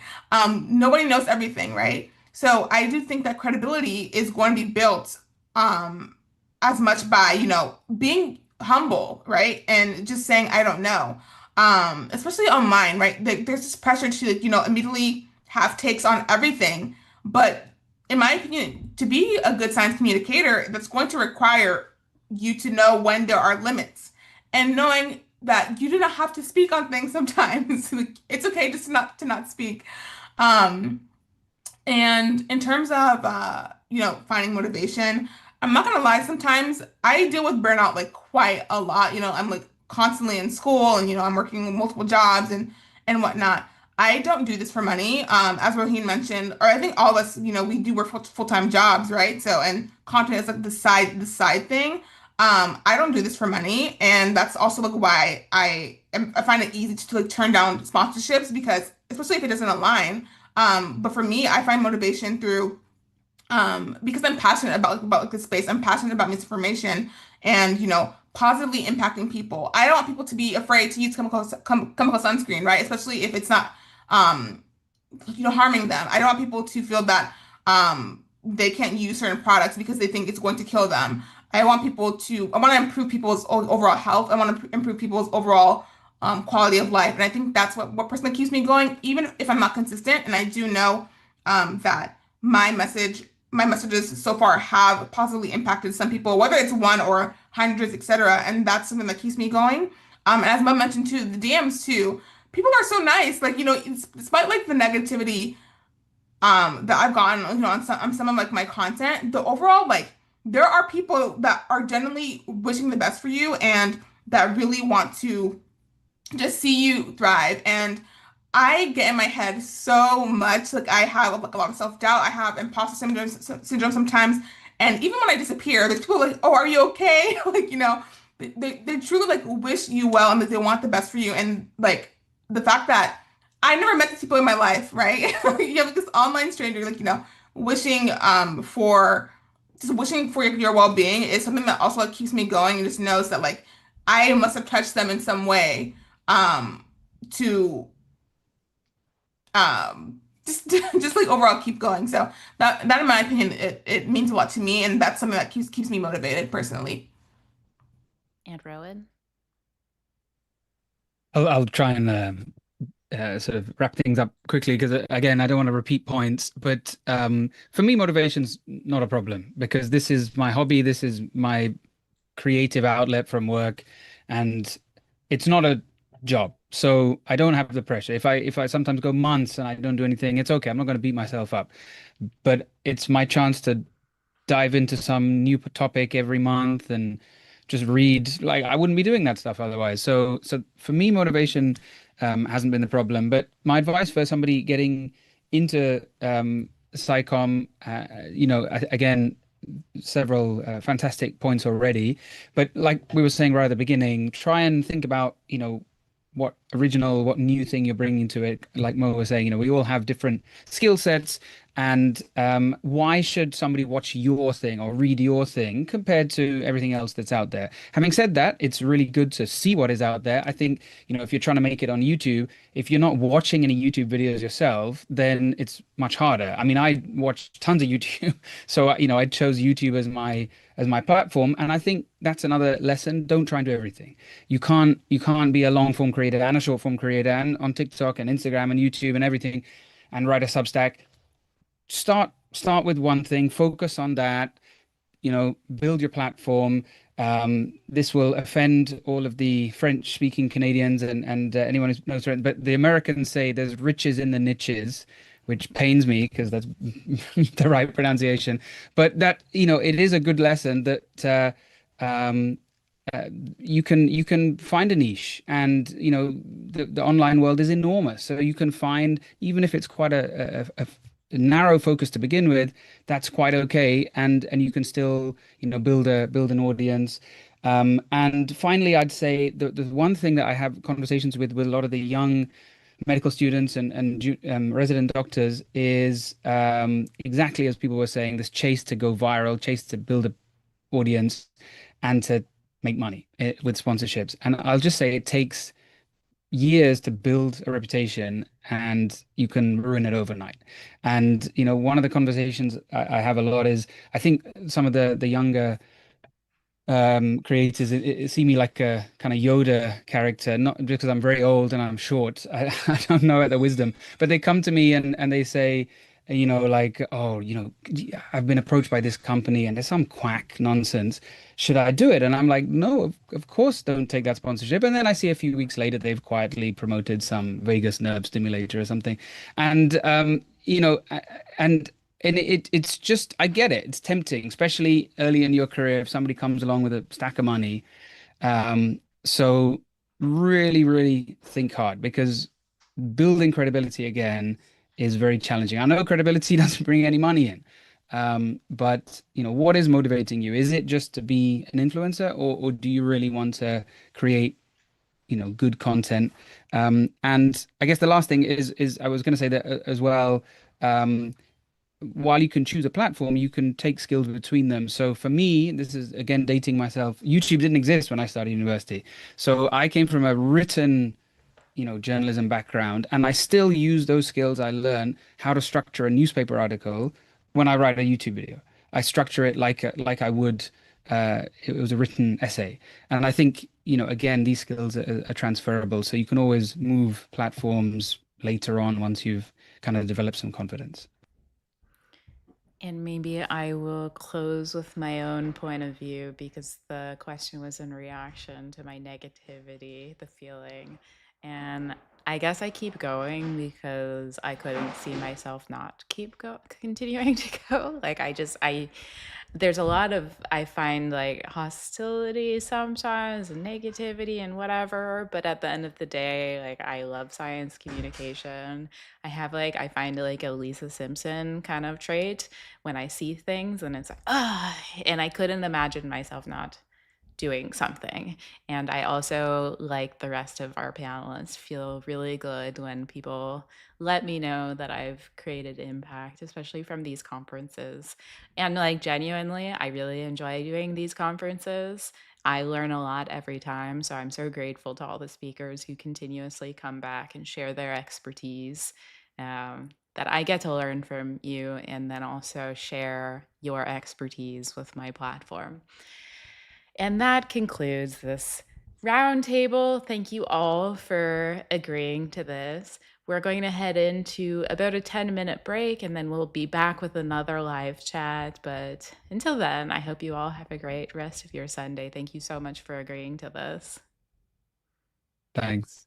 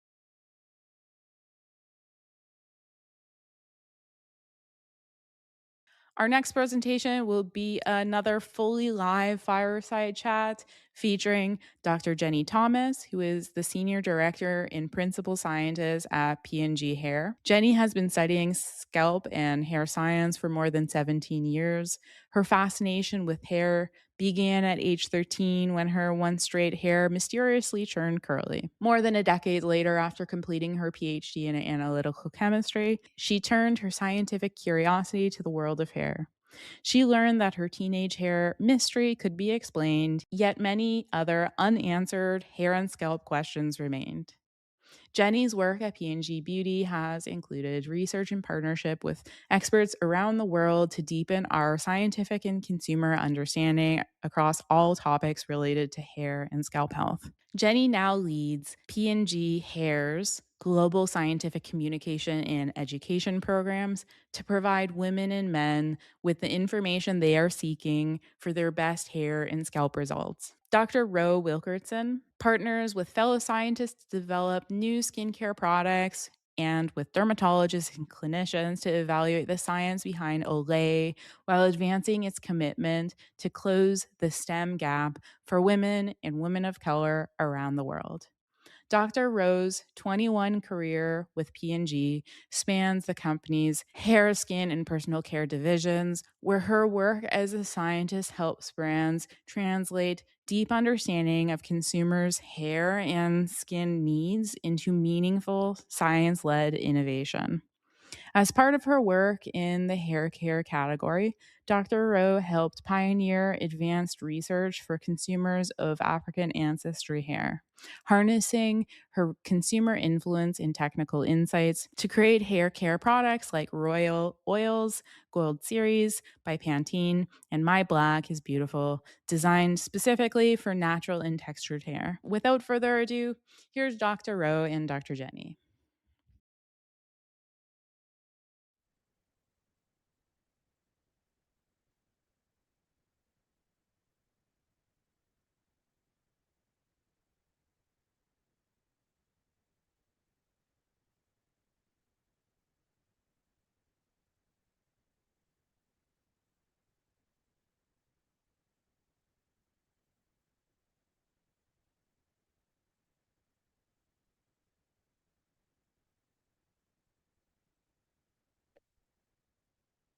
Okay. I was muted again. Thank you Okay. both. Oh my gosh. You think I would have learned? I was talking about the pain points that I've had about this OBS switchboarding, and I made the mistake again. Okay. I am here with Dr. Rowe and Dr. Jeni Thomas. And thank you both for agreeing to this presentation. And thank you so much to P&G Beauty for supporting this conference by sponsoring this presentation. And so I have some questions written down. I'll ask them first, and then there will hopefully be some time for a Q&A from the audience. And the first question is, why do companies like P&G invest in science communication? Yeah, well, Jen, thanks so much for having us. It's always a pleasure to be in these conversations that you're leading and to support the work that all of you are doing. So thank you for this opportunity. So Rolanda and I are both science communicators with P&G Beauty. We are scientists. We've been doing this work for nearly 20 years now.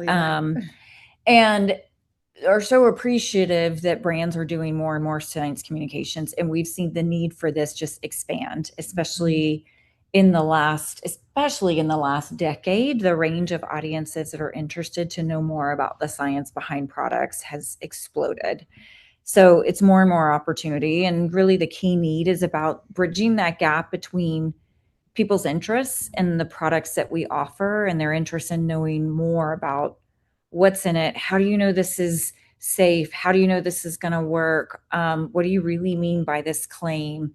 What are the ingredients doing? How are they working together? And as people become more knowledgeable, that just raises our need and it's constant journey to learn more about the ways to get all of the research behind the products out there and what's going to be most effective in satisfying curiosity.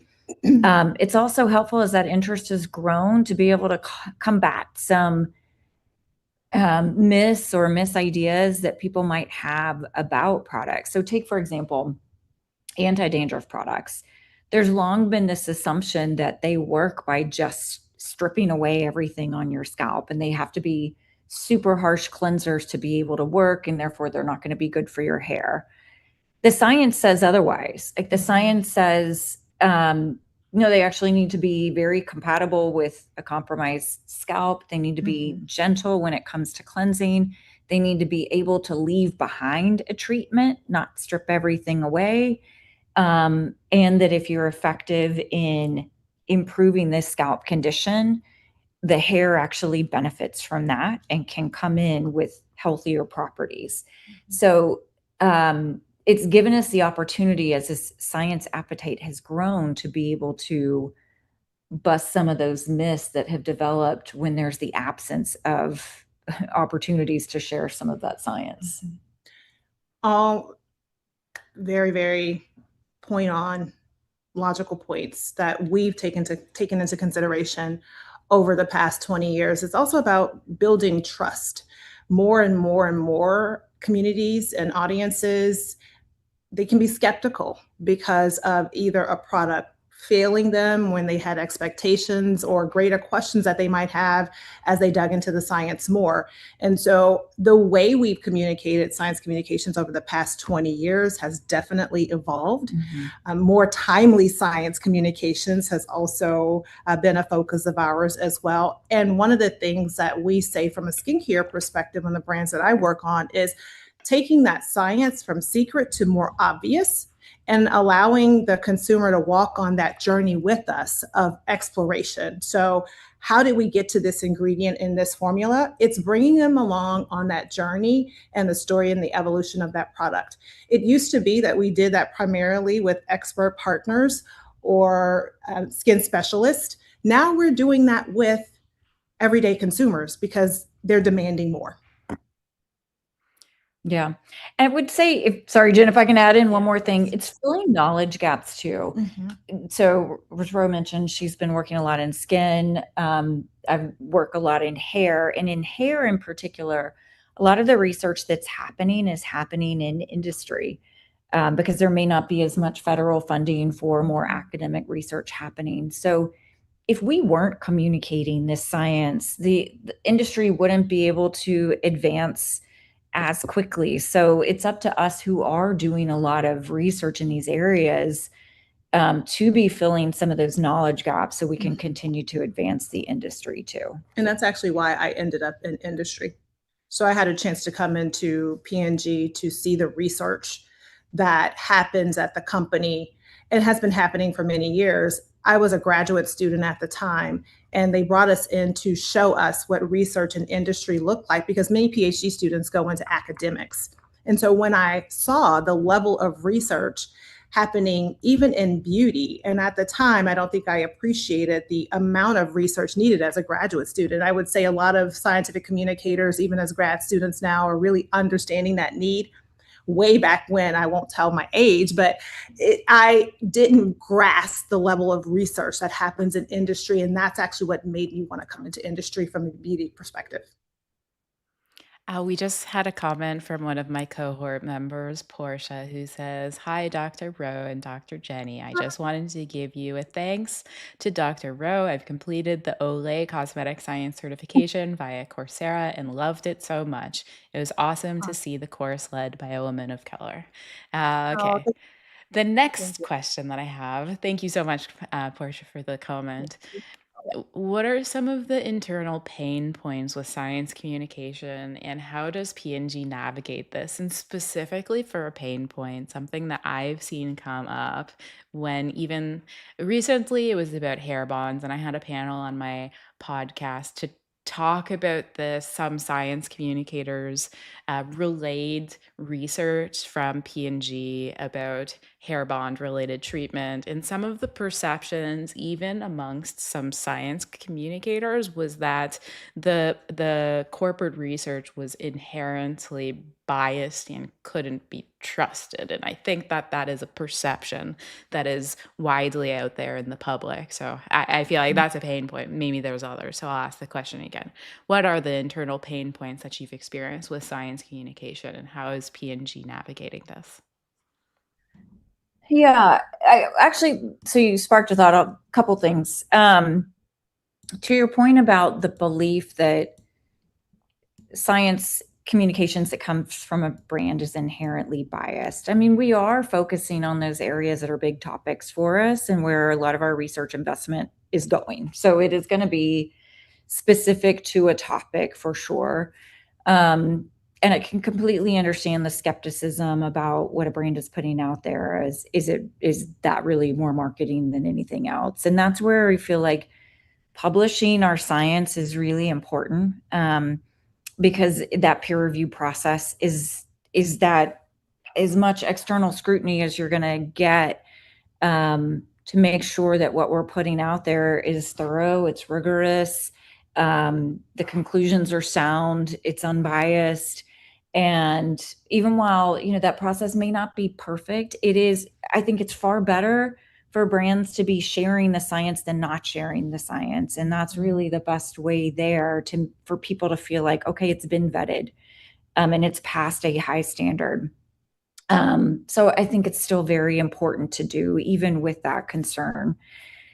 In terms of internal pain points, I find people often think, oh, you have all the resources in the world, so why not just put everything out there? And we don't have all the resources in the world, and it's a matter of choices because there's so many things that you can be doing. So, internally, we've got to navigate where are those areas where it's worth putting the time and the investment into creating all of the education materials. Like, where is there the most interest for it, the need to consume it? Because we have only so many hours in the day and so many resources. And when you're talking about these big brands, you've got to reach so many people. And historically, the efforts have gone behind what is the education, or what is the way in which you reach people that it's going to appeal to a large number. When it comes to the depths of science that we could easily get into, that's typically not something with high mass appeal. So it wasn't a priority in the past. But now, of course, as we have more ways to get different levels of science out there. So take, for example, publications is one. Blog articles or newsletters might be another, where you can go longer form and give much more detail. We now have just many more opportunities to get more out there, even if it's only going to reach a smaller audience. But we need to focus in on those topics where we have the right depth of information to offer. The other area is making sure we have a balance of maintaining our competitive advantage. So there may be a technology or studies around a new ingredient or a new active that we're not yet ready to disclose, because that allows us to have our competitive advantage. So there are discussions internally around what's the right timing for that. When do we start to pull it into the external communications conversations?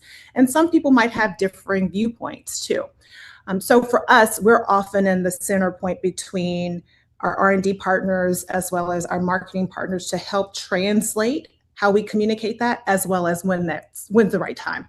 Another tangible example of that is around sharing the level of ingredients in our products. So in skincare, we don't go out with ingredient level communications, because as scientists, I'm sure this audience would appreciate, it's not about a high level of an active or percentage or concentration of an active in a product to give a benefit. It's how that active is formulated in that formula with other ingredients in the right levels, right balance, the right vehicle system. So we can appreciate that, but not everybody else can appreciate that too.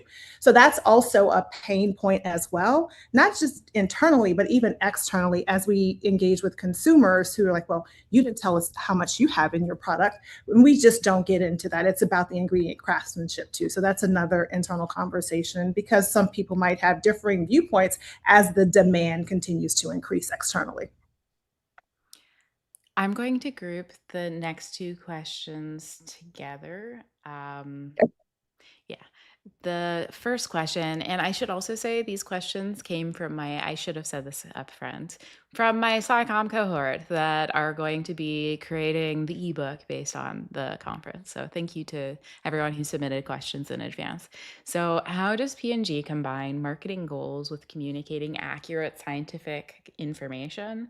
And then the tack on question, the second question, some science communications can be seen as oversimplified or done out of context, like demos of vitamin C turning black liquid clear, or heat protectant sprays tested on toast, or there was a really popular thing with sunscreens where people would put sunscreen on toast and toast it and be like, look at the sunscreen working. How effective are these approaches for explaining scientific concepts or for proving something will work on skin or hair? And also, is there like a problem with oversimplifying? Like the reason why the toast didn't brown isn't the sunscreen. Yeah. Yeah. You want to start or you want me to start? Go ahead, you can start. Okay. We've been on a roll with you starting and then okay. Great questions.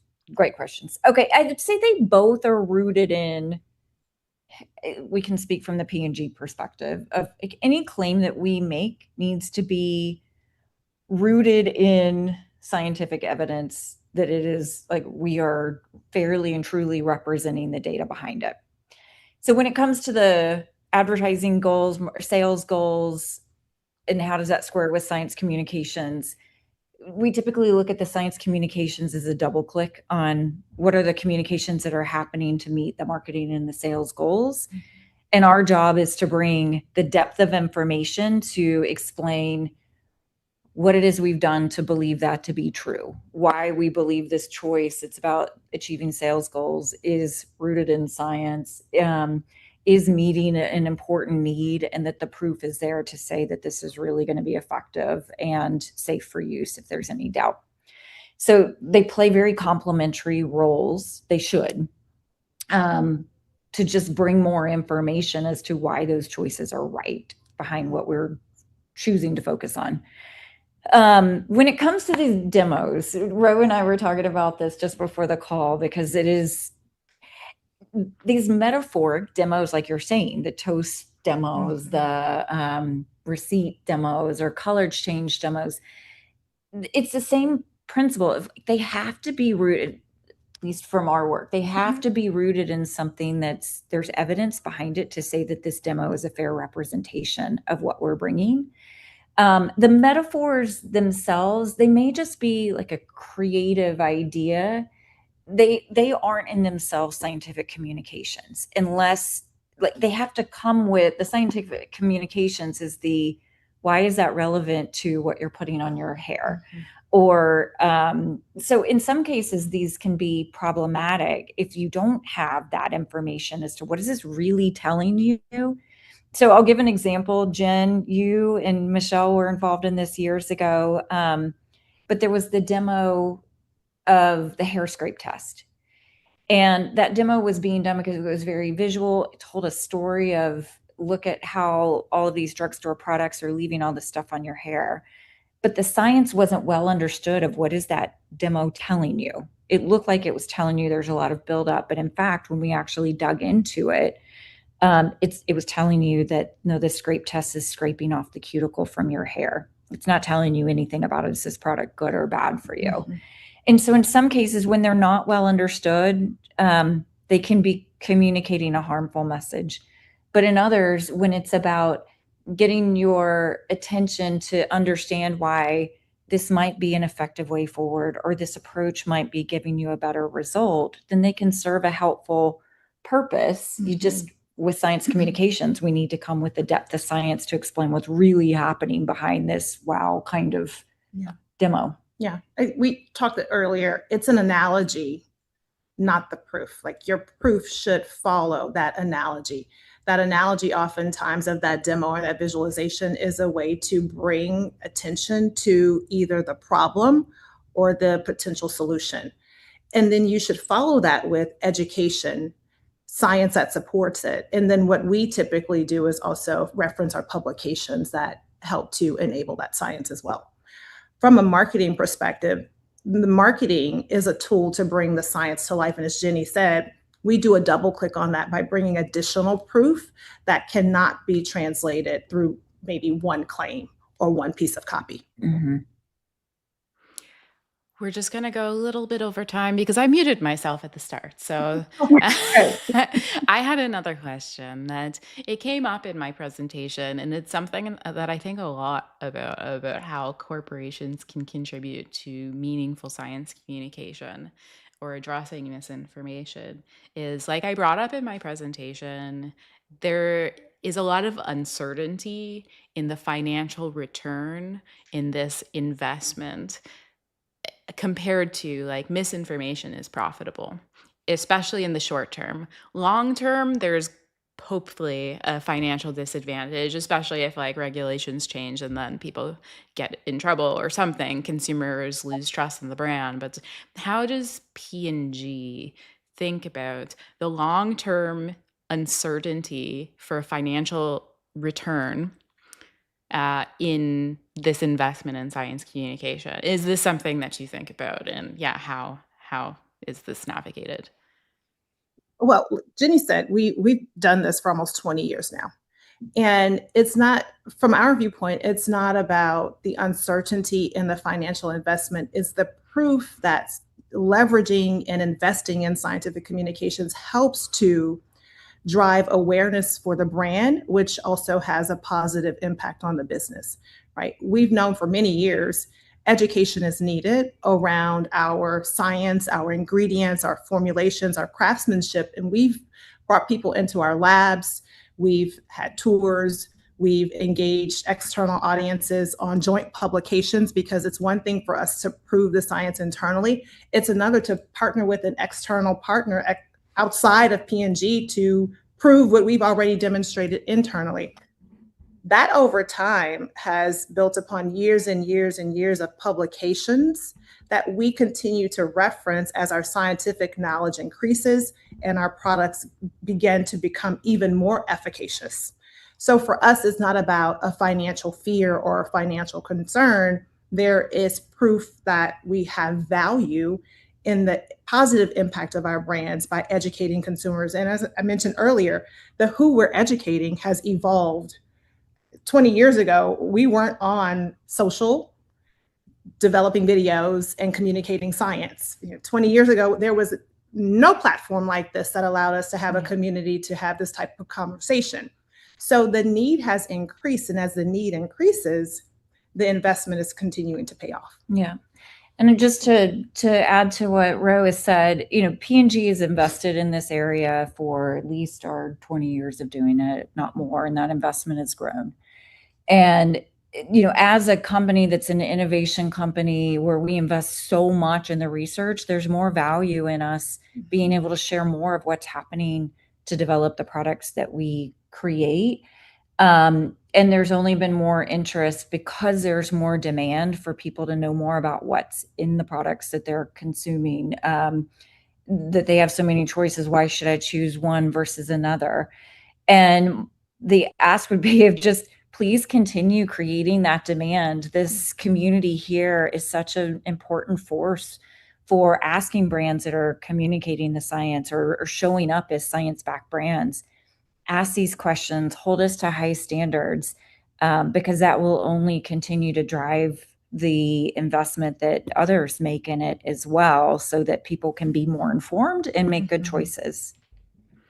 And that's all the time we have for this live Q&A. Thank you so much to both of you for agreeing to this. Thank you again to P&G Beauty for continuing to support my SciComm. I really, really appreciate it, and I know the audience here today does as well. If you guys feel like it, there are some more questions in the chat for you in YouTube, so make your way there. And I'm really excited for my cohort to convert this presentation to I got a lot of really good insights from the two of you into a chapter for the ebook that we're creating for the summit. But yeah, thank you so much. Thanks to you, Jen. Thank you, everybody. Bye-bye. Bye.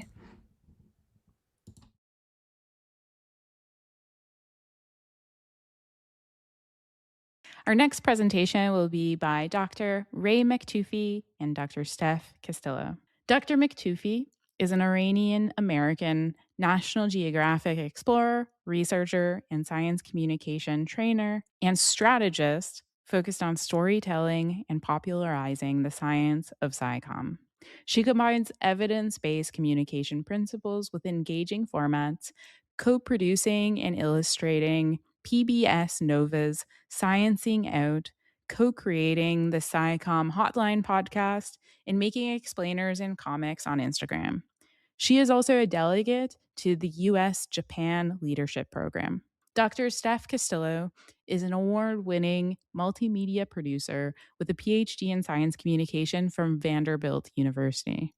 Her work focuses on how science and scientists are perceived in the media and how storytelling shapes audience trust, relatability, and belonging. With a background in chemistry, teaching, and science media production, she works at the intersection of research and practice producing science stories, training scientists in evidence-based communication, and creating multimedia for audiences aged 13 and up. Without further ado, here's Steph and Ray. Here we are with the next presentation. This is a roundtable on SciComm on social media and the attention economy. With me for this chat is Dr. Stephanie Castillo and Dr. Reyhaneh Maktoufi. And I'll get right to it. We're limited on time. So my first question, why is science communication on social media channels important? Well, that's where the audiences are. That's where the audiences are, and that's where a lot of science communicators have access. Like if you think about decades ago and you would think of like more official science communication, people that had most access to be communicators were people that had some sort of power, influence, privilege to be on TV, to be able to access radio, newspapers, all of these kind of like ways that you could reach your audience. And right now, almost anyone, like obviously with like obvious barriers and stuff, still have access in some shape or form to social media. Like look at like the three of us, right? We have been using our social media to reach out to our audiences, to be ourselves, bring our own, quirks and different things to the conversation. And at the same time, not all of our audiences are on social media. So I think one of the things that might keep coming up, and Stephanie and I constantly talk about, is being strategic. But when your audience is on social media, that would be a very fantastic place to be, with all the varieties that you see on, YouTube, TikTok, Facebook, different age ranges, different people, different interests and everything. So good place to be as a communicator and for your audience. At a personal note for that, it's, there's a reduction of barrier to entry, like what Ray mentioned earlier, in terms of we all have phones in our pockets. We're all, for the most part, on social media one way or another. And the tools to produce or create have continued to make it even more accessible for people to have access to these things, to like teach themselves, to learn. So even if it's where the audience is at, it's also like all the tools are at your disposal. So why not kind of practice that tool and take advantage of that accessibility in order to, reduce the barrier to entry, reduce the accessibility to science and scientists. Can I build off of something that Stephanie said that I think is super important? This feels like another podcast episode. Please listen to our podcast, SciComm Hotline. It's interesting when you think of like when you were mentioning the tools. I think it used to be very hard to measure like your audience's interest or the impact of what you're doing, while right now there's like a lot of different tools and different social media where you can ask your audiences questions. Or if you look at YouTube, and that's something that Stephanie would know better, there's such easier ways to see how is my audience consuming my content? Where are they dropping off? Do they like this title more than that title? If you're on Instagram, you could do surveys. You can ask questions. You can look at how many times they clicked on a link you posted. So there's all these ways to also measure your impact as a science communicator, which is a topic that thankfully people are talking more about, on how do you use your data and how do you measure your impact. My dog is also making an appearance, so that's that. Now I feel like, well, I know the accessibility for putting content out there, there's a double-edged sword. when we're talking about misinformation on social media. And I think that this leads really well to my next question. How does the attention economy shape what gets visibility? What obstacles does this present for good, I want to emphasize that, science communication? And in general, what should people know? I don't know if you guys saw this tweet recently. I forgot who it is, but I guess Elon Musk finally showed how his algorithm on Twitter works.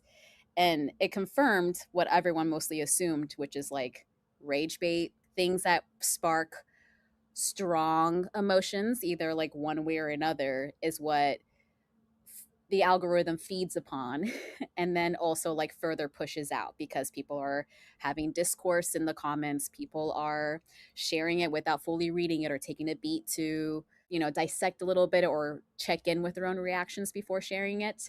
And so it just kind of adds to this wildfire effect that we see on social media, where as much as we can try to debunk or put out good science communication, we're still competing with everyone else who has access to this platform and to these tools, and maybe are using rage bait or trying to manipulate their audience's emotion in order to get their louder voice out.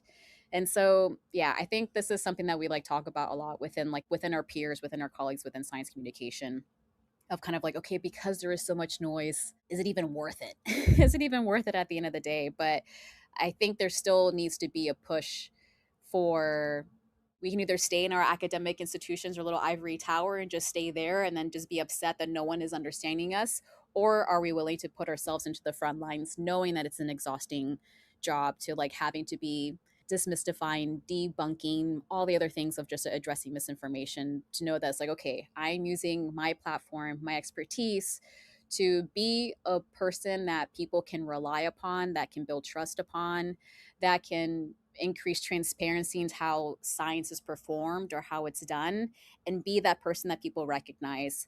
And so then when they are looking for trustworthy sources of information, you as the scientist or science communicator can be that in a room full of very loud noises. Yeah, I 100%. And I feel like there is genuinely, I think, a spectrum where you can decide, because the attention economy has always been the case that certain things would get more attention, and you kind of want to figure out how you need to tap into that. I feel like on one side of the scale is that extremely sensationalized, and I'm looking at this from the point of view of the communicators, right? There's a very sensationalized headlines, where I remember there was an article or something, and it was something like, if the title of your article is a question and the answer is no, that is not the right title.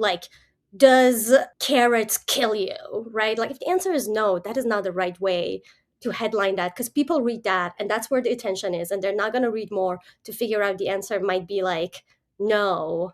That's not helpful. Figure out how you can frame that while still keeping some of that attention and still making this a curiosity inducing, surprising, engaging, interesting headline. And then on the other side of the spectrum, I think you have this idea of I'm going to stay out of this. I'm just going to do my very low key, I'll put information out. And it's well, then you're not going to be able to compete. If you're not entertaining, if you're not surprising, if you're not something, it's just gonna be all this energy you're putting into something that is not gonna be seen by anyone. So what Stephanie said, how can you find that realm where you are getting the attention, but you're also very a trustworthy source of information, and people see as someone they could connect with and are also maybe in some way entertained by what you're putting out. I feel like there's another layer to this in wanting to cut through as a science communicator and thinking that that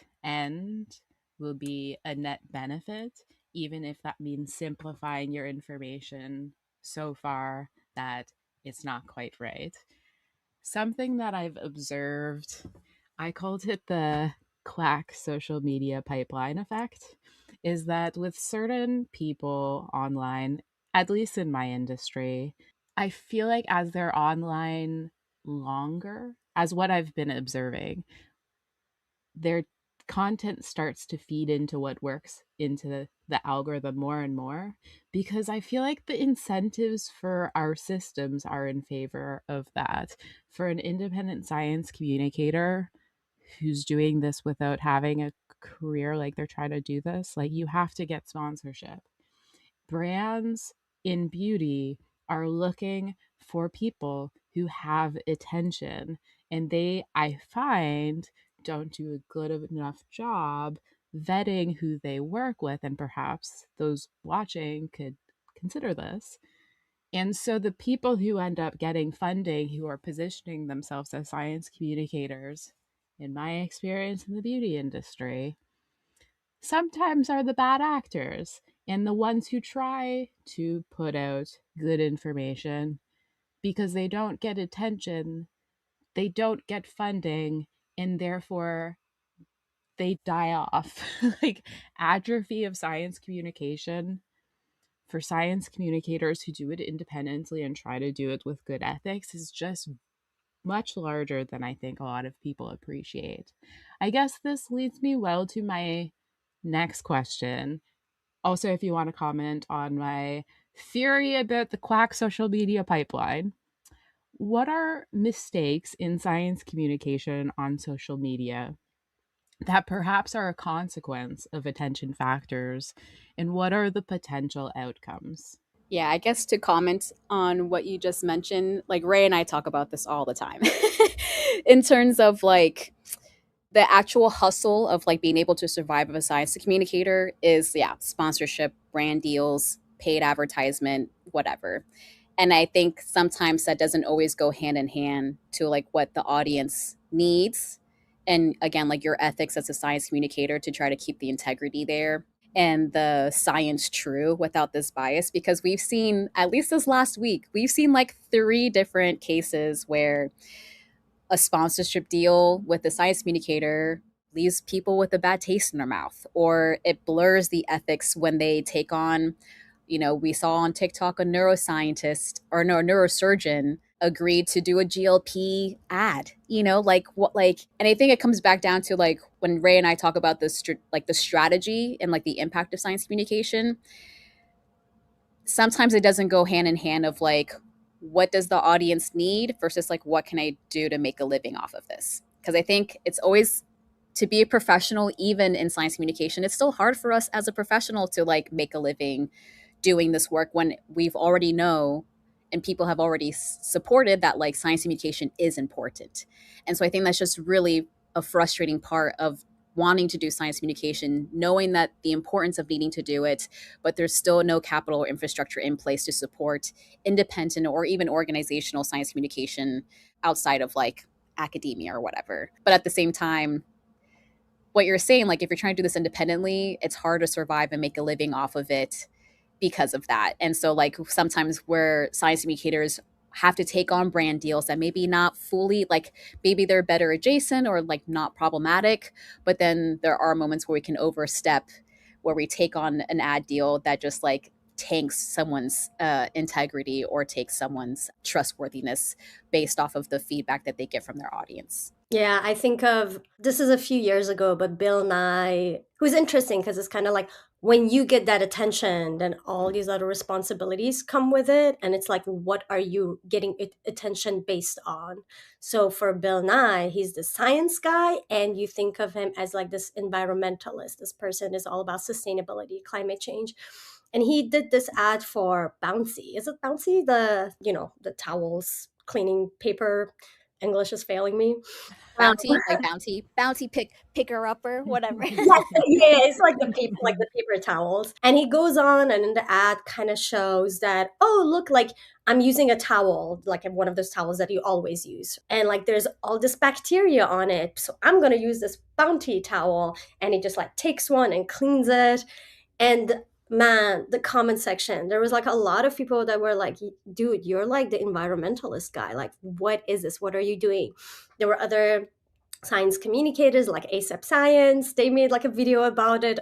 I think what is the problem with that is questions your integrity. And we don't talk as much about integrity as an idea, which is basically what you say and what you do reflect each other. That's why sometimes you even have like really horrible people in the society where people are like, well, at least they're saying it as it is. Well, at least they're not lying about it, because people perceive that as kind of like as integrity. And there is something extremely problematic when you have built all these attention on a characteristic or a personality or something, and then like you either show the other side of it, or people learn that, oh, the thing that you were selling is not really what you were selling. So for example, the other thing that Stephanie and I have been talking about recently too is like a influencer who has said, like, people seem to know them for a specific expertise as a scientist, and they're associated with a very big like science brand that brings them a lot of credibility. And then what happened is that you sometimes like read like the Reddit, like rabbit holes, and people are like, oh, I actually like did some digging, and they're actually not exactly a scientist, and they're not really associated with this brand, and they didn't lie, but the way they framed it, we thought they are a part of this brand. This is kind of like my husband took a picture of me that went on National Geographic's website, so he goes around telling people I'm a Nat Geo photographer, jokingly, obviously. But it's kind of like that, where there is some association. You use it to get that attention, and then once people find out, then it really crumbles. It's like you could have built that attention based on something that was more honest and figured out how people can connect to that, rather than building this attention based on something that once people find out is really going to destroy that trust. Beyond the impacts to the science communicator, I think there is also layers of it skews people's perceptions of science. And then when science communicators, I find like sometimes there's temptation to maybe, especially because you have to post things quickly if you're on certain platforms, and so perhaps you don't have the time to vet everything that you're saying depending on who you are as a science communicator. So then you go with a sensationalized finding and you didn't give it the right time, or maybe you didn't have the right expertise and you just didn't think about it enough. For example, recently there was all these headlines about a spoonful of microplastics in your brain. Now, if people had the relevant expertise before talking about it, or asked the relevant experts, took some more time, they wouldn't have said that online. The amount of science communicators I saw saying that was troubling to me, but then the fact that they have built trust as a public scientist, then the appeal to authority makes like the continued influence factor of misinformation, it's stickier. I go down rabbit holes. I get influenced pretty easily. I'm guilty of that. But I just recently watched this YouTube channel or this YouTuber talk about kind of how there are now like they're called like paper farms, paper mills, where like people can like pay to get their like names attached to like this AI generated paper, and then it gets like published because they have a connection with the editor at like these maybe predatory types of journals. And so it just kind of adds into like what you're mentioning earlier of just like, okay, we're telling people to trust expertise, but then you're also telling people, well, not every expert is very trustworthy. And then, oh, we also can't even trust the infrastructure of how science is published. And because, we want to have retractions, which we want to see journals have retractions, but at the same time, because of the publish and perish system that we kind of have too, then it also promotes people wanting to start paper mills, So I think what it comes down to the end of the day is like what you can do as an individual and what you have control over, and knowing that you have to balance both. Like, okay, can I sustain myself, or am I just doing this for just like the love of science and the love of like building integrity or building trustworthiness or being that person that people can depend upon? Even though you have to balance the two, I think it really comes down to what is your objective, your motive, or whatever that you want people to like in your audience to leave with. Like this is why Ray and I advocate for SciComm strategy a lot, because okay, in one note, for people to jump on the bandwagon, to use your example of like the spoonful of microplastics, you would think that the motive for the science communicator is just to stay relevant. It's just to stay that they're up to date with whatever science news is coming out. But if their main objective really was to like take the time to read that and then break down the information to be more understandable of like, what does this sensational headline actually mean? Let me have a more thought-provoking, well thought out video so then people can leave with the information of maybe this paper study was different, maybe their methodology was this, or maybe based on this headline, this is how this paper was, misconstrued or sensationalized. I think there's different tactics that science communicators can leave with if they just take the extra amount of time to think about what is the main call to action or the main motivation that you want people to walk away with, rather than kind of fall into the trap of wanting to like stay current and just push out stuff for the sake of pushing out. And so I think that's something that you kind of have to like, an individual just kind of has to like battle and take into mind to not feed into that ecosystem. So I feel like everything that Stephanie said is kind of like, this is what you should be doing, right? And then when you think of, in most sports, right, so martial arts and everything, one of the things you usually do is like, they're like basics. You're gonna work on mastering these basics. And it's kind of like, you hit like that, and then like all like the younger people, like, or people that just started, is like, oh, when can I learn how to just like do this like crazy little kick, or yeah, it's like, can I choke them right away? So Stephanie does jujitsu, I do kendo, and I think both of us kind of like, we're like, we want to get into it. We're gonna be like, what do I block, and then go back and then cut, and then anytime you talk to like the senseis and the teachers and everything, they're like basics, and you practice these basics so much. Then when you're just like dropped into middle of like a sparring or the actual action, whether you're a football player or anything, then that's the moment that like, if you don't have those basics, you go in, you have the adrenaline kick in, you panic, and then you make all these like weird decisions. And sometimes like a lot of like, I don't know if that's the same thing with other sports, but like in kendo, they're like, don't think. If you're in sparring, just like do what seems right? It's that moment is not as much a moment of strategizing. That's the moment where you're like, I have strategized for these before when I was not in the fight mode. I have learned these basic skills when I was not pumped with adrenaline. So now that I'm here, it feels more like a reflex. It feels like more like a strategic reflex, not like I'm just gonna like go in with my like sword, just like hitting people in the head, right? Or choking them and then like get choked or something like that. And I feel like that's very much about science communication. I think what you're saying, Jen, is very important, that there are these moments of like news comes out, you want to put it out, you think it's important, but you have to constantly be thinking about like, can I keep getting training? Can I experiment with? Can I learn? Can I see examples of how do people communicate uncertainty? How do people communicate things that are fast paced? How do I communicate when something is nuanced and has different sides? And if I haven't practiced those strategies, those tactics, all of that, then when I'm in it, I'm just like, instead of like checking that, oh, was that a spoonful? Or should I have checked if there was a range and I took the highest part of that range? Did I look at the basic data? Did all of that or not? Did I check my source? Did I check where that source's information come from?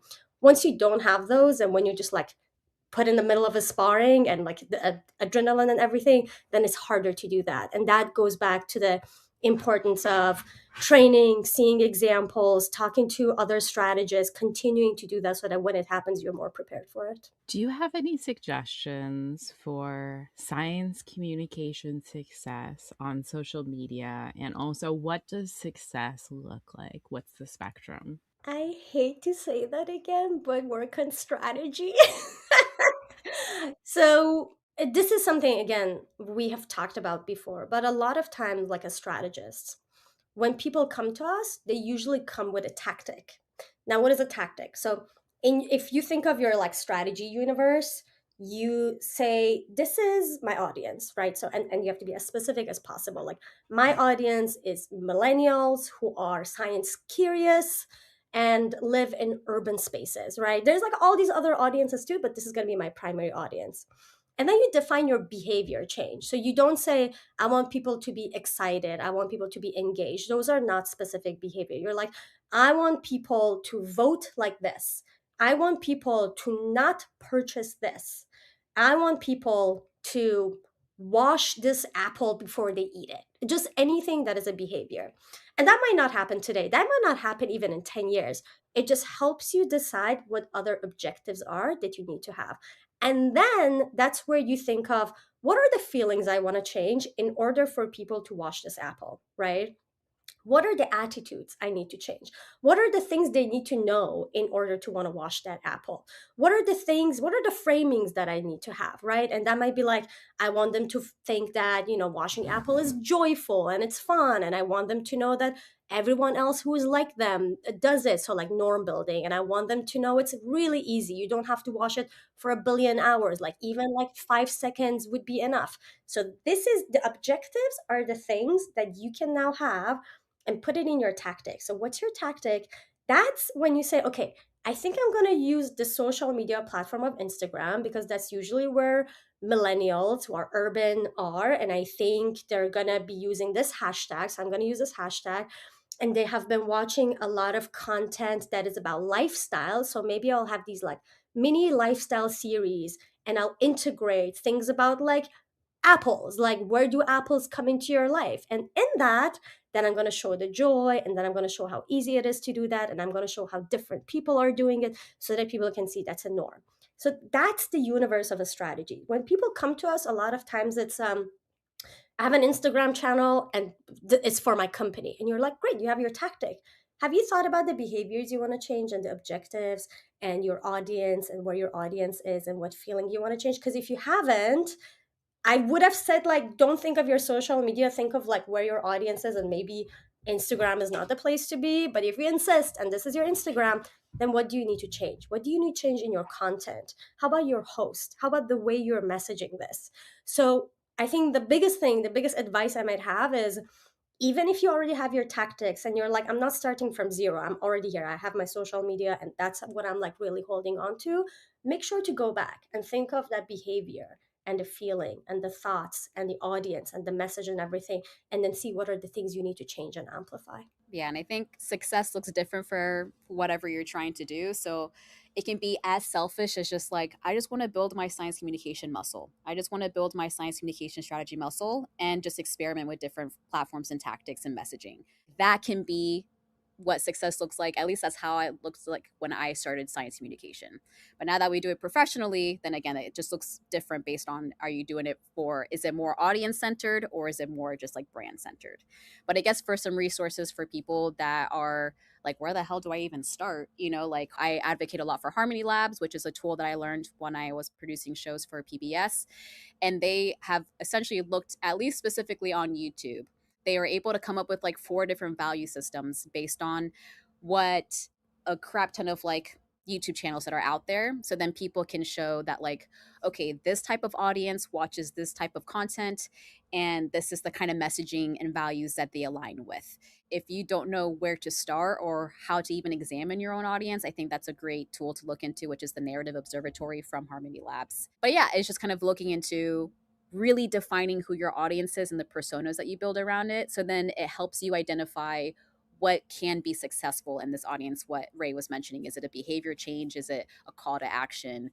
Is it just trying to plant a seed for eventually 5 years down the line that, like, oh, I remember when Alex Danis posted this thing about mRNAs, and like, I know that she's a trustworthy person, so I can like look back and see that just from like, oh, Instagram reel that she first pinged. And my final question is, do you have any suggestions for broader support for science communication success on social media, whether that's from industry? And just so you know, a lot of the cosmetics industry folks are here today, or from general people on social media. I think it's hard. Like, if industries or brands are out there and they really value science communication, then like, also like, yeah, you have to put capital and money behind it. I think it's just hard for us, even as professional science communicators, when we're working with clients. It's just like, okay, do clients really value this, that they put the money, they put the infrastructure in place, or the money in place, or the marketing in place to like push out their science communication messaging?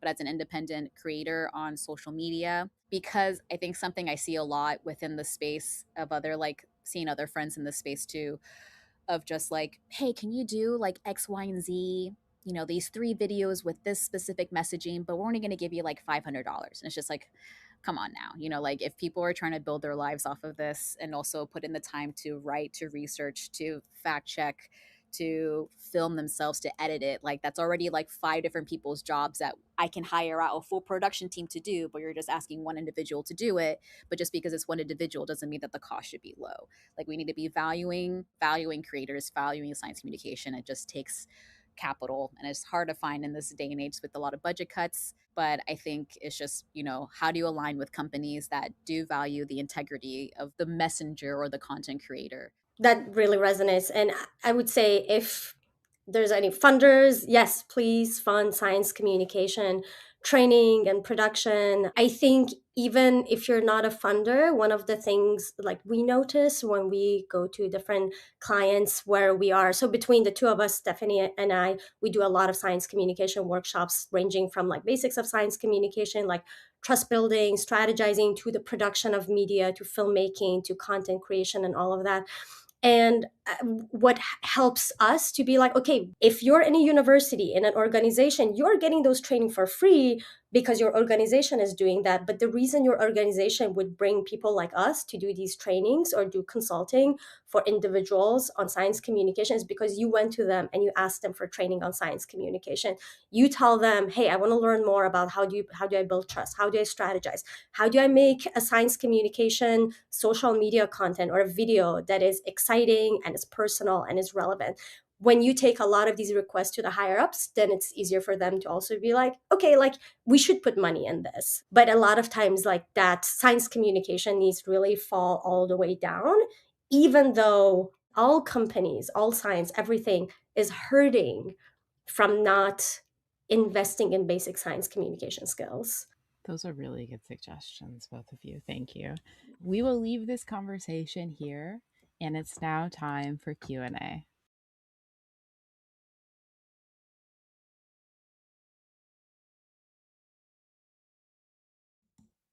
And here we are, and I'm not muted. I'm sorry for the few times that I have muted myself. I'm not this time, please. I mean, tell me if I'm not. Thank you so much, Steph, for agreeing to the Q&A. My first question comes from one of my cohort members. I didn't ask this. It was intended to the independent Sci-Commer panel, but I thought maybe with your background, you may be better positioned to answer the question. So this is from Amber. How do you navigate supporting your SciComm work financially or in finding paid opportunities in SciComm? Additionally, are there any job boards for SciComm roles? Yeah, okay. So independently, I feel like I don't have a good answer for independently, but it's mostly just kind of like traditional influencer route in terms of how do you find, how do you cold open or cold reach out to companies that are either tools that you've already used that that genuinely aligns with like the stuff that you do, or that your audience likes. But I can speak from the angle of like doing this as a professional science communicator. So for job boards, I definitely recommend a newsletter called the Sci-Commer. I'll send it to Jen, and I can drop it in the chat. But the Sci-Commer is like a free newsletter. You can pay a little bit more, but on there's current science communication research. There's current, like every week, this person uploads science communication research papers that were announced, conferences that were announced, and there's also early career jobs, and then you can pay to have like more professional jobs. There's that, and then there's also, depending on what type of science communication you want to do, whether that is it video, is it writing, is it strategy, marketing. There's even sub not discords but slacks, like sub channels that you can apply for. So that are usually posting like these types of job boards that I'm always on the lookout for. Because LinkedIn can be nice, but it's LinkedIn. But I'll send those information to Jen after this, of those Slack channels and newsletters, that's where I keep up to date with all the science communication boards. The next question is my question, and it's something that I've been thinking about a lot. I'm often reached out to by larger associations, industry associations, to travel to conferences. They don't have a budget to even cover my travel. And one conference wanted me to talk about misinformation, and then when I told them, as an independent science communicator, like, I can't afford this, and also I won't, because I think that this creates a precedent. Their response to me is like, "Oh, maybe in the future you can afford to come here and talk for free." So, like, it's hard to find speaking opportunities, but then I think, like, from what I've seen, maybe it's made worse. I don't know. I don't want to put blame on Sci-Commers who are doing free speaking at conferences in cities. And also, there's another layer to this, where I feel like maybe that creates a precedent for expectations that speakers don't have to get paid. This is just an experience from mine for actually one recent conference that has increasingly reduced the amount that they'll invest in speakers.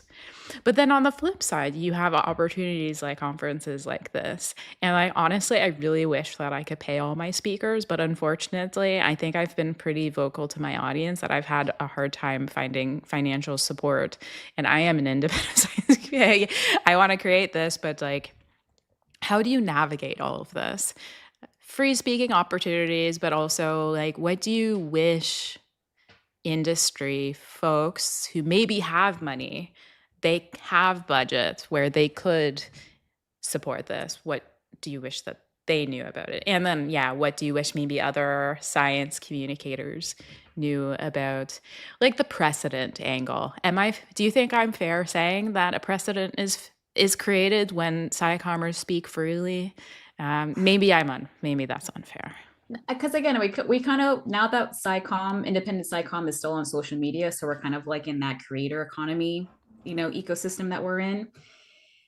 There's always going to be the newcomers that are willing to do it just for the sake of exposure. And then now when you become more established and you're like, well, exposure isn't going to pay me anymore. This takes time. This takes energy. Like, I need to be compensated for the amount of time that I'm putting in for this specific thing. And so, like, independently as a professional, there's usually like what I go for. I don't know if you guys ever heard of this, which is like, it's either prestige, pay, or passion. Like, you can't always have all of it. When you do, that's perfect, but you can't. So when I get approached for opportunities to speak, okay, does this align with, does exposure go a long way? Like, so for example, one of the first jobs I ever had was producing a show for PBS. We got a budget to produce the show, but the budget is very small in regards to like other industries. But it's like, okay, well, working with PBS is a really good foot in the door for my network. So there is the prestige there, and the passion is there because I really wanted to produce the science story. The pay is kind of there, but I'm okay with it. And then for other speaking opportunities, where if you want to go to a conference, like Ray and I get approached to do science communication panels or science communication workshop strategies, but then the amount of time it takes for us to prepare for developing a workshop, even if it's more than an hour, and you're not going to cover at least our travel, then it's like, okay, well, is this conference going to give me exposure to potential clients? Is this worth the investment in myself to get exposure for other leads, to then find clients that are clientels or audience attendees that are in this place that will get me to the next gig? But it's really hard to say. So I think that's where, if you're a guest in someone's house, this is where like the ask comes from, like organizations that have the budget or have the means. It's like, okay, if you're already booking out a hotel for this conference, is it possible to even like book out specific rooms for the number of speakers that you're inviting? Like, I think it's just, it's like a small gesture, a small thank you for the time it takes for us to like take time off of our, even if this is our full-time job, take time off of our family life or our independent life to come and invest our time into this conference to provide value and knowledge to your audience. The least you can do is cover our travel or give us an honorarium, or give us, if you are an industry that has a large access of network or infrastructure or future endeavors that we can feed into, like, the value has to be in return rather than just exposure. So yeah, I don't know. It does. It's a messy thing because there is always going to be a precedent of just like, for example, there's I got some friends will get asked to like host a show, but then like, oh, they can find a science communicator that'll do it for 1,000, which is like, okay, but this is like a week-long gig, so this should at least be like 5,000, you know. But then people don't want to pay that, so it's hard. But I think as an independent, yeah, does it align with prestige, pay, and passion? You know, which one are you willing to sacrifice, or which one is more important? But for the organization standpoint of like, if you are asking people to provide knowledge to your audience, the least you can do is pay for their time and their energy that they're providing for you, whether it's covering your cost or compensating through some other value exchange. Yeah. And I often feel confused by some of the perceptions of some of the conference organizers of like, we're going to give you a platform. It's like, my platform is way bigger than yours. Why do I care about your platform? And it's like this obtuseness of like the value proposition. Yeah. I also like, and I'm interested in your perspective of this. Like, I feel like it introduces, when you have this idea in your head of like speakers, like I can get a free influence. I can experiences. I can get a free influencer to do this talk. So like, what is your value as a science communicator? Like they don't really understand the diversity of influencers out there. They maybe just see everyone as influencers. But yeah, like this, what you might end up getting is like clout chasers. And like, if you're a clout chaser, maybe you're not gonna put out the best information. And then at what point, like as a like, do you actually care about truthfulness, or do you want engagement at your conference?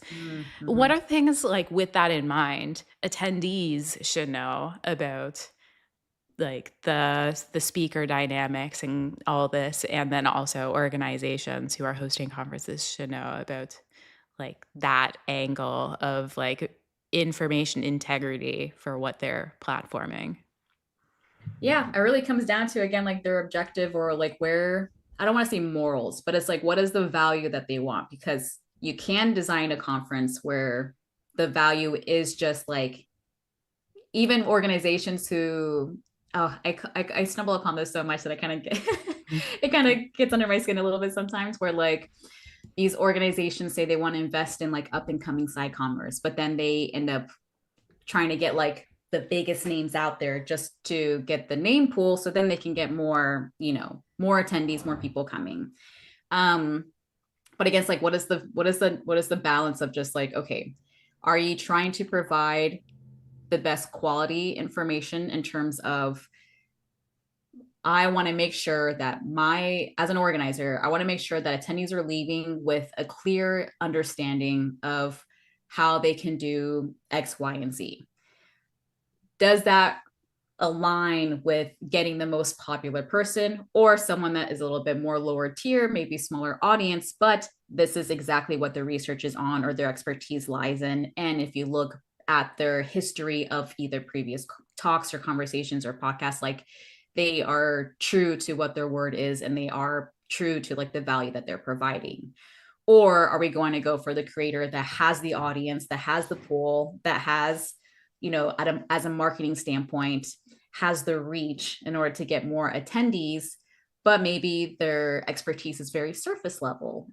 Like, you know, I think it really comes down to like the organizer's integrity and value of like, what is more important here? Is it the marketing and the reach, or is it just the value of the actual knowledge that you're providing to your attendees? Then as an attendee, like for example, for like this conference, as you're like looking through the types of people that are attending, again, like we have to kind of do our own research in terms of like, okay, am I just following this person blindly or this conference blindly because it has this bigger name? Or are these independent creators that I'm looking at, like, are there content that I like truly understand, that I truly respect, and that I do really want to learn from? Like, for example, like the hydroxide food science girl, I'm obsessed with her page, and I see her, I'm like, oh, like she does SciComm online well.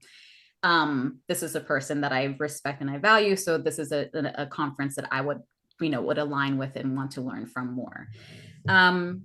Yeah, so it just kind of comes down to like, where is your line on the sand that you're drawing? is it worth crossing? Are you okay with just the hype, or are you okay with wanting to like find people that actually truly align with the type of work that you want to do and you aspire to do? That was a really good answer.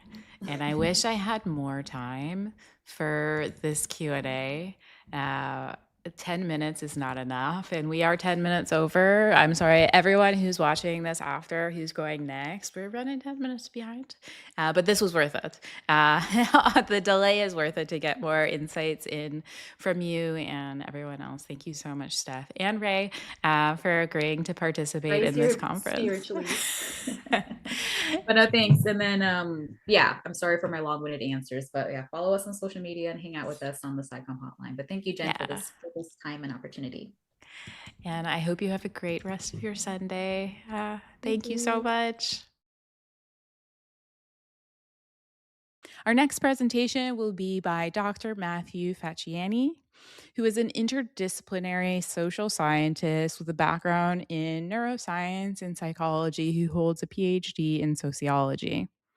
He has worked as a researcher at the University of Notre Dame, Vanderbilt University, and Georgetown University.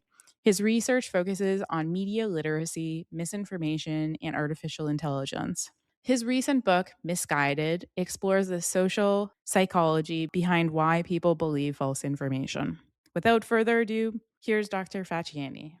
Hello everybody, I'm Matthew Facciani. I am a social scientist, and today I'll be talking about how social identities impact our beliefs and the impact of trusted messengers. So you might have heard the term confirmation bias before. It is basically just this tendency to notice or believe things that we already think, and we tend to ignore information that contradicts it.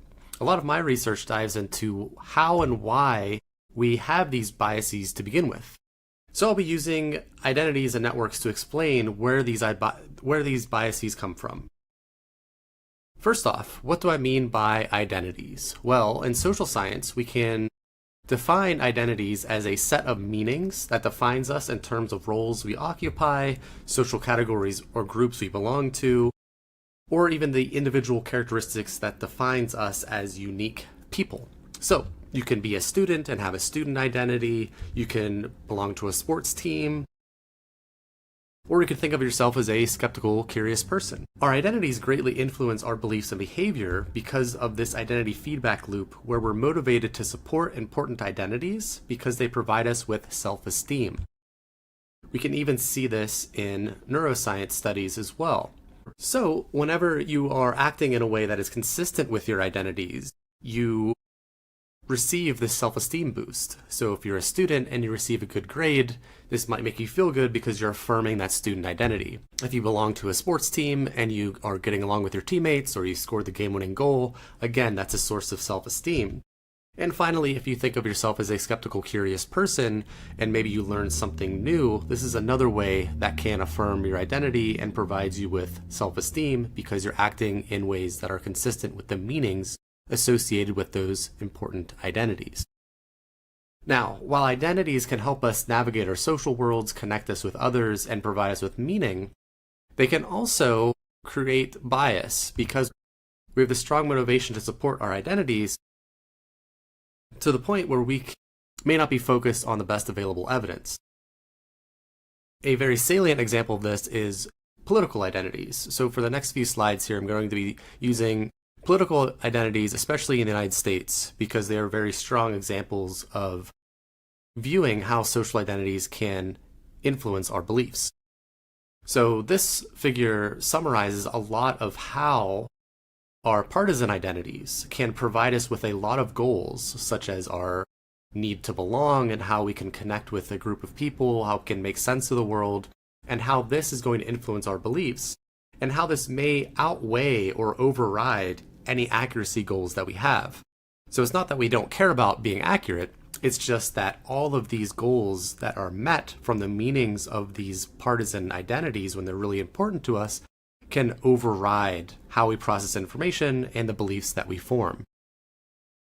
So when we think of the United States, there's this growing levels of political polarization, and it connects to misinformation just broadly meaning false or misleading information, because political identities bias us to support our in-group so much, and when we're polarized, we're especially motivated to support our in-group, and this might make us susceptible to believing things that are untrue.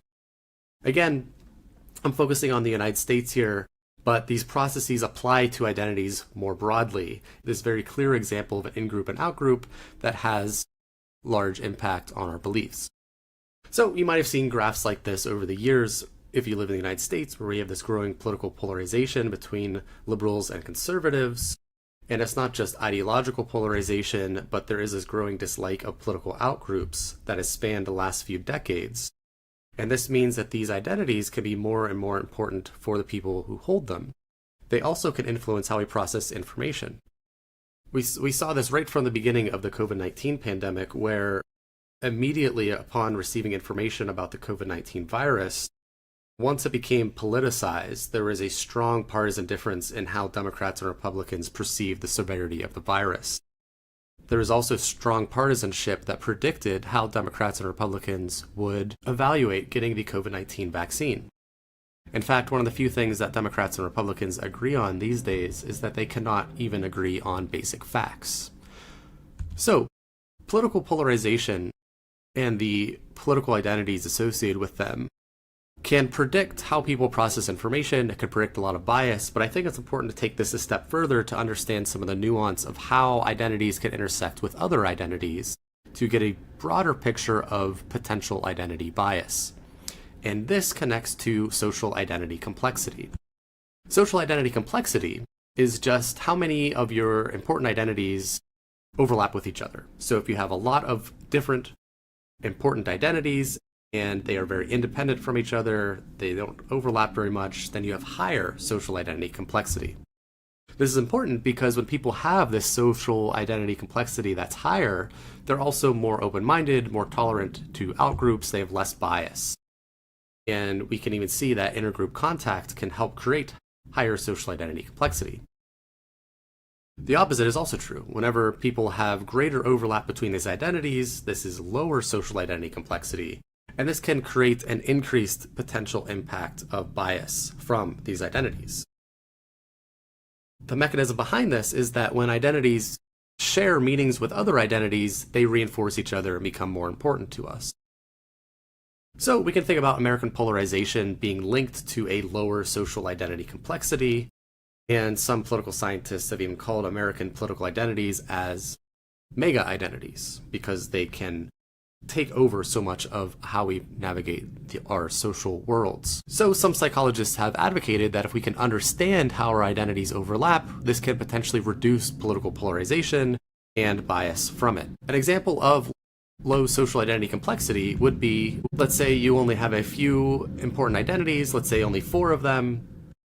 Their political identity, religious identity, doesn't matter what they are, but let's say they completely overlap in the meanings they have. And then you also have a volunteer identity where, let's say, you volunteer at your place of worship, and you have friends who align with your political and religious ideology. In this example, you only have 4 identities, and they are completely overlapping with each other, meaning that 100% of the self-esteem you're deriving from your identities is dependent on affirming these meanings associated with this narrow lens of identities. So any information that you challenges any of these meanings associated with the identities feels like a complete attack on your overall sense of self, thus making you very likely to want to reject the information that is challenging those meanings because it feels so unpleasant. An example of high social identity complexity can also have the same amount of identities, but let's say the political and religious identity here do not share a lot of the same meanings. There's not a lot of overlap. Let's say you volunteer at somewhere like a pet shelter that's completely apolitical. And let's say you have friends with people who don't go to the same place of worship you go to and don't have the same politics as you. Now you are having a much more diverse set of meanings and self-esteem that comes from those identities and meanings. So any information that you encounter that challenges a political identity, for example, is not challenging your overall sense of self. It's only challenging a part of the self-esteem reservoir that you have. So you have a much broader set of meanings that you can derive this self-esteem from. To help illustrate our potential identity biases I created an online tool. It's a free online tool that helps you visualize what your identity map looks like, and how much social identity complexity you have. So you're able to visualize any parts of any potential vulnerabilities where there's a lot of overlap between different identities and the meanings they have, and also if any of your social media feeds reinforce this as well. So feel free to check this out on my website. Now, again, I'm using this example of Democrats and Republicans, but again, it's important to note that these identity processes can occur with any identities that we have. It's just we consistently see this strong effect in politics, especially in the United States. This is some of the work that I've been doing the last few years. And in addition to this identity bias we see with politics, it's also important to understand how our network effects can influence our beliefs and how our identities intersect with our personal networks. So broadly, we know that people tend to want to associate with those who are similar to themselves. This is called homophily. So this can span a variety of areas from common interests to common demographics. And again, to be consistent with this example of politics, we also know that Democrats and Republicans tend to want to associate with each other. We can see this online as well, where these are examples of a Facebook profile that is a liberal and a conservative. The red dots are conservative friends, the blue dots are liberal friends. And you can see that the typical liberal profile tends to have a lot more blue dots clustered together, whereas a typical conservative Facebook profile has a lot more red dots clustered together.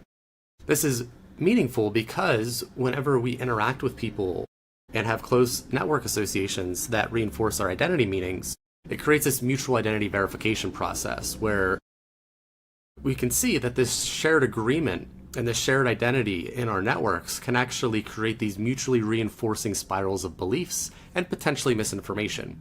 So if your Facebook friend shares something that aligns with your identity, you might like it and share it, and that affirms their identity. You think about your identity more, and there's this constant reinforcement process going on. The type of relationship does matter here, though. So while we see a shared agreement among one's personal network can bolster political beliefs or even the endorsement of conspiracy theories, it helps when you have a close social connection with them. So just following someone who thinks differently than you online is not necessarily going to decrease this process. In fact, there's some research suggesting that just following a politician who thinks differently than you on Twitter can actually increase polarization because you're just thinking about politics more.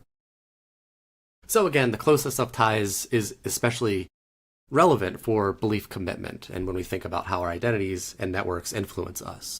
This is consistent with some of the research that I've done on political networks and beliefs, where I found that greater shared political agreement in one's network predicted this stronger political identity importance, and then stronger identity importance and more shared agreement predicted a stronger belief in political rumors and fake news headlines, especially those who... And I found this in relation to some health attitudes as well, where I found a greater proportion of Democrats in one's network predicted greater support for vaccines, whereas a greater proportion of Republicans in one network predicted less support for vaccines, both the COVID-19 vaccine and vaccines in general.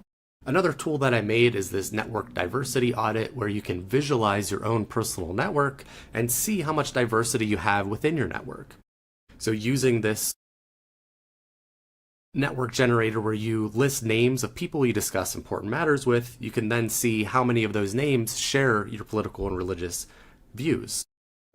And you can also track your social media feeds and if those reinforce your views or not. And this gives you a guideline of what your network diversity score is. Again, this is just for educational purposes to try to visualize potential avenues of bias within your network structure. It's also important to think about how networks and identities exist in our digital ecosystem. So we know that false and sensationalist content tends to spread faster and gets promoted more by engagement-driven algorithms. Social media can then increase polarization by reinforcing these identity-based echo chambers. Also, artificial intelligence allows us to create synthetic media and political influence campaigns and take advantage of people's identity biases in a way that scales up the amount of misinformation and disinformation out there. So, while identities are powerful, they can create a vulnerability for believing misinformation and disinformation. Network composition, both online and offline, can predict additional bias towards misinformation and polarization. So it's very important to have diversity within our own personal networks, our own social media and information environments, and within our own identity structures. We shouldn't rely too much on a narrow set of meanings where we're deriving so much of our self-esteem from that we are especially motivated to try to protect that narrow set of meanings and identities, to the point where we might be more vulnerable to believing falsehoods. So there are certain techniques that can improve dialogue between political groups, people who disagree, such as connecting via shared identity, and I'm happy to talk about that more in the Q&A.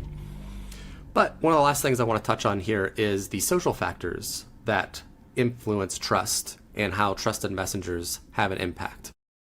So when we think about the social psychology of trust, we can categorize trust as having high competence and high warmth.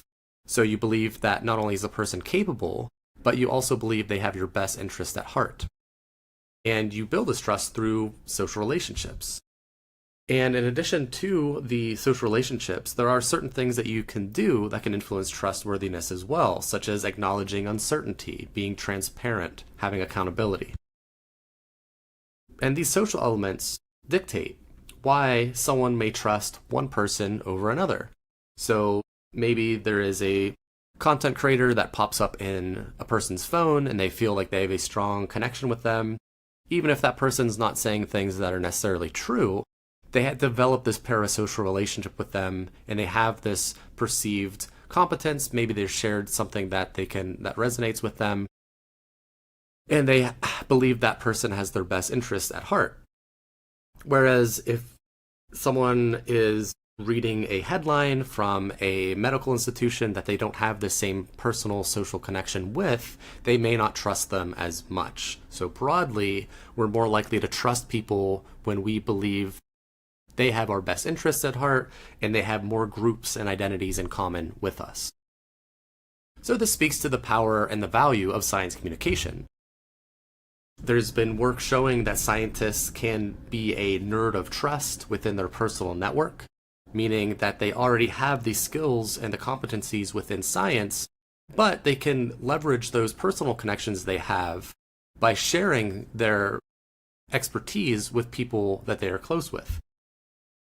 One study found, that I was part of this big global study, found that 83% of people want to hear from scientists and have scientists communicate their findings.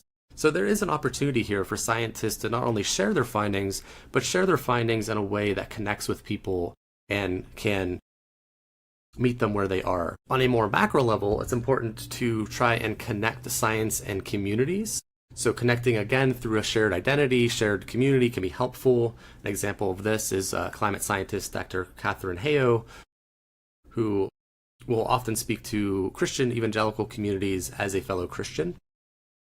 And more broadly, researchers found that whenever you're just interacting with other scientists, such as just helping them measure air quality, it can actually increase trust in the process of science and scientists themselves, because you're developing that personal relationship with them. Finally, this all relates back to this impact of trusted messengers.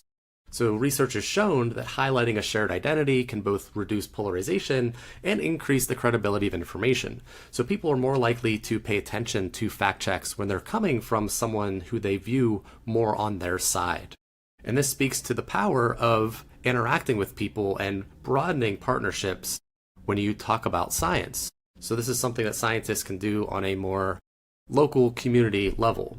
And this is something that I've been doing with a science nonprofit, the Evidence Collective, where we are a bunch of scientists and healthcare professionals, where not only do we share our research online, but we make an effort to build partnerships with various communities, such as connecting with mom influencers or Christian content creators, where we try to understand what their audience is interested in and how we can best share scientific information in a way that resonates with that audience. and learn what they care about and how we can present our information in a way that addresses their concerns and questions they may have. So again, broadly, when we think about trusted messengers, the reason they're so impactful is because of this identity process and this network process where we're more likely to trust those who share similarities with us, such as a shared identity. Thank you all so much for listening. I'm looking forward to addressing any questions you may have. If I'm not able to answer your question here, feel free to find me on Threads, Instagram, LinkedIn is where I'm most active. You can also send me an email. Find all of my information on my website, where all my publications, my podcast and newsletter. And I also published a book last year called Misguided, which dives into the social psychology of where misinformation starts, how it spreads, and what to do about it. Thank you so much. And we're here with the Q&A. Thank you so much for that presentation. I learned a lot. Different angle of SciComm, important topics, and I often find myself thinking about. The first question comes from Annika. How do you navigate trying to not make political polarization worse in combating misinformation, especially in the US? One side does not have more misinformation. Oh, one side does have more misinformation related to it. So how do you navigate that? Yeah, thank you for the question. I think it really depends on the context for where you find yourself in. So if you are calling out someone who is in a position of authority or power, it's okay to point out where they're incorrect. If you're having a one-on-one conversation with someone who is thinking about politics differently than you do, then I think you have more in common with them and more of an opportunity to find out where they're coming from and find out where you have points of agreement. So that's where I mentioned those 5 steps of relating to shared identities and shared communities and shared groups in order to at least increase your perspective of being heard. So again, it really depends on the context and the goals of the person. But there are opportunities to present your information in a way that will at least increase your perspective of the person listening to it. This next question comes from Lola. Can you talk more in depth about the techniques that facilitate constructive dialogue? Yeah. So it kind of goes off of what I was saying about how really the high level is thinking about how do I present myself in a way that allows the other person to know that we're more on the same team and we share more groups in common. I think understanding these social dynamics is so critical to allowing us to be heard in different spaces. And when we go through those 5 steps that I outline, that doesn't have to be a linear process. It doesn't have to be something that is happening all at once. It takes a lot of work and it is very difficult. And it's important to share some of the caveats with that not everyone has to do this, and there's certain contexts and certain spaces where they may not feel comfortable or may not want to, especially if it's a topic that's very sensitive or if it's, debating someone's rights, for example. I never would say that this is what all people have to do at all points.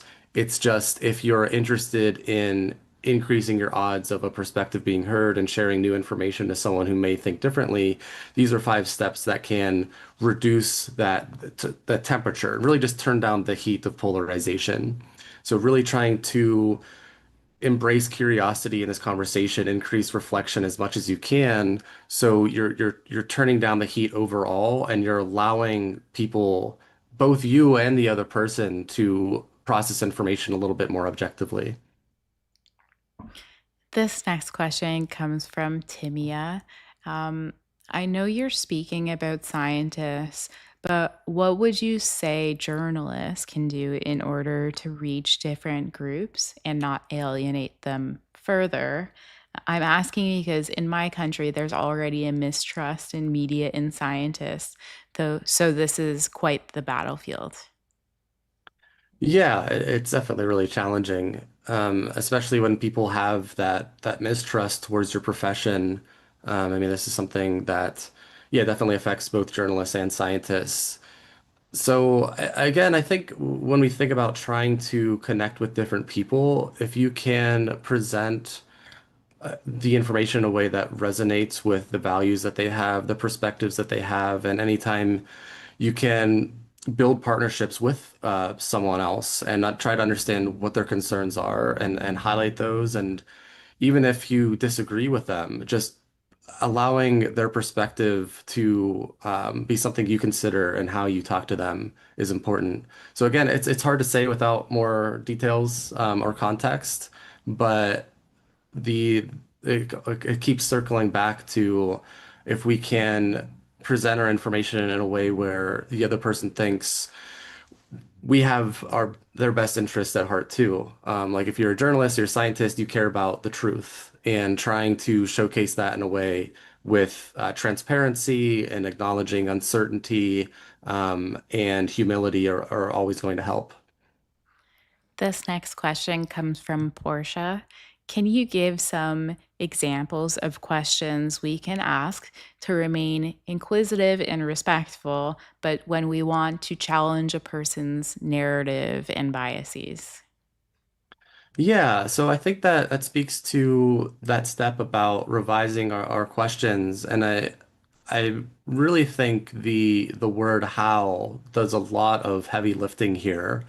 So asking someone how they know that to be true, how did they come to that conclusion, and asking them to walk step by step how they got there. So, what sources were they looking at? How did they connect those dots? How confident are they? That's always a great question. So, you're not stuck in this binary of right versus wrong. And it allows you to see any doubt they may have and any shared common ground you may have. And a lot of times people are open to that, I've found, because you're not directly challenging them. You're asking them to show their work, essentially.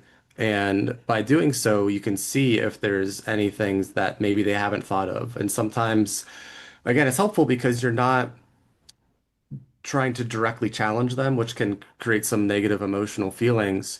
So instead, by asking them to explain their process, they themselves might learn about some limitations that they previously didn't think about. I'm wondering, this came up earlier in the day, but are there any misconceptions from the scientific community about communicating science effectively that is damaging and you wish maybe people thought about? Yeah, I think so. I think for a long time, science communication was rooted in this deficit model, where if only we just gave people more facts, they would learn more. And we're slowly moving away from that finally at a broader level. And I think that's, again, like for my bias, I'm a social scientist. I think a lot about social psychology and how much social factors influence trust and information processing. And I wish more scientists would appreciate that. So they might have the perfect argument or explanation for why some science thing is true. But if you're presenting it in a way that creates these defensive biases or emotional reactions, our minds are just not open to even listening to the perspective. So that's why I often talk about how do you increase your odds of being heard?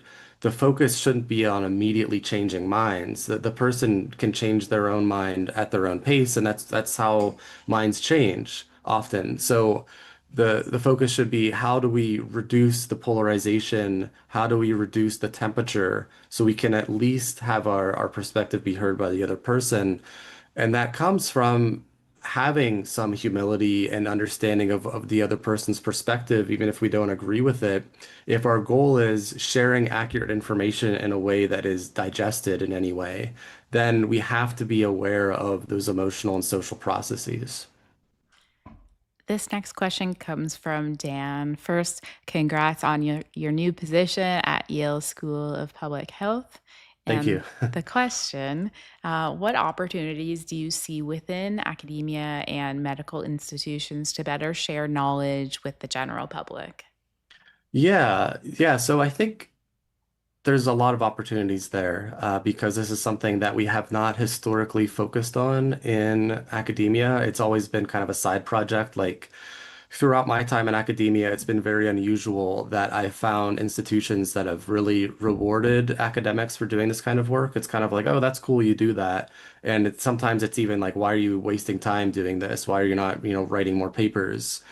And that's why I'm really excited to work at Yale because part of the strategic plan at the School of Public Health is enhancing science communication. So part of my job is going to be helping faculty better science communicate and learn how to be aware of different opportunities to do more science communication. And it's going to be built in the system. So ideally, I think we would have other universities change their policies and their cultures so they reward science communication as part of tenure and promotion and not this separate side thing that's kind of like a fun hobby. It's unfortunate that it's taken this long for universities to realize that this is important. I think it's very much retroactive of understanding like, oh, now universities are being attacked and defunded and people don't understand what we're doing. And it's like, well, there's been a lot of us that have been saying we needed to be more proactive by doing science communication beforehand so people would understand why we're doing this science and why, we're worth any money, especially if it's a public university that connects to, state money. So I think now people are starting to realize it. And again, like the universities are the ones that are writing the policies. So it's very easy for them to make a change to say, yes, like science communication, that will count towards tenure promotion instead of just being, okay, how many articles did you write? Like articles are great. And it's important, I think, to do both, but at least having that option would be that go a long way. Those were really good answers. Thank you so much, Matthew, for agreeing to participate in the summit today. I learned a lot from you. And yeah, I look forward to seeing the summary that my cohort member creates out of your presentation. But yeah, and replaying and relearning from you. Thank you so much. And I hope you have a great rest of your Sunday. Yeah, thank you so much. Thank you.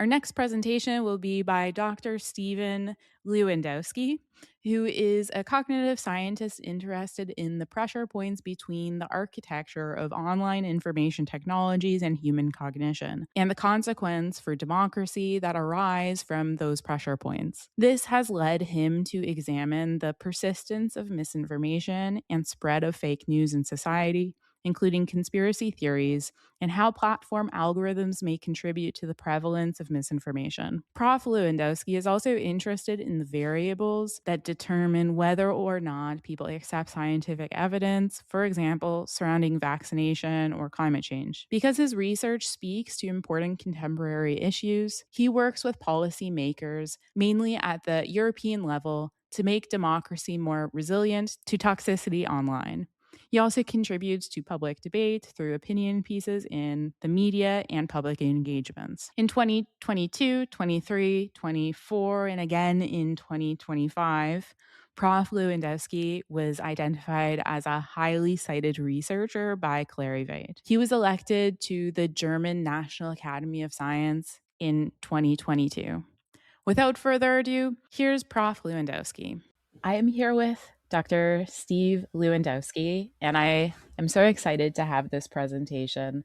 Steve's work via the Debunking Handbook has been tremendously helpful to me in my career doing SciComm. So I'm super excited to be able to share some of the takeaways with you, the audience. And so I will get right to it with my first question.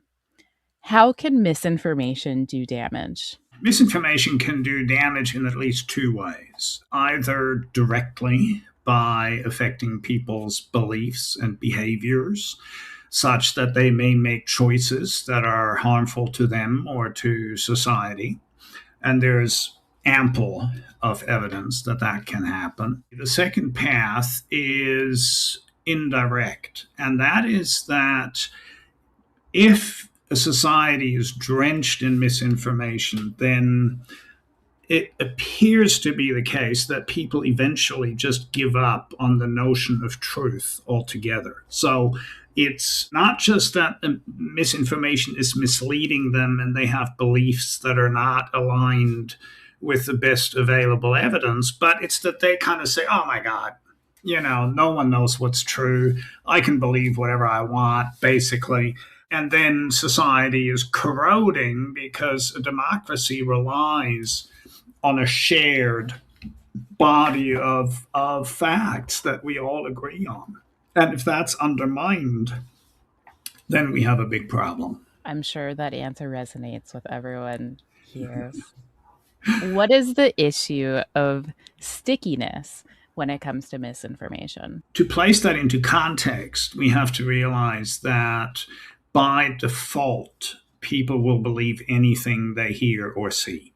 And that makes a lot of sense because 90% of the time or 99% of the time when we talk to people on the street, they're not going to lie to us. They're going to tell us something that is true and we can believe what we hear. Certainly, before mass media and all that, whatever, in the Middle Ages, when people were living in little communities, it was perfectly justified to believe what everybody else was telling you. So that's, for starters, the way we're kind of hardwired, maybe, if you wish. And there's a lot of evidence for that people believe whatever they hear, and they believe it more the more often it's repeated. Anything that's repeated sufficiently often, people will accept as being true eventually. We can even run experiments where we show that if you tell people 100 times that the Earth is flat, they're beginning to doubt their knowledge that the Earth is round. So even well-established facts can be undermined through repetition. The second thing is that if you correct somebody's mistaken beliefs, if you correct misinformation, people will say, oh, okay, you told me that's false. Now I know it's false. However, 10 seconds later, if you ask them to answer a slightly different question, you can show that they are still relying on the information they know to be false. And that is what is particularly pernicious about misinformation, that even if people know it's false, it's still sort of buzzing around in their heads and they'll use it. The reason for that is because if misinformation explained the world to them, some aspect of the world, if that was the mental model that they built with that misinformation, then yanking it out by saying it's false is extremely difficult, because what are people going to believe? How do you explain the world if this major plank is missing? One way you can overcome that is by not just correcting misinformation, but by also replacing it with an alternative explanation of the world. And that is the most successful way in which you can debunk. I recently came across this idea of a Swiss cheese model, which I really liked for addressing misinformation. And I'm wondering if you're familiar with that and you could talk to them. Swiss cheese is a very common metaphor in cognitive science generally, because what it means is that for something to happen, all the holes have to line up, basically. So if anything goes wrong, that means a lot of other things have gone wrong to begin with. Otherwise, this wouldn't have happened, whatever, an accident or anything else. And the same is true for combating misinformation. One thing is not enough. If you want to be good at it or successful at it, you got to do a lot of different things. There is no silver bullet. There's sort of bronze buckshot, if you want to use that analogy. You got to just throw a lot of pellets at it. Collectively, they may work, but it needs more than just one magic bullet. And so I guess what are the different pellets? Different techniques, yeah. that we could throw at Yes, that's the million-dollar question. There's a number of things. First of all, you're well advised to start dealing with misinformation before people are exposed to it. How do you do that? Well, you do that by warning them and explaining to them how they might be misled. Because one of the intriguing things about misinformation is that it tends to have fingerprints. people who are spreading misinformation, people who are deceptive, people who are lying, they do it in certain ways that have fingerprints. Not always, they're not perfect, but good enough so that we can teach people to avoid them. So, for example, incoherence is a good marker of misinformation or deceptive argumentation. If a climate denier says, hey, we don't know what the global temperature is because thermometers are unreliable, and then 10 seconds later, the same person says, oh, don't worry about global warming. It's been cooling for 10 years, right? Then you know something is wrong, because if you don't know what the temperature is, how can you say it's been cooling? Make up your mind, one or the other. And of course, in this case, both are wrong. But the point is, incoherence is a marker of bad argumentation. And so if you tell people that, you teach them that, and then they're confronted with an incoherent message, then they're maybe less likely to believe it. And indeed, there is quite a bit of evidence to suggest that. So that's for starters. You inoculate people, that's what it's called, against misinformation before it arrives. And the good thing about that is that you don't need to know exactly what's going to be said, because the fingerprint is overarching. It's not tied to a particular topic. Incoherence is incoherence, regardless of whether you're talking about climate change or vaccinations or politics or anything else. Now, the second thing is, obviously, once the misinformation has been consumed, which you can't prevent, then you can debunk. Now, I already mentioned that one way to debunk is by having a causal alternative. That is, you're replacing one explanation for what's going on with another one. Rather than just saying this is wrong, you got to have something to replace it. And that is probably the most important aspect of successful debunking. Now, the other thing you can do, you should do, is to repeat the debunking over and over and over again. Because we've already said, repetition makes people believe things. Right. So you repeat what you're correcting and the alternative explanation over and over and over again. The more you do that, the more likely it is to stick. So those are just some of the things we can do. Another obvious factor for those who live on the interwebs like me are the algorithms from social media channels. And so you'll hear lots more perspectives throughout the day. We'll also have another presentation specifically on the science of pre-bunking and inoculation, but this one's going to focus on debunking. So can you give me an overview of the strategic landscape of debunking? The first problem you're having is that you have to obviously target the audience that has been misinformed. Otherwise, why would you debunk? If you've never heard a myth, why would I debunk that for you? It's a waste of my time. You don't know what I'm talking about. You're wondering, what's this guy on about? You need to target the people that have heard or have been exposed to the misinformation. And that is very problematic for two reasons. Number one, a lot of people are exposed to misinformation on the internet. And that means, as you already mentioned, they're being targeted by algorithms. And that means that as an outsider, you don't know who was exposed to the misinformation. How do you target people that you don't know? The answer is you can't. It is extremely difficult. And that is why debunking in practice is so difficult, because you don't always know who you should address your debunking to. The second problem is that the people who need debunking the most are the least likely to seek out sources of debunking, such as fact checks. A lot of people who consume misinformation don't trust fact checkers because they've been drenched in misinformation, and so their entire world is kind of reoriented, and they don't think fact checkers are honest or whatever. They think they're all woke, whatever that means, or they're conspiring to create the world government or whatever. And so that makes it even more difficult. So the strategic landscape for debunking is very challenging. And so you mentioned receptivity to different messengers.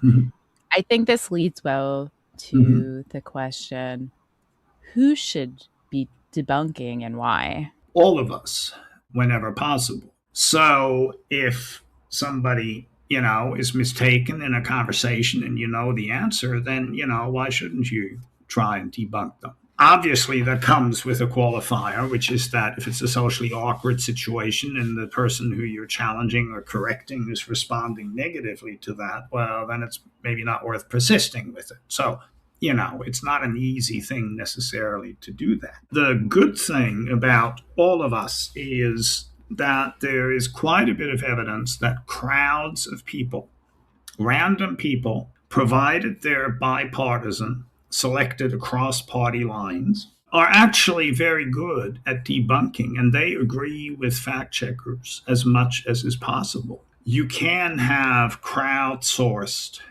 debunking if it is done right. And the important thing is that the crowds have to be bipartisan and they have to be randomly selected. If people self-nominate saying, hey, I'll be your fact checker, no. That is potentially problematic because they may have different motives. They God knows, they may be political operatives. You never know. But a randomly selected sample of people, by the time you have about 30 people, they're as accurate as fact checkers in the aggregate, which is very good, very encouraging. And then, of course, we have professional fact checkers. And what I think is also important is you got to have public bodies and scientific organizations in the game of debunking things. People sometimes say, hey, where are the climate scientists? Why they're not out there debunking? And I agree they should be. Unfortunately, many of them are. But I think official scientific organizations, they have a role to play in this. A challenge that I have with respect to official organizations when I present, for example, the WHO had this risk assessment on whatever, and this was their outcome. This was a recent example regarding plastics. People look to them as like, well, there's so many conspiracies right now about the WHO. And so where does trusted messengers within communities come in? And I'm also thinking about this from the context of a lot of the cosmetics industry are going to be in attendance for the summit. Is it really the trade associations or the big companies that are going to effectively be reaching the people who think that they're poisoning them? Well, probably not. And I didn't mention trade associations basically for that reason, because when I talked about official bodies, I meant people like the WHO and the IPCC or the AMA, the American Medical Association, et cetera, et cetera. The moment you have parties involved who are in it for profit, such as cosmetic industry or the pharmaceutical industry or the fossil fuel industry, people are justifiably suspicious. I would be suspicious of some agricultural company telling me that their weed killer is safe and doesn't kill my pets. I would say, yeah, okay. I would much rather hear that from, a university or a publicly funded research institute that has been doing the research without the profit motive underlying it. You mentioned conspiracy theories, and I think that's a serious issue because many conspiracy theories are launched or deployed for political reasons. The WHO has been a political target for many years in the United States. And now the US, of course, has left the WHO under Trump. And that's entirely for political reasons. It has nothing to do with the reliability of the WHO or anything else. But it is enough to give rise and sustenance to various conspiracy theories. And to deal with conspiracy theories can be extremely difficult because for some people, not everybody, but for some people, a conspiracy theory can become part of their identity. When you get to things like QAnon, people who are deep down the rabbit hole, for them, that is their identity.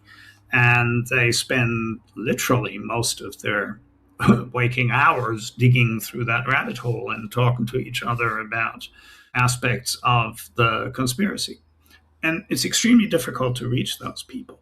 One promising avenue that has been discovered recently by colleagues of mine is to use generative AI, large language models. They are surprisingly effective at educating people who believe in conspiracy theories about the actual evidence and how their conspiracy theory is in fact not supported by evidence. They're very good at it, much better than people. And one of the reasons they're better than people is because they're infinitely patient. Some of the people in this study I'm talking about, they were asked afterwards, well, how was that? And some of them said, hey, this was great. It's the first time I felt understood. Because whenever they talk to their family, they sort of say, oh my God, Uncle Bruce, what are you on about? So there are ways, even with conspiracy theories, that we can address that. And I guess this shows the for better or good aspect of LLMs. Indeed. With Dr. J. Van Bavel, who's going to be presenting also at the summit. He's going to talk about the confirmation bias issue with LLM. So you'll see many angles of this conversation. Well, I mean, the two things are not mutually exclusive. They're both true at the same time. And of course, in the study I'm talking about, the LLM was told to use argumentation against this conspiracy theory. Now, if you don't give the LLM that instruction, then of course it'll behave very differently. That's why talking about LLMs is almost misleading. It's not really misleading, but it's underspecified. You really have to say, oh, the LLM that was told to do X, Y, Z.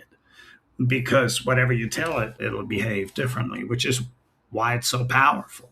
What is the historical concern about a backfire effect? And how does that compare to what we currently understand about this phenomenon? The backfire effect, first of all, just to explain what it is, refers to the possibility that if I try to correct somebody, they will respond by becoming more entrenched in their false belief.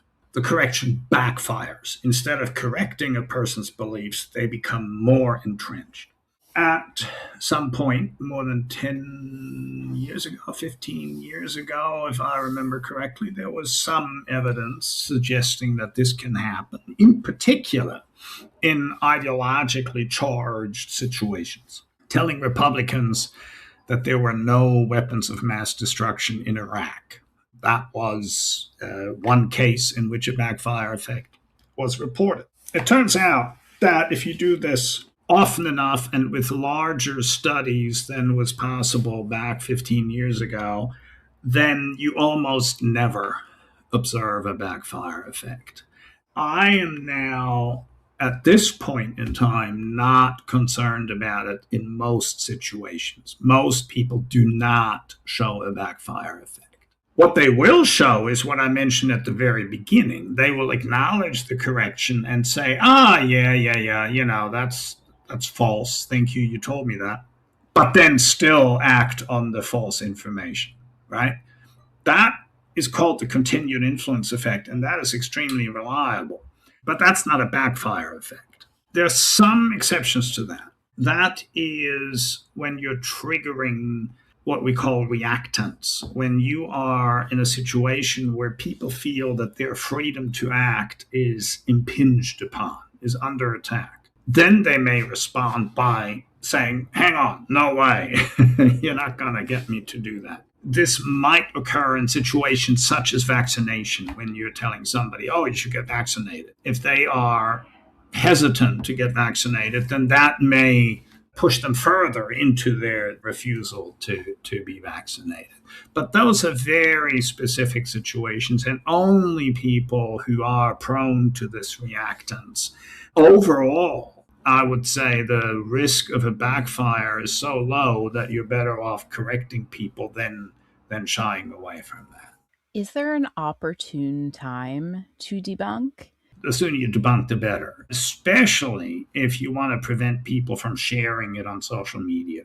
If you want to avoid a viral cascade of some meme that is just going crazy, well, then the sooner you get to it, the better. And that means you should do the debunking early on, before people have time to sort of embellish this and share it on social media, and then all of a sudden it comes at people from different sources, and whenever that happens, they believe it more. It's one of the first things I said. Repetition is a real problem. It makes people believe things.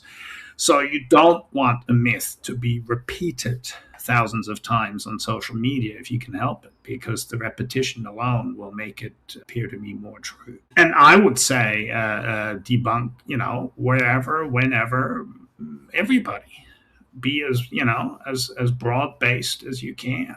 Because the occasional harm that you might cause in terms of reactants is a very low-frequency event. And I'm less concerned about that than letting misinformation spread.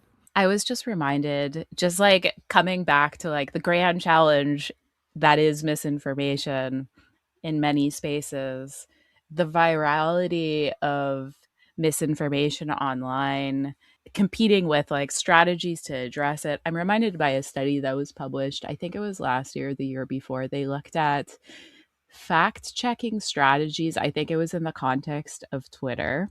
Overwhelmingly, when it was done in isolation, it was not successful because the misinformation had already gone viral. And so it just speaks to the multi-pronged requirement needed to effectively address misinformation. Another thing to say, we sort of skirted that issue a little. We mentioned algorithms a few times, but we should mention them a lot more because there is a systemic problem here, and that is the way information is curated online, mainly on social media, but generally in other contexts as well. And that is that information that is engaging and attention-grabbing will be favored by the algorithms and by the platforms because it keeps people engaged. That means the platforms make more money because they're presenting more ads.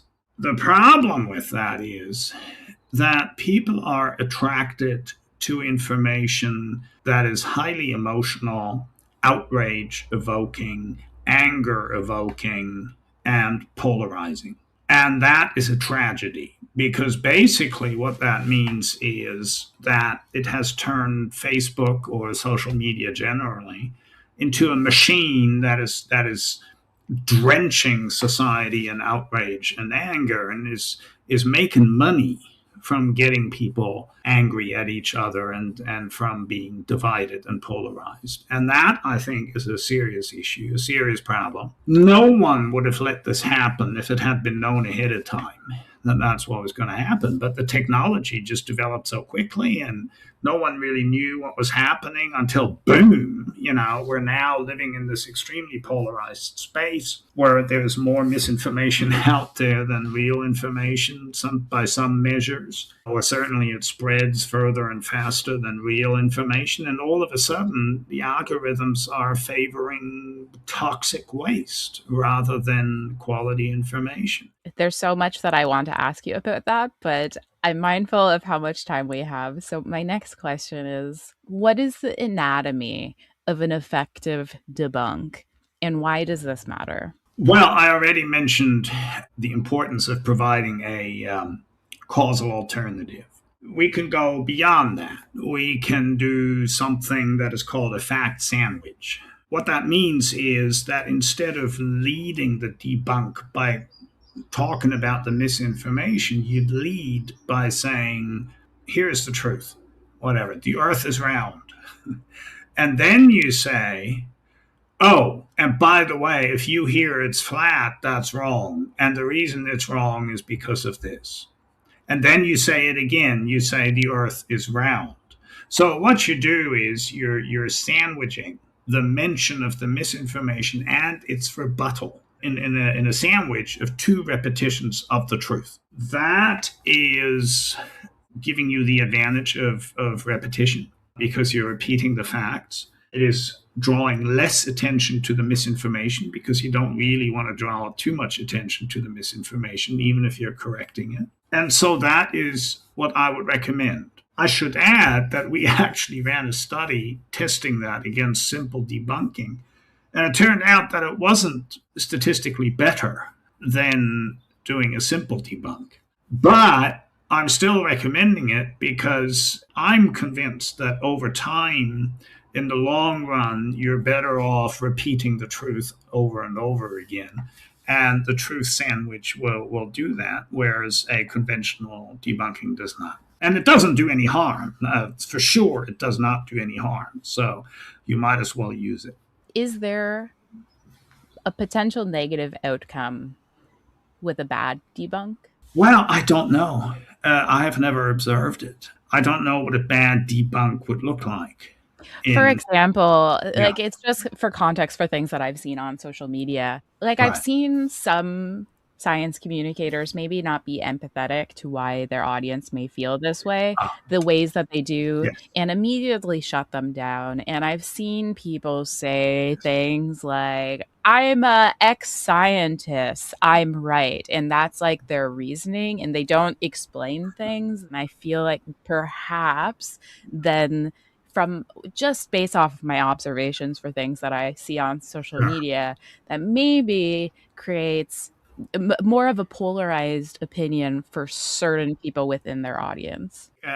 Just saying, I'm better than you, therefore you have to believe me. That's not a very successful strategy. I think it's fair enough to point to one's credentials. If somebody is asking you, well, how do you know?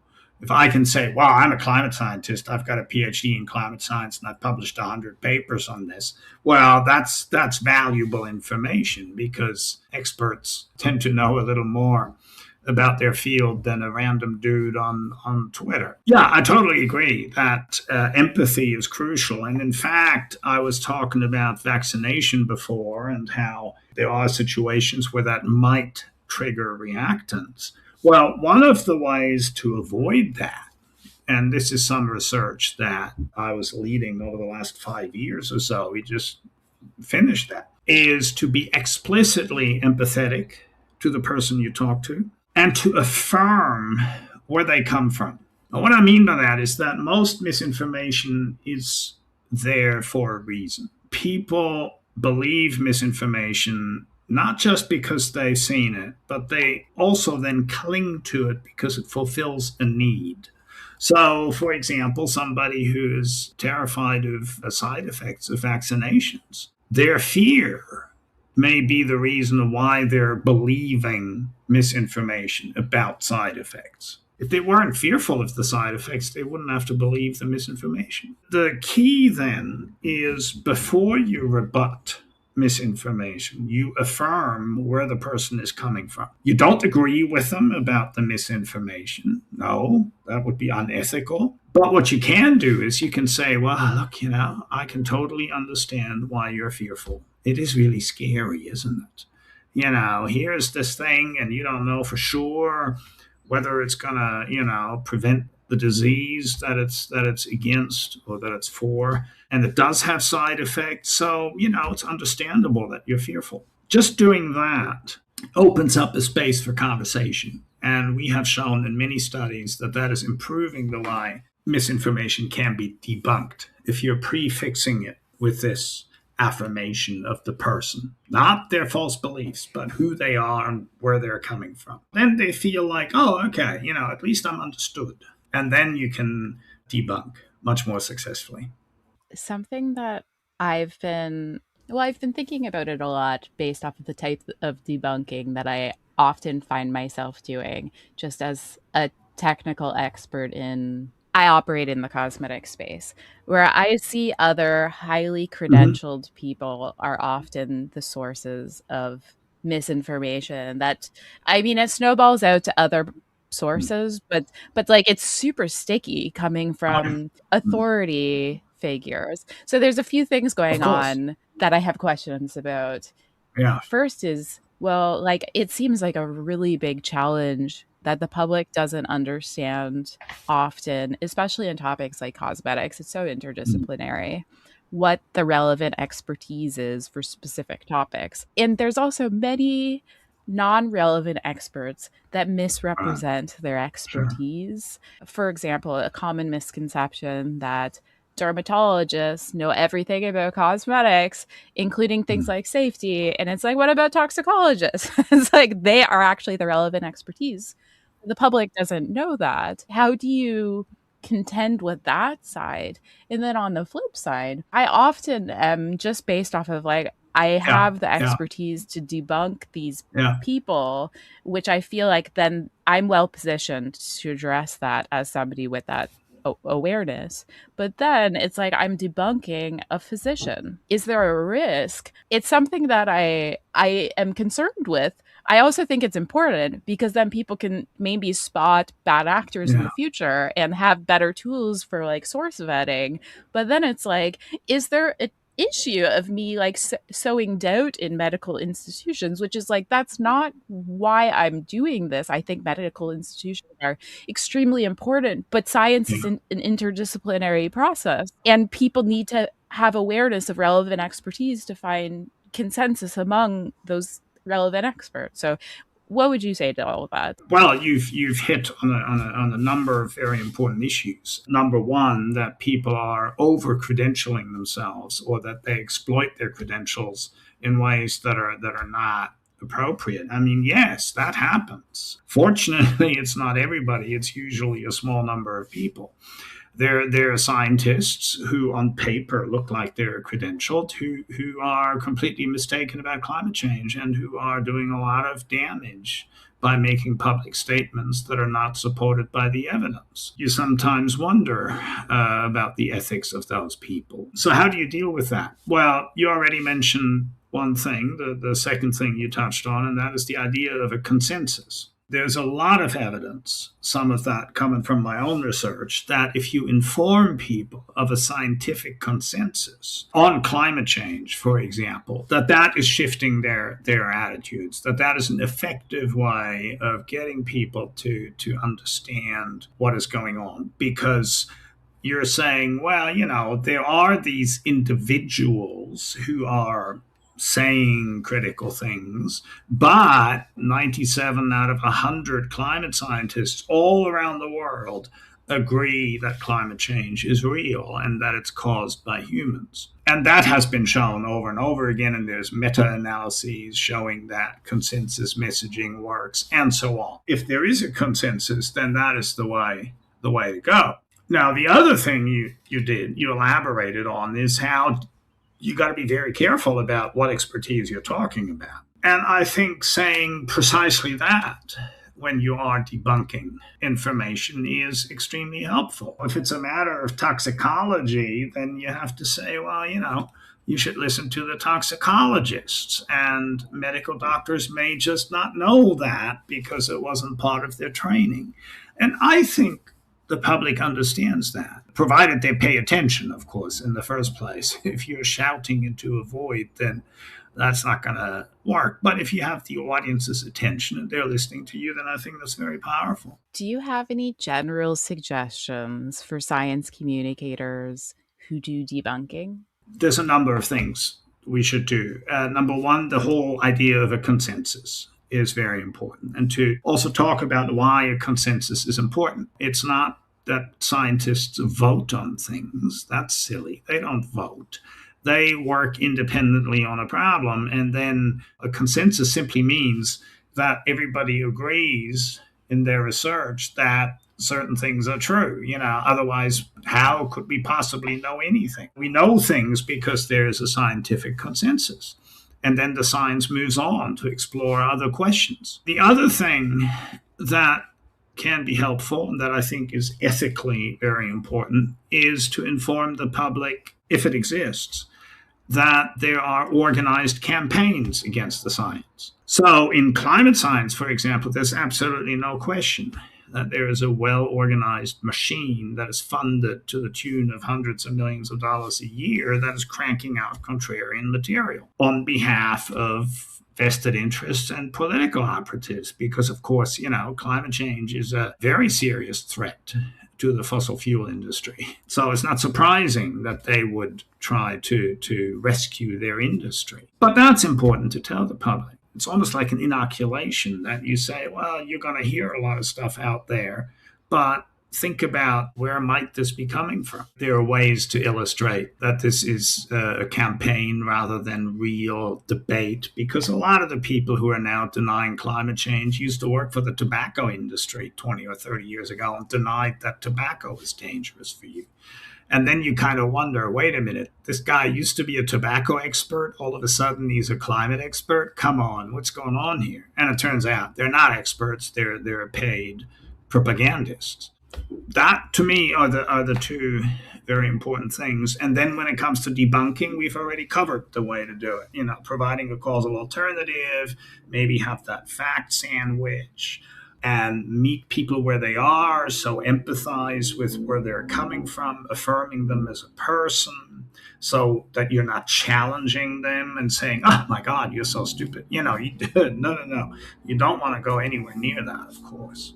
Now, I can't not ask this question based off of a recent experience that I have had talking about plastics misinformation. And just for context, I'm currently doing a PhD, and my research looks at the impact of misinformation on environmental outcomes. And I'm interested in broadly held perceptions that aren't quite right that might actually make things worse. Based off of what I have been observing, I think there's a case with that, with some of the narratives specific to plastic. Now, I made a post talking about this. This was also as a follow-up to The Guardian did a commentary about the uncertainty in microplastic literature, which is it's been a conversation in the microplastic research for a very long time before. It was presented as this bombshell, but that was misleading. It's not a bombshell to any relevant expert. They included one scientist who is a retired scientist who was at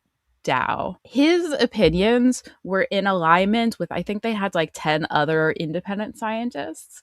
His opinions were factually correct. The public clung on to that as far as I could see. Everyone's like, this is margins of doubt. We don't trust anything. Do better, Guardian. How could you possibly platform this industry propagandist? And so I came at it as I have strategically, as a science communicator, not worked for a corporation. I have had a career that has been independent intentionally. Now, I presented this, and then the amount of people who assumed that I was a paid propagandist. It's challenging to me when you're saying some of the things that you've just said in light of the fact that and especially for topics I'm very aware in cosmetics, if you want somebody who really understands that topic, it's going to be a scientist who has specialized expertise in the cosmetics industry. About safety, there's very specialized toxicologists and regulatory toxicologists or regulatory professionals who have awareness of what is and isn't allowed,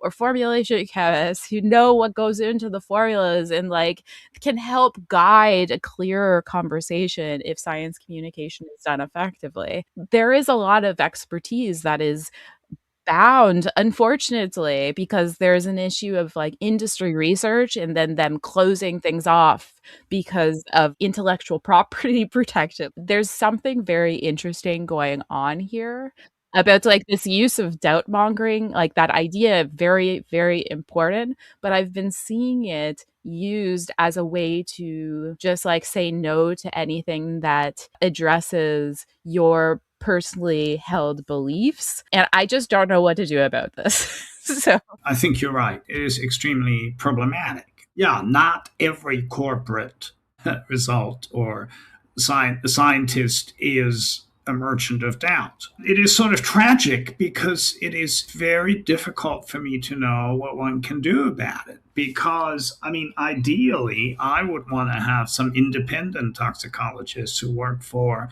public research institutions or universities who are coming out to talk about cosmetics. But if they don't exist, then of course it's extremely difficult. I can also see how it's difficult for you. You're trying to be neutral, but not everybody will accept that. I think there's very little you can do other than to explain why you feel that you're neutral. It is undoubtedly difficult, and I don't have a magic solution to that. I don't think anyone does. Especially as my audience will hear throughout the day, how unsustainable independent science communication is due to the lack of structural support.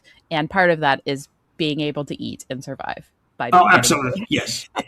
The lack of professional journalism, basically. I mean, we're facing another systemic crisis, which is that the social media companies have basically destroyed the business model of legacy media. And that is another incredible problem. Yeah, no, we don't have a shortage of problems. So I am aware that we are now coming to time. So I hope my audience, you learned a lot. I know I did. This was such an interesting conversation. And it's just like a bit of a fangirl.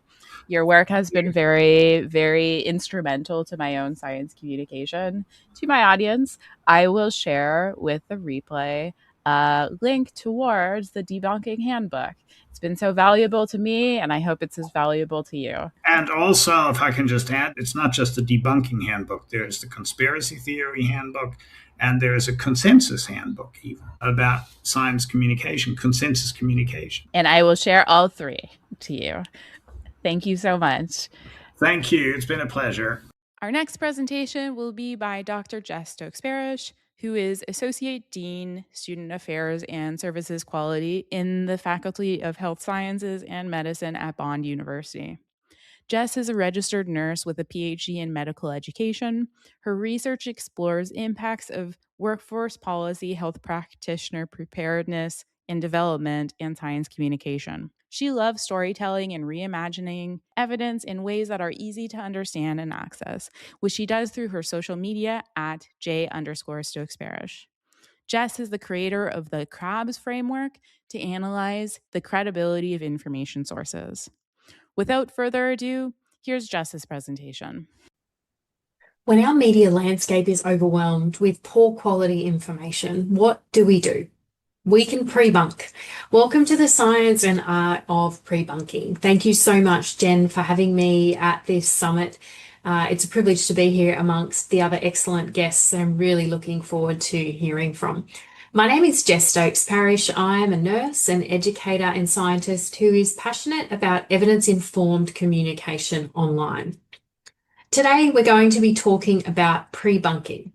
What is pre-bunking? Why do we pre-bunk? When would we pre-bunk? And how to pre-bunk?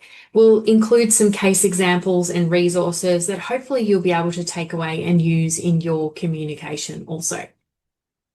So what is pre-bunking? Well, pre-bunking is grounded in the theory of inoculation.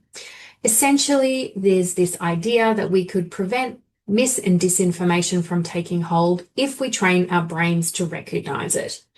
Yes, it does in fact borrow from biomedical sciences and is a metaphor for the principles of inoculation and the vaccine. Much like we can train our immune system to recognize invaders and generate an immune response, pre-bunking hypothesizes that we can also train our brains to recognize imposter information and build resilience against it.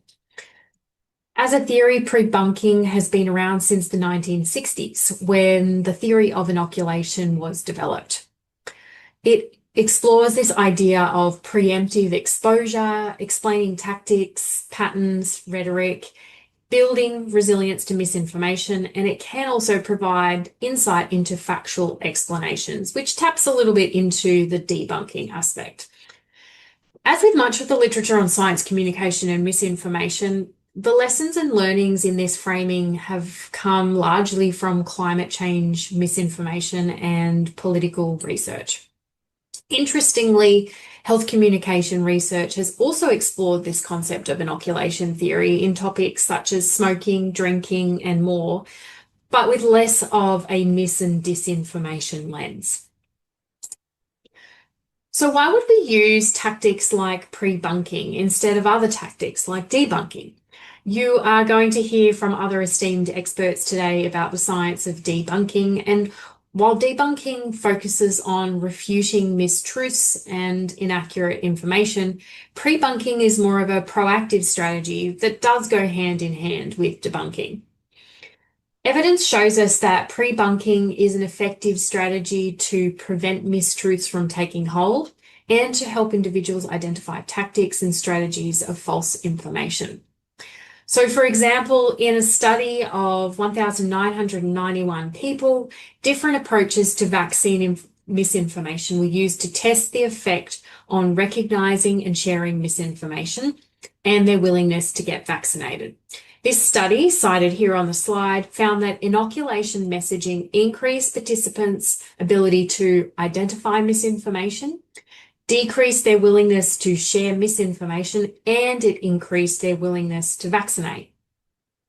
And in this other study by van der Linden, researchers found that inoculation techniques were more effective than consensus fact-based statements only. So in essence, pre-bunking can increase our ability to identify misinformation, decrease our likelihood of sharing misinformation, and influence our attitudes and behaviors. And while the previous slide highlighted examples of specific instances in which inoculation messaging works, i.e., there was a very specific misinformation that needed to be addressed, the newer research actually shows that highlighting broad techniques does also generate protection against a broad range of falsehoods, i.e., we can look at themes and themes of ideas around misinformation, so common tactics of misinformation, and it can help us to develop the ability to detect that misinformation and resist it. In this great image from the WHO, we can see that if we interrupt misinformation, we can reduce its spread. Psychological research hypothesizes that individual people tend to try to defend their convictions or beliefs or try to avoid internal conflict. And so these early theories of inoculation theories suggested that, like in immune responses, if you don't have exposure to something, you won't know how to fight it. And in addition to this, misinformation is known to move really fast and spread very widely, depending on the topic. So addressing it before it takes hold has benefits. So theoretically, what this means is that pre-warning and preparing individuals can interrupt the effects of persuasion, invoke logic, and prevent the encoding of information in our memory, i.e., it prevents information from sticking. So what is a pre-bunk in a practical sense? The literature has shown us that the anatomy of a pre-bunk includes key features. At a basic level, it includes a warning and a refutation. I've expanded this somewhat to highlight that it includes a warning of what's ahead, but it also includes an example of what might be ahead, and you include an explanation, an alternate explanation, or a refutation of why that information might be incorrect.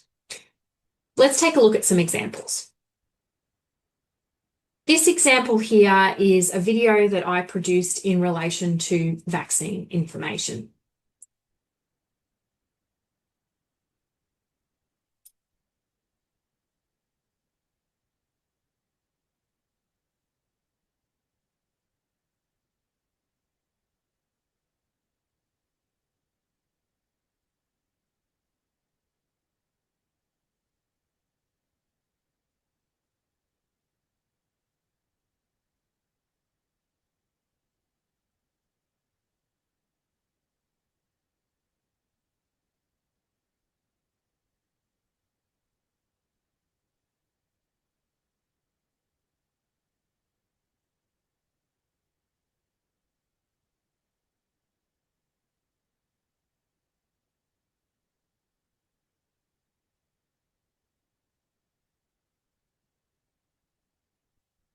Now, this video was accompanied with a caption that explained how you might apply critical thinking, what some of the tactics are that we might see online. But the key features that draw from principles of debunking include a warning.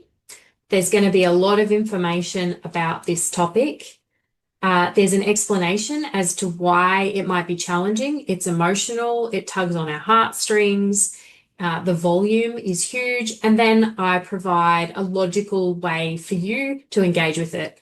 I'm not challenging an individual's attitude. I'm not challenging an individual's values and beliefs. I'm providing them a neutral platform for them to think about the information that they're consuming.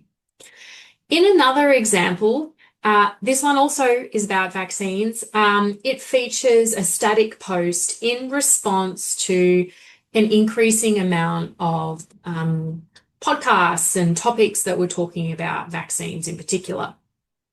And in this particular example, I provided explanations around the tactics, so how different rhetoric might be used, talked about different logical fallacies, and I provided a detailed alternative explanation for the alleged facts, aka misinformation, that was presented or at least not disputed in this podcast.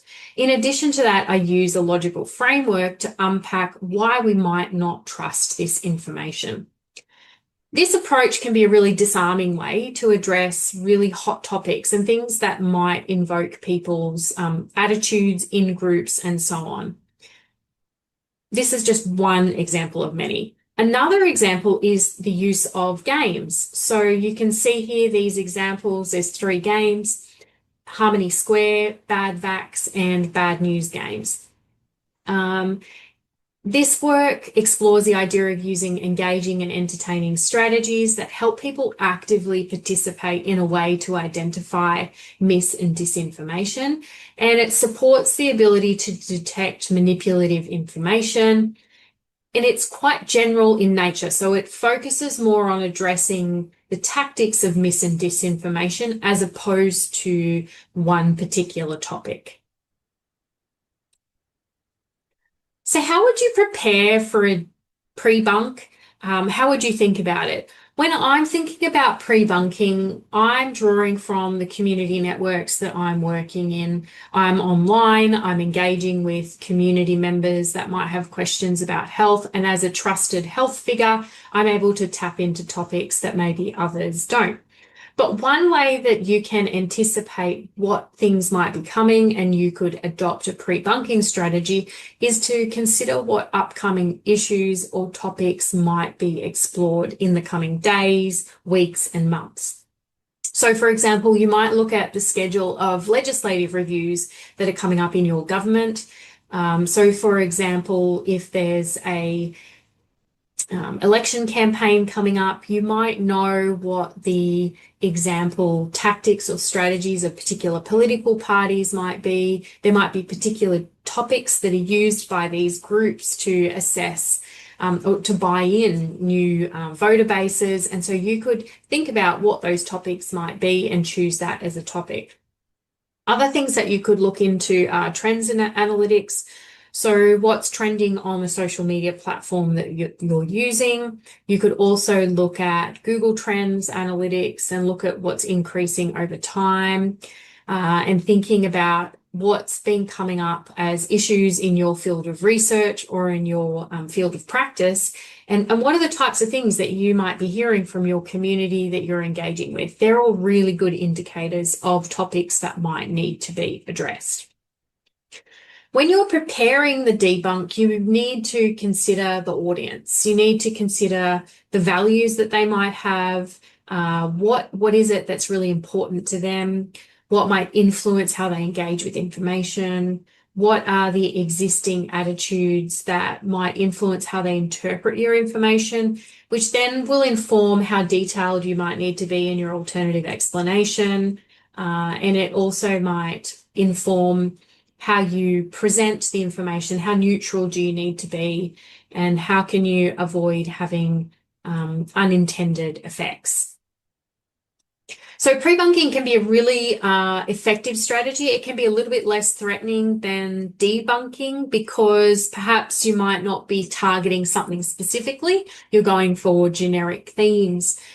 So, for example, in the beauty industry, you might think about the concepts of clean beauty or particular preservative topics, and you could look at what are the common areas of misinformation that are addressed, what are the common tactics that are used, is there any literature or existing evidence about analytics and trends that individuals might be engaging with. And those kinds of things can help you develop either video materials, games, or even static content. Now, pre-bunking as a field, even though it's come from the 1960s and there has been a lot of development, really we've seen a huge increase in research in the last 5 years. The COVID pandemic influenced how we might think about pre-bunking, and when debunking has become so topical, pre-bunking is now becoming a new strategy for us to really think about. But it does take a little bit more preparation in the sense of you need to try and anticipate what topics might be coming ahead. So if you're looking for resources or ideas about how you might engage with pre-bunking, there are a number of really great toolkits out there. And I've just provided you with, I guess a broad overview of what pre-bunking is. And the UNHCR Information Integrity Toolkit, also the BBC Cambridge Guide to Pre-Bunking is really, really useful. And there's a webpage called Inoculation Science that has links to all of these resources with examples and other video strategies as well that you might be able to use as templates for how you develop pre-bunking.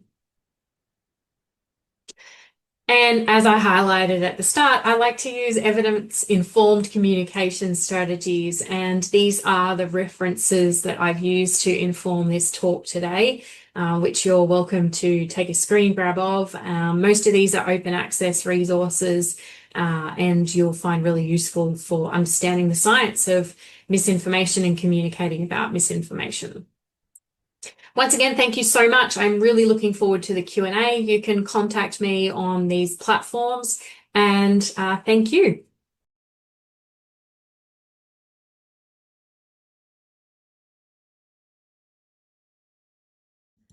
And we're back for the Q&A. Thank you so much, Jess, for that presentation. I always learn so much from you. We had a bunch of questions. The first one is from Lola. How can we avoid drawing even more attention to the topic we're trying to pre-bunk? Oh, that's such a good question. I don't think you can stop people or stop driving attention to a particular topic, because part of the effectiveness of a pre-bunk is that you clearly spell out what you're talking about. And you'll also hear from your next speaker, Prof. Lewandowski, who is an expert in debunking. He was previous to you. Oh, he's previous. Okay, great. I'm very mixed up with this timeline, but there's some things that you can't not explain the issue that you're talking about, and that's just part of it. And that's why you have to be really explicit in how you address what you're attempting to pre-bunk, because if you don't outline it, then people risk being more confused and they actually don't engage with what you're talking about because they don't know what you're talking about. This next question came from Sophia. After launching a pre-bunking message, how do you evaluate its effectiveness and identify areas for improvement? What metrics or feedback signals guide your iteration? That was a great question. Yeah, that is a really good question. For me personally, online, it's about engagement data. So how many comments am I getting? How many direct messages? How many shares? Like, it's your traditional social media metrics. From a broader sense, ideally, we would want to know, did we change someone's mind? Did we influence their decision making? But we can't quite capture that data from social media. So I personally tend to use the traditional metrics. Now, we had a few questions from Prof. Lewandowski's presentation, but he wasn't able to join live, but I figure you would be a good person to answer some of the questions that came in. This question is from Lola again. How can we debunk something that is strongly connected to strong emotions and replace it with something more evidence-based? Yeah, absolutely. In my experience, you have to address the values. What is it that the person cares the most about? What is it that they are most tied to? If we think about clean beauty or other health topics that might be polarizing, what is it about their desire to engage with clean beauty that aligns with their personal values and their personal philosophy? You have to firstly understand what that is, and then you choose a message that supports their values and beliefs. So it might be that they want to prevent harmful health effects, and so you might tap into messaging around what they're most interested in, which is that you care about your health, and here are the proactive strategies. So your framing might be slightly different, and your framing would be less about the individual and the values. You'd be trying to focus on things that don't challenge their personal values. This next question came from Timia, who asks, again about debunking. I wonder but perhaps you can also apply this to pre-bunking as well. So both de and pre. I wonder what method of debunking and pre-bunking is most effective. My work forces me to give citations, but in real life, I'm noticing that is actually turning people off of listening. That's interesting because I feel like some people on social media are they put a lot of stock in content creators citing their sources. But it's interesting to hear that there's another side of that where other people are closing their ears or whatever when they see those citations. And it would be interesting because is that an association with feeling that they've been shut down, or that that factual content doesn't accommodate their personal needs? Again, it's all about trying to work out or deduce what is it that this individual is actually interested in addressing, and that takes actually quite a bit of time. You can't always work out what somebody is interested in or threatened by from comments or from blind text from an anonymous account. You can't pretend to understand that. And that's part of the challenge, I think, with debunking and pre-bunking, is you can't always know everything about your audience, but you can make efforts to understand. And sometimes I think that my interpretation of that, of not wanting the citations, would be that there's been something in the past about science as an institution that has been threatening to their values, and so therefore they don't want to engage with it. Something I've been personally thinking about is how the public views conflicts of interest. And I find that certain organizations are for some reason, they don't view it as the same kind of conflict. Like I don't know. It's hard to describe. Like the organic I know lobby exactly. or EWG, Yep. that's not a conflict. And then I've also seen it in literature, they don't even cite their conflict, or there's a big issue in my as I've been looking at certain topics of researchers not, I guess, maybe realizing, I'm not sure if they're doing it intentionally, but they certainly have a conflict that is not disclosed. And then perceptions of the public, then looking at the authors who are being transparent, the conflicts, and they come from industry, and then that study is not to be trusted. And then that's why people maybe, I don't know if it's intentional or not, but the conflicts could be more transparent or maybe even acknowledged, because every single person has I think our biases, our conflicts. I don't know. Yeah, there's been some interesting research, particularly in menopause. In Australia, we've had, as we've seen on social media, there's been a big awareness towards perimenopause and menopause. And there was like government or parliamentary roundtable that was held, and all these people sharing their experiences, local people, local spokespeople, some scientists, some very popular scientists. Anyway, what has come out is that entire roundtable, government roundtable, was funded by a pharmaceutical company. And that has now been highlighted in the literature, exactly that people don't properly disclose their conflicts and biases and how that risks our evidence. But what's really interesting to me is that people are willing to dismiss that because an end point has been reached. So the people that are affected by not having access to perimenopausal treatment or menopause and things like that feel vindicated that there was an event that discussed it and now the government's talking about it. So they're willing to put aside the conflicts. And so there is something there, I think, that you're pointing out, that there is, for some people, a willingness to put aside those conflicts and to not let them influence, not let them be worried about the influence on their decision. But then on the other hand, if it's topics that are really polarized or whatnot, there's a very quick willingness to dismiss it immediately as a bought opinion. So there's some interesting contradictions.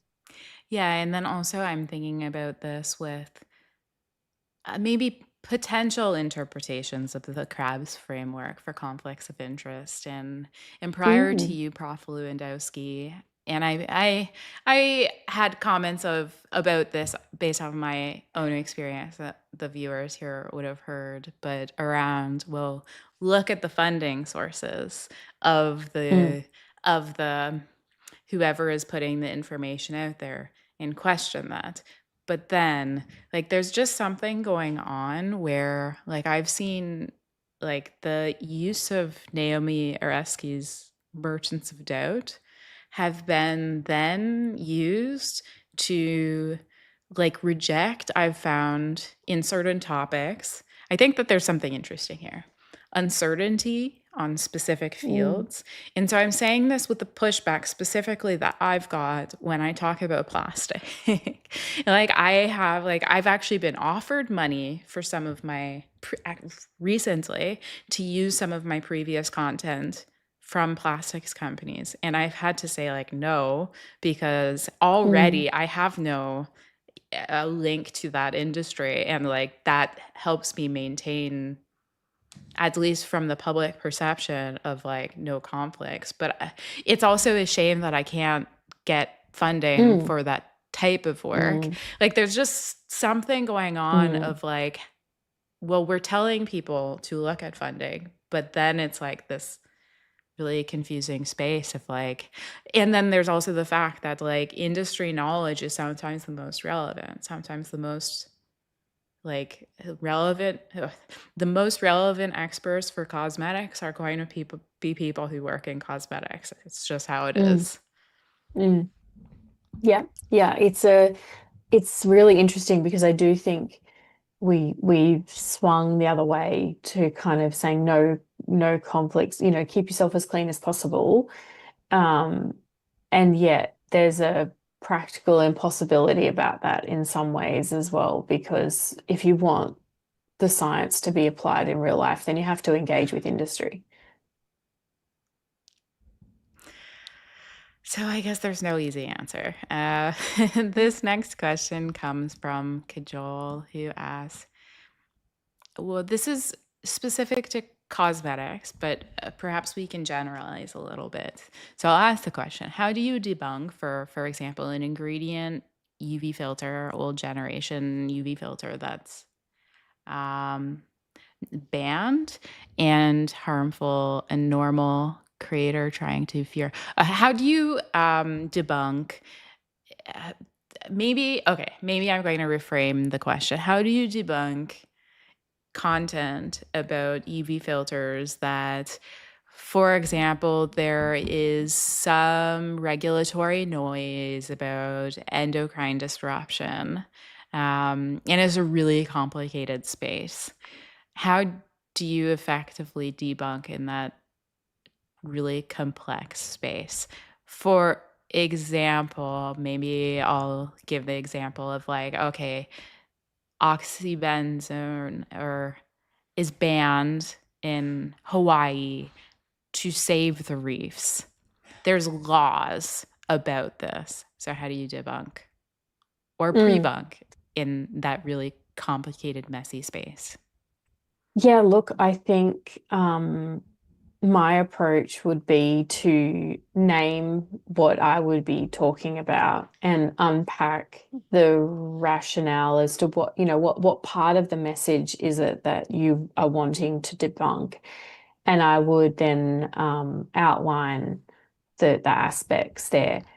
What I think, let's say you're using that as an example. What people are most concerned about there is that they're harming the environment. So the important aspect here would be to unpack why the information may not be entirely accurate, but also how would you protect the environment so that you do tap into the desire there, which is for caring for the earth and for making environmentally careful choices. So you would have to not only address why that piece of information is incorrect, but you'd also need to give action for the individual to be able to act on around how they wouldn't harm. And and again, like it's like, who's your audience? Who are the people that you're talking to? Are these people that are actually extremely knowledgeable about sunscreen filters, or is this the general public that has just heard all the noise and has seen all the signs about, no sunscreen near the reefs? The level of detail that you would go to debunk or even pre-bunk would depend on who the audience is. Is there any misconceptions, or are there any misconceptions about addressing misinformation that you see from the scientific community that potentially are problematic for actually addressing misinformation? I'm not sure I understand the question. Like, for example, a lot of, perhaps I'm answering a question that giving an answer that you would have, but a lot of people think that correcting misinformation will come from just giving more information to fill the knowledge deficit, information deficit. So like, what's a common misconception people have, like technical people who might be able to address some of this stuff have that maybe they should reconsider? Yeah, look, I think, you have partially addressed it there. Sorry. In that when we give overload of too much facts and too much information, that's actually not what people want addressed. They are wanting their particular personal values and beliefs to be supported, and so you have to address that. And the facts are almost secondary. But you can't convince people, or you can't change people's mind with facts ad nauseum. And that concludes the questions, that I got from the audience. Thank you so much, Jess, again, for agreeing to participate in this conference. And I hope you, what time is it right now? 5 a.m. 5 a.m. Waking up at 5 a.m. for this conference. Thank you so much for doing that. And I hope you have a great rest of your Sunday. Thank you, Jen.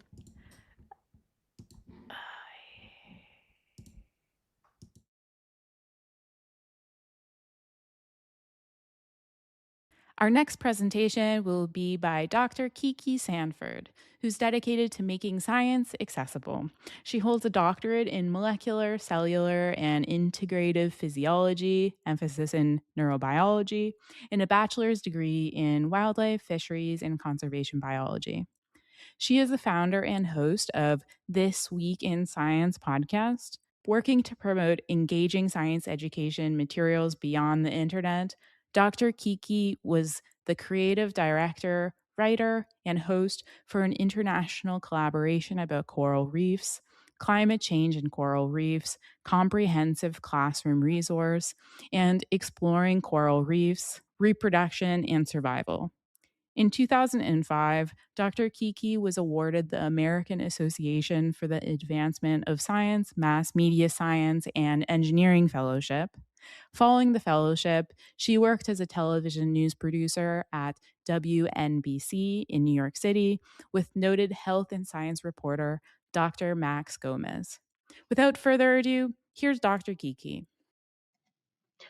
Go home and have a glass of wine. This is what a government official said trying to reduce people's panic in 2009 in L'Aquila, Italy, when he translated the technical assessment of earthquake risk made by a panel of Italian seismologists for the local population. The Italian seismologists were asked to assess the earthquake risk in L'Aquila as the area had been experiencing multiple recent seismic shocks under 4.0 on the Richter scale. They accurately communicated that prediction of a serious earthquake above 4.0 was impossible. They didn't think the risk was high, but they couldn't know for sure. The government official told residents to relax. Days later, a devastating earthquake killed 309 people. People stayed inside when they normally would have gone outside at the first sign of a quake. The scientists were charged with wrongdoing and convicted in 2012 for not getting the science wrong, but because the risk was not clearly communicated. The science was sound, the communication was not. If expertise in a field of study were enough to communicate effectively on its own, we wouldn't see public health messages that backfire. Policy debates derailed by jargon, or social media firestorms over misunderstood studies. There's a structural reason this kind of miscommunication keeps happening.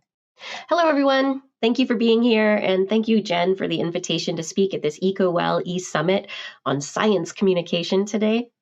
I wear many professional hats, but most prominently, I'm a science communicator, and I've been podcasting and making videos for years.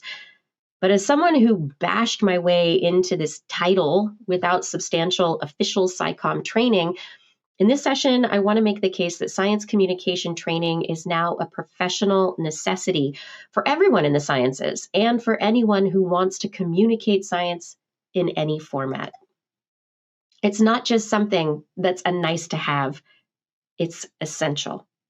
In the next 30 or so minutes, I'm going to discuss what happens when it's missing or done wrong, what effective training looks like, and why institutions need to be part of the solution. And spoiler, scientists shouldn't be left to figure it out on their own, right? Creating effective and responsible efforts to connect science with society is a skill that takes training and practice. Currently, scientific training does not prioritize the social or soft skills that can benefit scientists' careers, institutional reputations, or even society at large.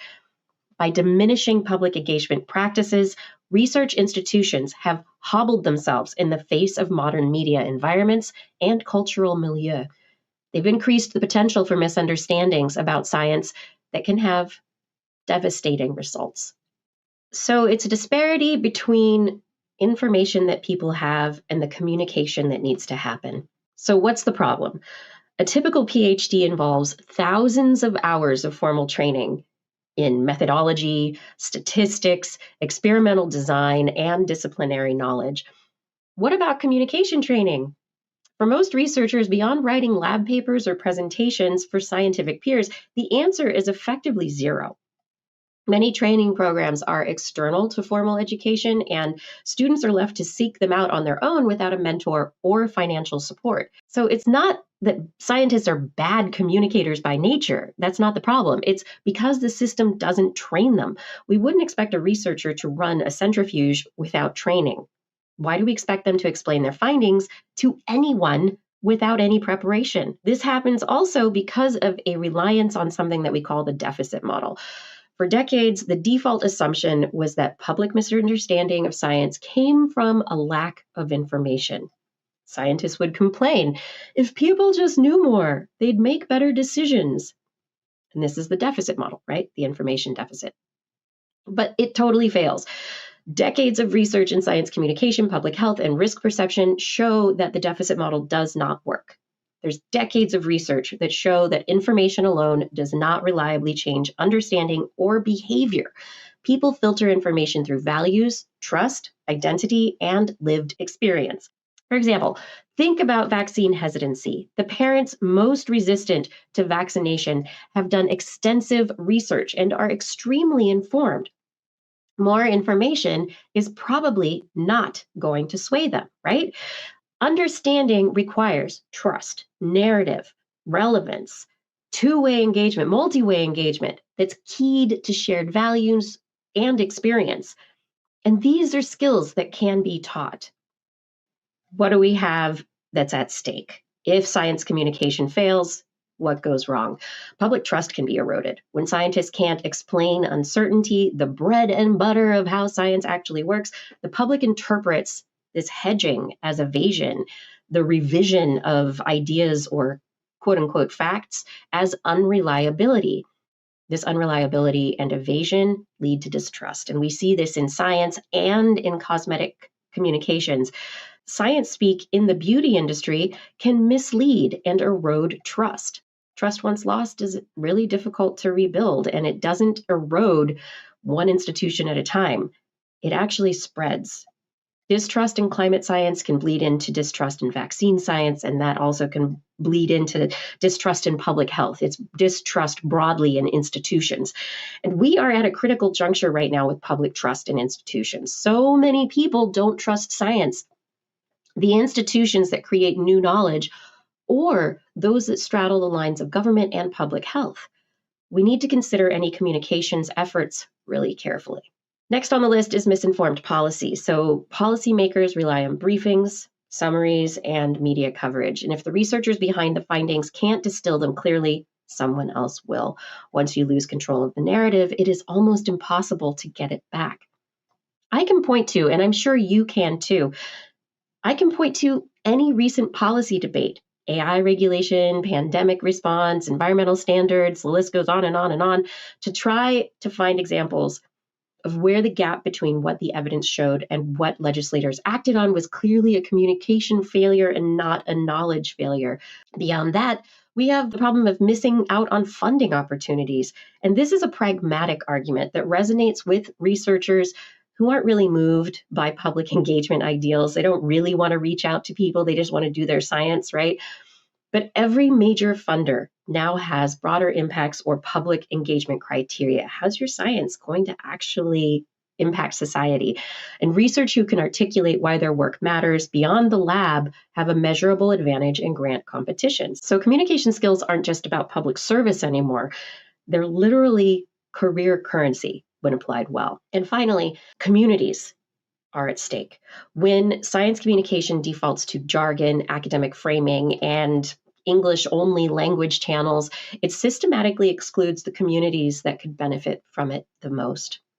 Environmental justice, public health, food safety, these fields study problems that disproportionately impact marginalized populations. And if those populations can't access or participate in the conversation, science is failing the people it's supposed to serve. So let's talk about some more examples of failed science communication, why they failed, and what we can learn from them. So to set the scene really briefly, in 2009, thousands of emails from the University of East Anglia's Climate Research Unit were hacked and leaked online. The phrase that became a weapon from climate deniers was "hide the decline." To climate scientists, this was routine shorthand for a well-known statistical technique that handled the divergence between tree ring proxy data and direct temperature measurements after 1960. It was completely legitimate, but to the public and the media outlets that were running it, it sounded like an attempt at deliberate deception. The scientists had limited media training. They were unprepared for how informal professional shorthand, the kind of language that every field uses internally, would be perceived under a political spotlight. They didn't have talking points or media strategies at the ready, and they were caught completely flat-footed. ClimateGate became a rallying cry for climate denial and an ignition point for years The investigations cleared scientists of wrongdoing, but the reputational damage was done. Public trust in climate science took a measurable hit at a critical political moment. The lesson is that internal language is not public language. Training helps researchers anticipate how their words are going to be received outside their community of peers before a crisis forces the conversation. This case study illustrates a different failure mode: hype over accuracy, sensationalism. NASA held a press conference teasing a discovery that would impact the search for extraterrestrial life. The internet went wild. I went wild. Aliens? Could it actually be? The actual finding was a bacterium from Mono Lake in California that appeared to incorporate arsenic into its DNA in place of phosphorus. Genuinely interesting biochemistry, but not aliens. And to make matters worse, the underlying research was later challenged on methodological grounds by other scientists. It wasn't even new biology. The arsenic finding was bad methodology. The public felt duped. Media outlets had amplified NASA's early hype. They ran stories about the mismatch between the hype and the reality. But the damage went beyond that. The public lost trust in NASA's announcements, and the researchers involved had their credibility undermined by PR framing on a timeline they might not have chosen themselves. So what's the lesson here? Trained communicators calibrate expectations to match evidence. They know that overselling today erodes trust tomorrow. And this is especially important in settings where institutional press offices or corporate brand agencies may push for bigger framing than the science supports. A communicator-trained researcher knows when to push back. This one is more fresh in everyone's memory, which makes it a powerful but also sensitive topic. We should look at this example as a systemic failure, not an opportunity to cast blame, right? You remember the timeline, right? In the early 2020s, the US Surgeon General tweeted, "Stop buying masks," and public health officials explicitly told the public that masks were not recommended. Weeks later, guidance reversed to universal masking, and everyone was supposed to mask. And then the conversation about masks became fraught. Yeah. What happened? So the initial guidance was driven at least partly by supply concerns. There weren't enough N95 masks for healthcare workers, and officials feared a run on supplies. This was a resource allocation decision, but it was communicated as a scientific conclusion. But this wasn't good. It was catastrophic. When the guidance was reversed, officials couldn't easily explain the change without admitting the original message had been strategic rather than scientific. Reversal, without a transparent explanation, fed conspiracy theories. It eroded trust precisely when it was most needed. A communicator trained in risk and crisis communications and public trust would have distinguished between evolving scientific understanding and strategic messaging. They might have said, "We believe masks help, but right now we need to prioritize supply for healthcare workers. Here's what you can do in the meantime." The honesty, the clarity, it all helps preserve trust for when and if guidance changes. The mask reversal wasn't the only COVID communication failure that played out in public.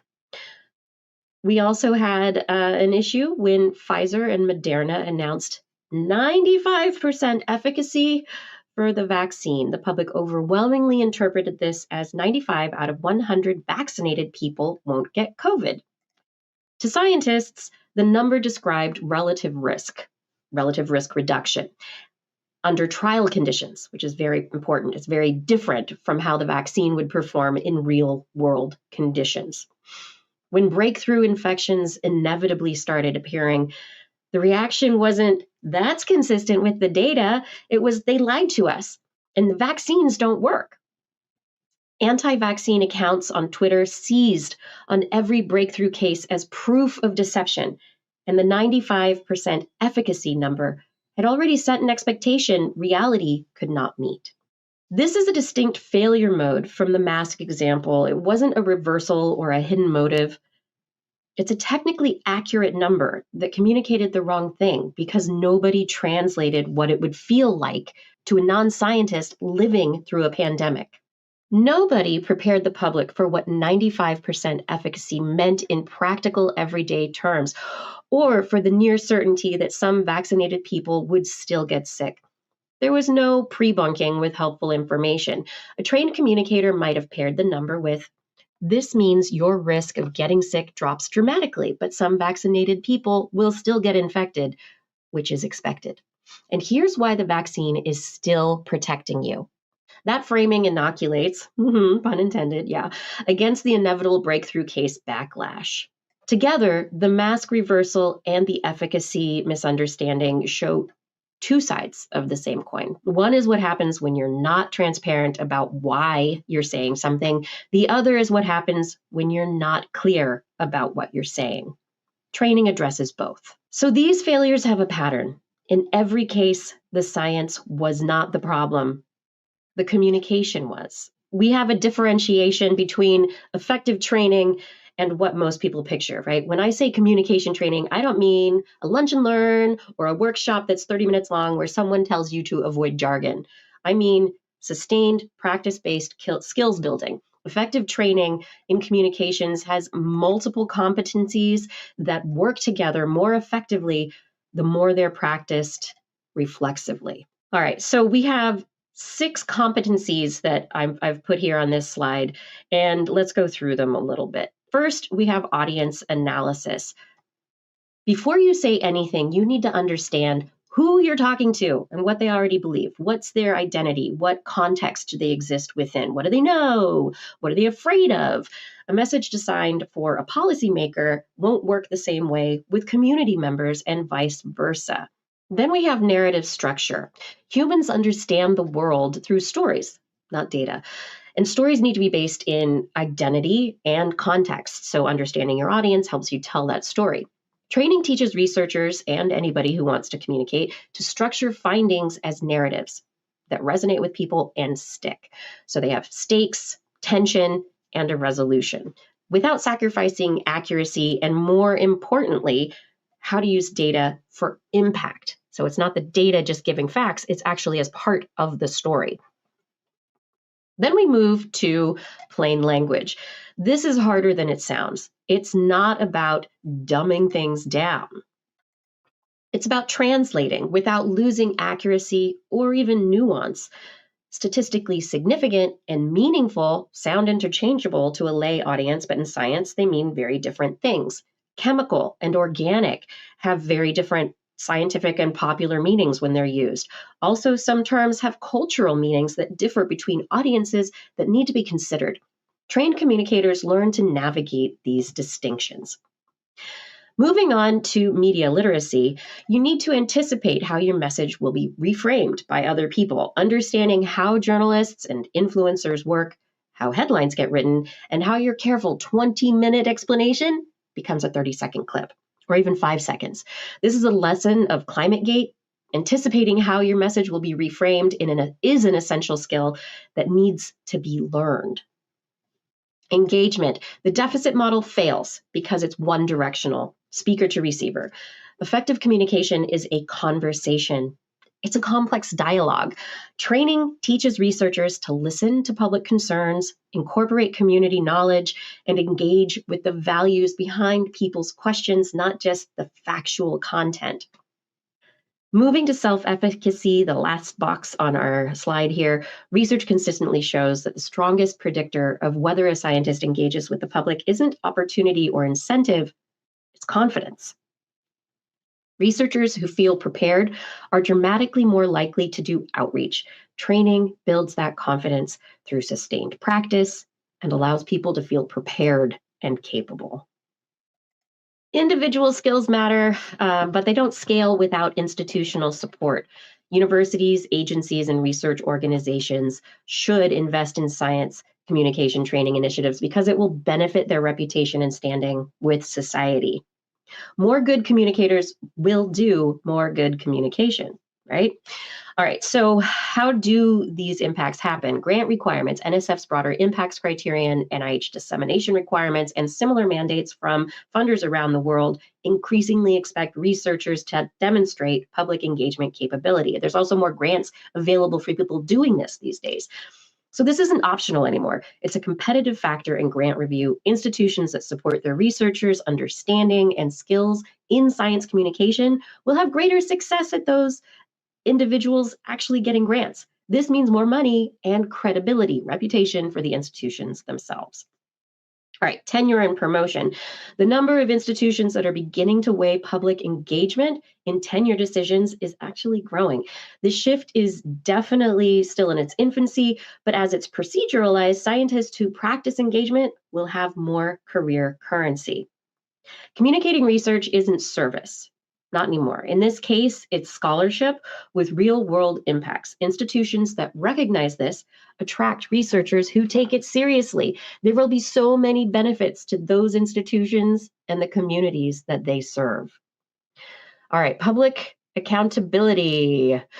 Most basic research is publicly funded. Taxpayers have a right to understand what their money supports. Clear communication is really an essential part of the social public contract. This isn't just an ethical argument. It's actually a political one. It's been upheld since the NSF was founded. In an era of shrinking budgets and increasing skepticism about academic spending, clear public communication is institutional self-preservation. And finally, civic science. This really is the broadest frame. Moving from the political, science doesn't happen in a vacuum. It intersects with policy, values, and democratic decision-making. The vision of civic science asks scientists to participate in public life, not as authorities delivering verdicts, but as citizens contributing expertise to shared social problems. That requires a very different skill set than publishing papers and giving academic talks, a skill set that can be taught. Institutions would benefit reputationally for fostering societal benefit as community connectors if they supported the civic efforts of their researchers toward collaborative engagement, studies, and solutions. So the case for investment is clear, but there's a deeper point here about how that investment should be structured. First, here's an uncomfortable truth worth naming. Scientists are not always the best messengers, and they're rarely the right people to develop the communication strategy on their own. There, I said it. Okay. A brilliant researcher may be the worst person to explain their own work to a general audience, not because they lack intelligence, but because deep expertise makes it genuinely harder to see what's confusing to someone encountering the topic for the very first time. This is the curse of knowledge, and it's well documented. Communication is its own professional discipline. Just as we wouldn't ask a communications specialist to design an experiment, we shouldn't assume a researcher can or should build a public engagement strategy from scratch. The goal of training isn't to turn every scientist into a spokesperson. It's actually to help them recognize when they need a professional communicator at the table and how to collaborate effectively with one.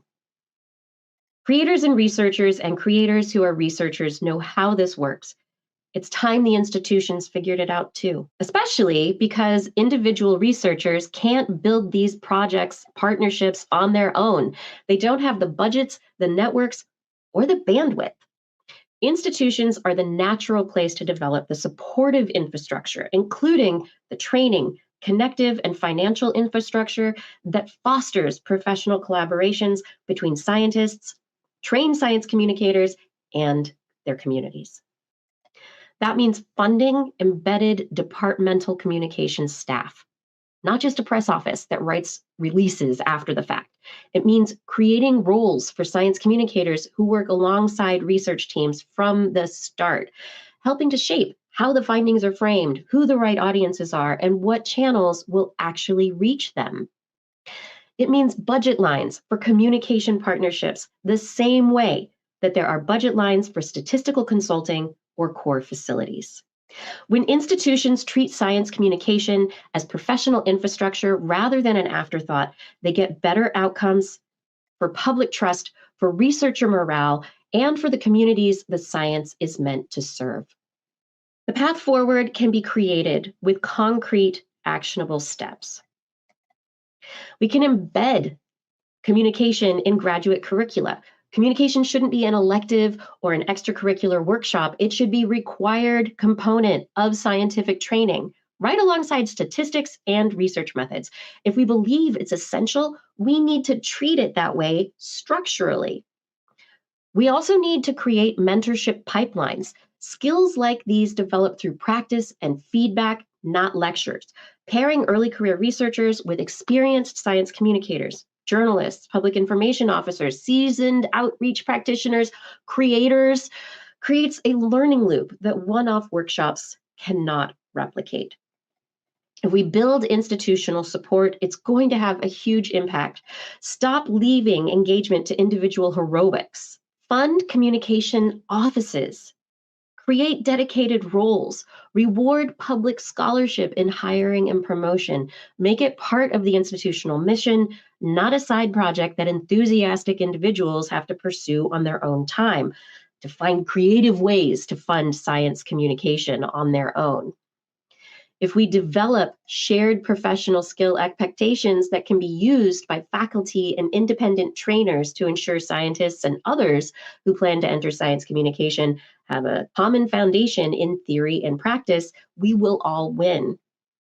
We need to find ways to fund science communication education programs external to institutional programs so there continue to be multiple pathways of access into the profession of science communication. Remember all the cases of failure that I brought up. The science was sound, the communication was not. In every case we looked at today, L'Aquila, ClimateGate, the mask guidance, COVID vaccines, the science wasn't the problem. Imagine if trained communicators had really been at the table from the very beginning. Imagine if the researchers themselves had been better equipped to translate their work, anticipate public reaction, and engage with real human concerns. How many of these crises could have been avoided, or at least softened? Would Twitter have survived? Who knows? But I'm going to close this talk with a call to action for all of you. All of you have a part to play. Creators who don't have SciComm training, get more training to do what you do better. Start thinking more about what you don't know. Researchers, advocate for better training at your institutions and its support on your campuses. Enthusiasts, demand better communication. Let's all think about how we can do better. Let's talk about training so that we can change the future of science for a better society.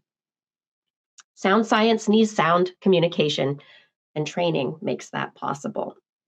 Thank you for your time today. I'm happy to answer any questions now. You can also visit my website through the QR code here to make an appointment to talk with me after the summit is over.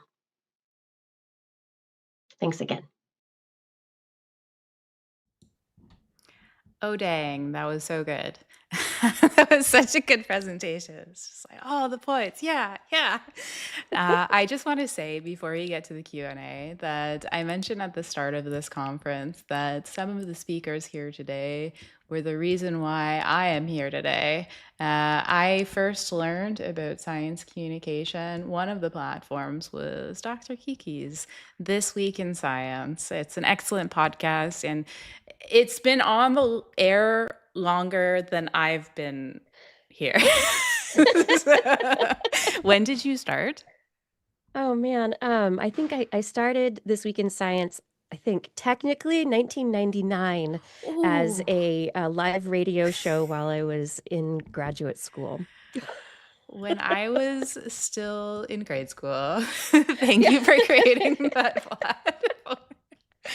Okay, so to get to some of our questions, the first one comes from Annika. What would you say to universities highlighting their achievements in competing with other venues collaborating for the greater society? Is there any data on inter-university collaboration? I am not aware of it, but that's a really wonderful question, because when it comes to inter-university collaboration, normally you'll see maybe state colleges, universities, something say like all the University of California campuses. They have, a little bit of rivalry, but at the same time, they're all University of California, and so there are shared aspects of their mission. Additionally, we have the land-grant universities that are congressionally funded and mandated to a certain degree, and And so they have collaborations and initiatives that occur in, in I guess synchronization. So I think I don't know. Right now we have the issue where all these universities are trying to convince people that they're still relevant, right?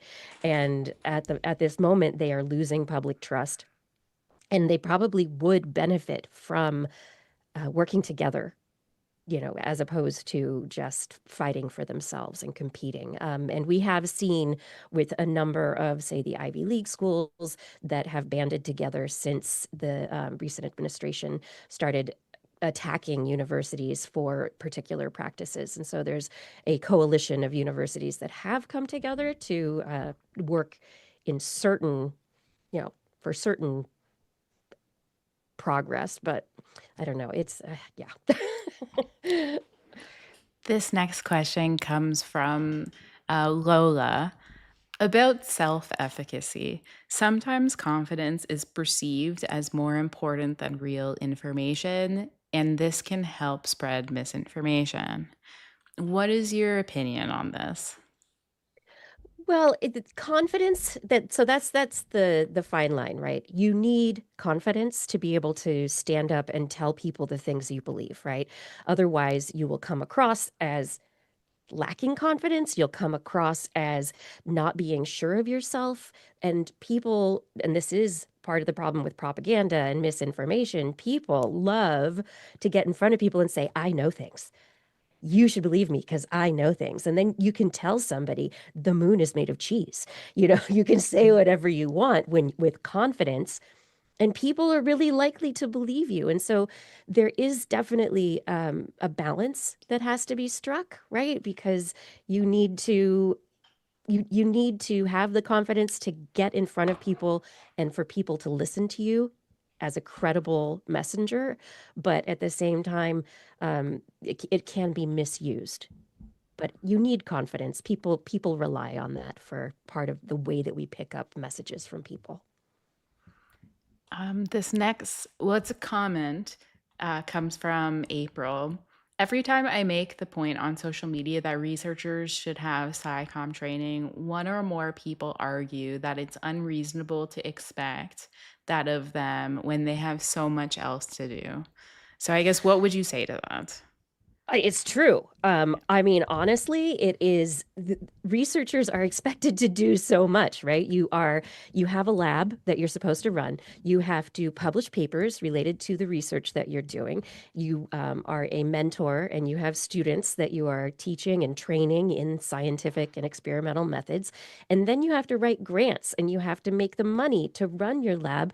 And then you're supposed to be going out and do your own marketing, your own media, and it's as if it just keep giving researchers things to be experts at, keep telling researchers that the weight of the world is on their shoulders, and it is completely unfair. That said, researchers know their stuff better than anybody else does. And so, of course, if a researcher can talk about and communicate their work, they are going to be really the ideal messenger if they know how to do it. Which is why I don't think if there's training for researchers, I don't think it's fair to ask people to get their own training, right? You're expected to be an expert communicator, and yet you need to go out on your own time to do a training program or a workshop, or, you go out and trial by fire, fail in public multiple times before you learn how to do it well, right? All these expectations are it's ridiculous. And so I really, really believe the training needs to take place as a woven component of scientific or academic education, where we currently have a scientific or an academic environment where people who are in the sciences like look down on people who are in the social sciences, the soft sciences, right? They look down on communication and marketing. They look down on these soft skills that are so essential for human connection. And it has led to this I guess reinforcement of the barrier between science and society, because sciences have allowed themselves to become insular, right? And so it really needs to be, when you are taking a biology class, that there needs to be a certain aspect of that curriculum that has communications training as a part of it, where it's part of every single course that you take. You're not just writing lab reports. You're also learning how to give a talk or give an interview, or have a talk with a kindergarten class, or a group of concerned community members. Like, there really needs to be this kind of ongoing training, so that when people leave school, they have preparation, and they at least know what they don't know. Now, we've been talking a lot about university participation in like creating infrastructure. So I guess like I operate, as you know, in the cosmetic space. A lot of the cosmetic science organizations and other types of organizations in beauty, they talk a lot about wanting to support science communication or address misinformation, or whatever the angle they're coming at it. So what would you say to those groups in like, what are the things that they should be thinking about if they want to support science communication in the cosmetic space? But obviously this could be extended to any industry, for like industry stakeholders to contribute to creating infrastructure and support and like training opportunities. Yeah, I mean, we see already there are a number of professional societies, and member organizations that have started creating science communication training programs. So the American Chemical Society, the American Geophysical Union, they have departments that they fund that bring together, that put together resources on science communication, that run workshops, that allow the creation of parallel tracks at conferences, so that people can have, that they can get exposure to the ideas that are foundational to science communication. And so there is, there's a space for those professional organizations, those associations, to be able to, because they're very often funded by donations from industry players, so that they get corporate donations. They are already building infrastructure to connect all the professionals in their field. So those societies, I think, actually play a very prominent role. And I think more of them should actually take a big part in the responsibility of making sure their members, the people who are the professionals in their field, are prepared to do any kind of communication.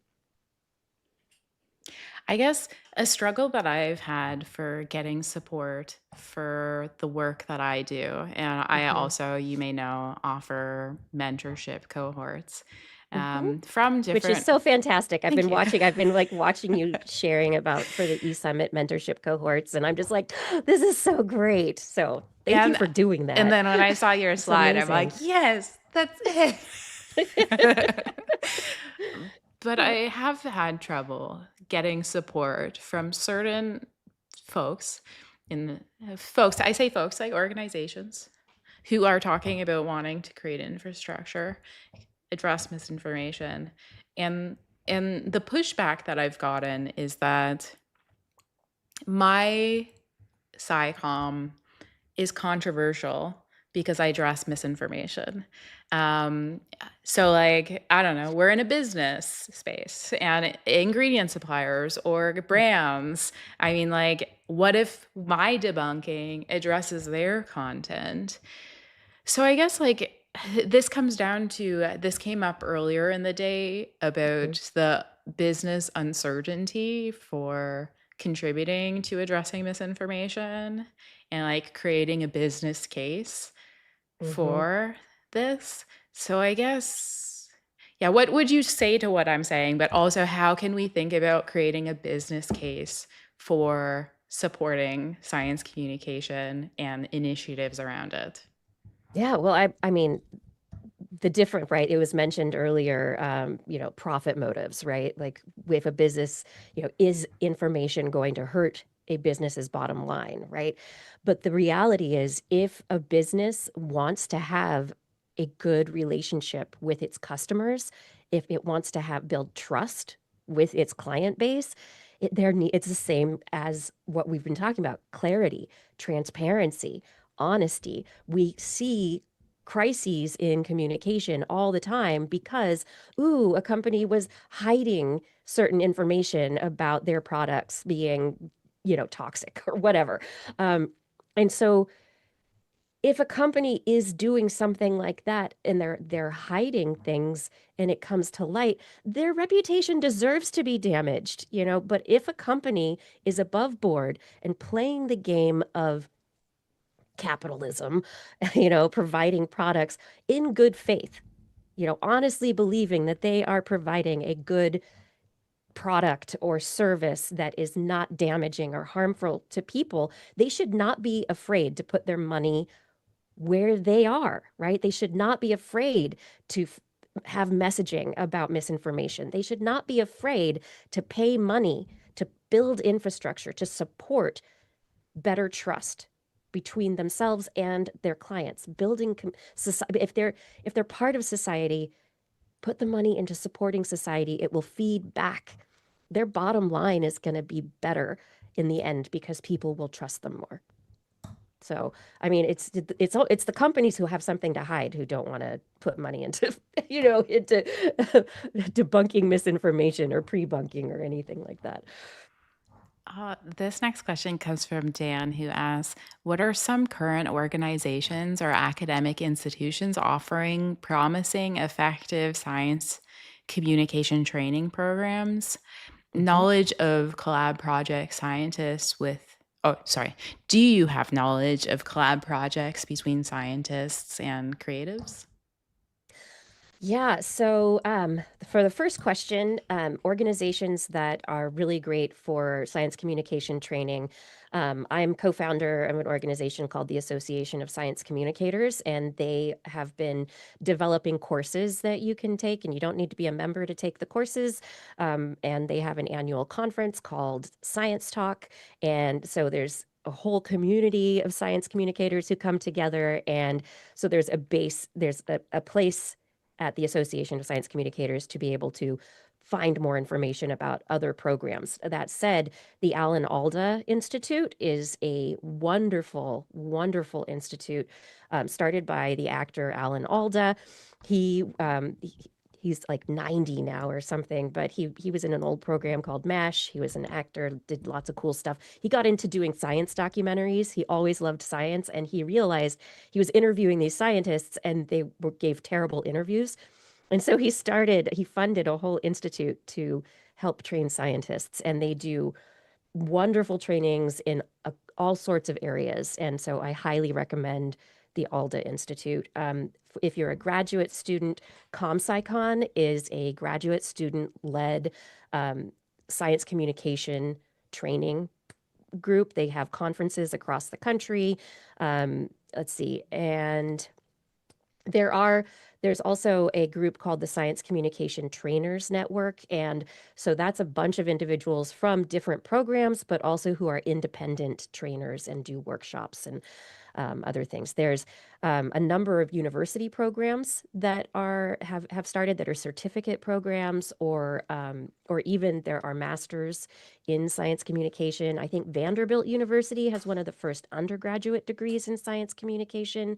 At University of California, Santa Cruz, their science writing program is amazing, and they're expanding more out of just science writing and into other disciplines and areas of science communication as well. There's a ton of stuff out there for people who are looking for good training programs.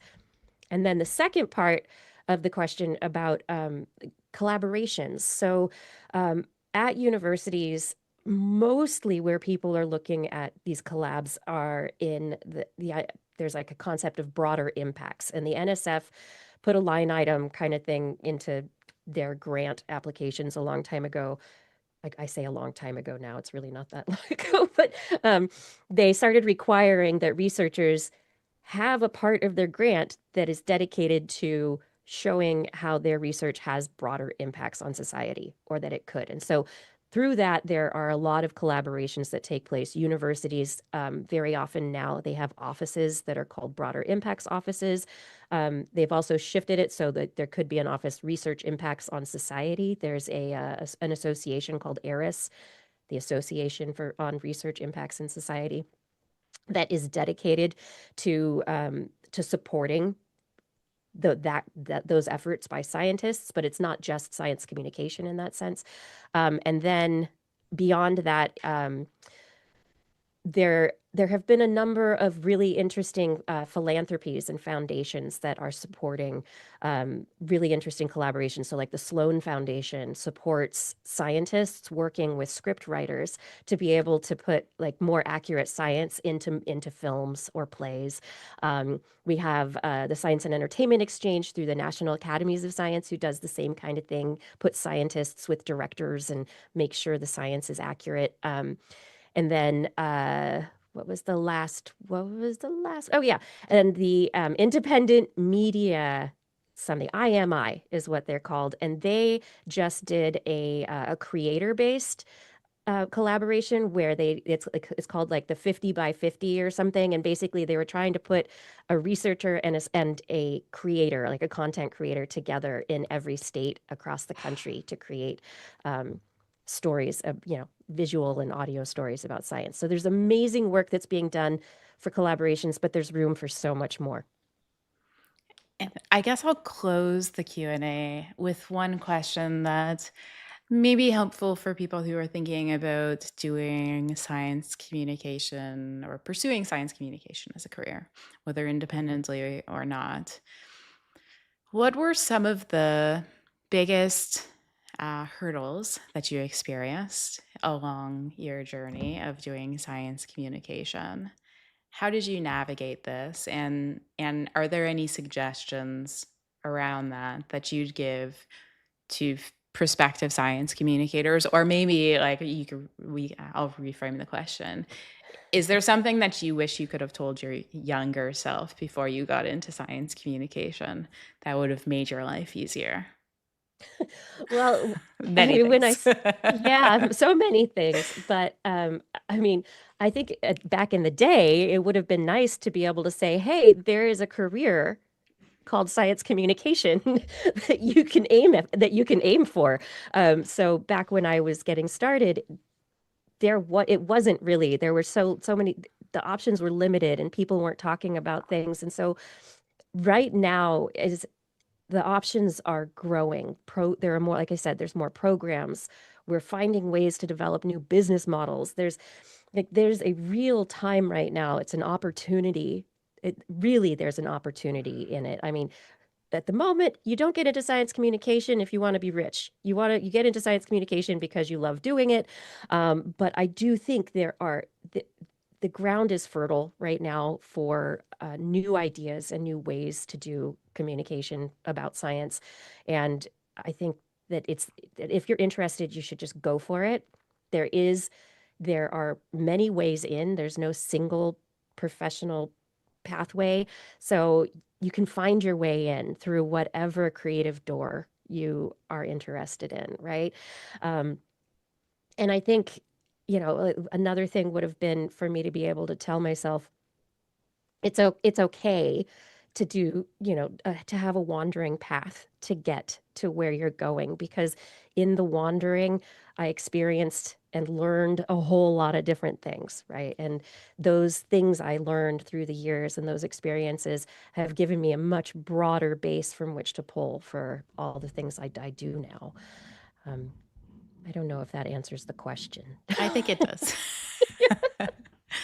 Thank you so much, Kiki, for agreeing to present. It's such an honor to have you on my platform. I'm going to continue on into my closing. You don't have to stick around. I mean, if you want to, you're welcome to. But thank you so much. I hope you have a great rest of your Sunday. Thank you so much, Jen. It's wonderful. I've been watching the whole thing today, and well, I mean, once I woke up this morning, and it's just been fabulous. And thank you for inviting me to be a part of this. I really appreciate it. It's an honor to be on your platform. Oh, thank you. And I am so excited to turn this whole summit into an ebook. So I am going to continue on to my thank yous. Thank you so much to all the speakers who contributed their time and expertise, donated their time and expertise. I really appreciate that. And I know how hard that can be to put time towards something like this. So yeah, I really appreciate that. Thank you so much to everyone who helped me. There were many who helped me with, for example, the planning of the agenda. That was a fun challenge for me. It's outside of my usual space of cosmetics, but very relevant to the work that I do every day. So I had a lot of fun planning that, especially Michelle Wong contributed a lot to suggestions for topics for me to go find the relevant experts for. Thank you so much to Luciana Smaldor, our SciComm cohort coordinator, and Portia and Victoria, our peer reviewers. Todd Squires, who's also helping with that, and our whole cohort. I am so excited to continue working with you guys to create an ebook out of this conference to everyone registered. As soon as we're done with it, you're going to receive that to your emails. It's probably going to take a few months. In the meantime, we've got a few ebooks that you can go freely access, which you can find at theecol.com/, I think, ebooks. If you just go to my website, you'll find a drop-down menu with all of the ebooks. Thank you so much to our media partner, White Rabbit Social Mini. I really appreciate all the help that you've given me. We now have a second Instagram channel that we just launched to put more just like focus campaigns just about the summits, and where we'll put more information about the ebooks. And we're also using that as another platform to create more opportunities for mentorship for the cohort. So we're now starting to do funneling cohorts from our previous cohorts. And so if people want to learn other content formats, then they can graduate, where they can then create video or carousel type content. So I'm looking forward to, we have another group that's just started for that, and I'm really looking forward to creating content with them, which that will live on that page, so stay tuned. Our next conference is going to be in September, the last Sunday of the month. It's going to be, we do this every September, the Truth and Beauty e-Summit. So this is all about misinformation. The lens is beauty, but it's broadly relevant. The registration is not open yet, but I probably will put the registration open in the coming weeks. If you want to stay up to date, I'm trying to get better with managing my email list. So if you subscribe, I will actually send you an email. It was about, I had an email list for about 10 years, and it was 10 years of no emails. But I've recently started sending emails to the subscribers. So if you subscribe, I will send you updates about that, as well as updates for future cohorts. If you'd like to be a part of a future cohort, the next round of applications will open in August, and we'll also do another cohort for our December cohort, our December summit, which is going to be on the science of skincare. And so that's in December, and the applications for that cohort is going to open, I think, at the end of October. But again, if you subscribe to our email or watch us on social media, then you'll see updates there. Thank you so much to CM Studio Plus for sponsoring our cohort. We could really use more support for these things. It's a huge labor of love. So if you're an industry member wanting to support actual training opportunities for science communication, like, we would love to have your help. Reach out to us at info@theecol.com. Thank you so much also to P&G Beauty. They gave a sponsored session at this summit, and that is tremendously helpful to support some of what we're doing here. Fill out that feedback form that I'm going to send out. You're going to get it to your email with the replay tomorrow. And finally, the impact of this conference is only as large as our reach. And that's where you can help as the viewer. So if you learn something today, consider sharing it. Maybe try out science communication, distill a point into something compelling, and then post it on social media and direct people back to the conference. The more eyes we can get on this summit, I feel like it would be very helpful. I think there was so much highly useful, to me, certainly, information shared about science communication.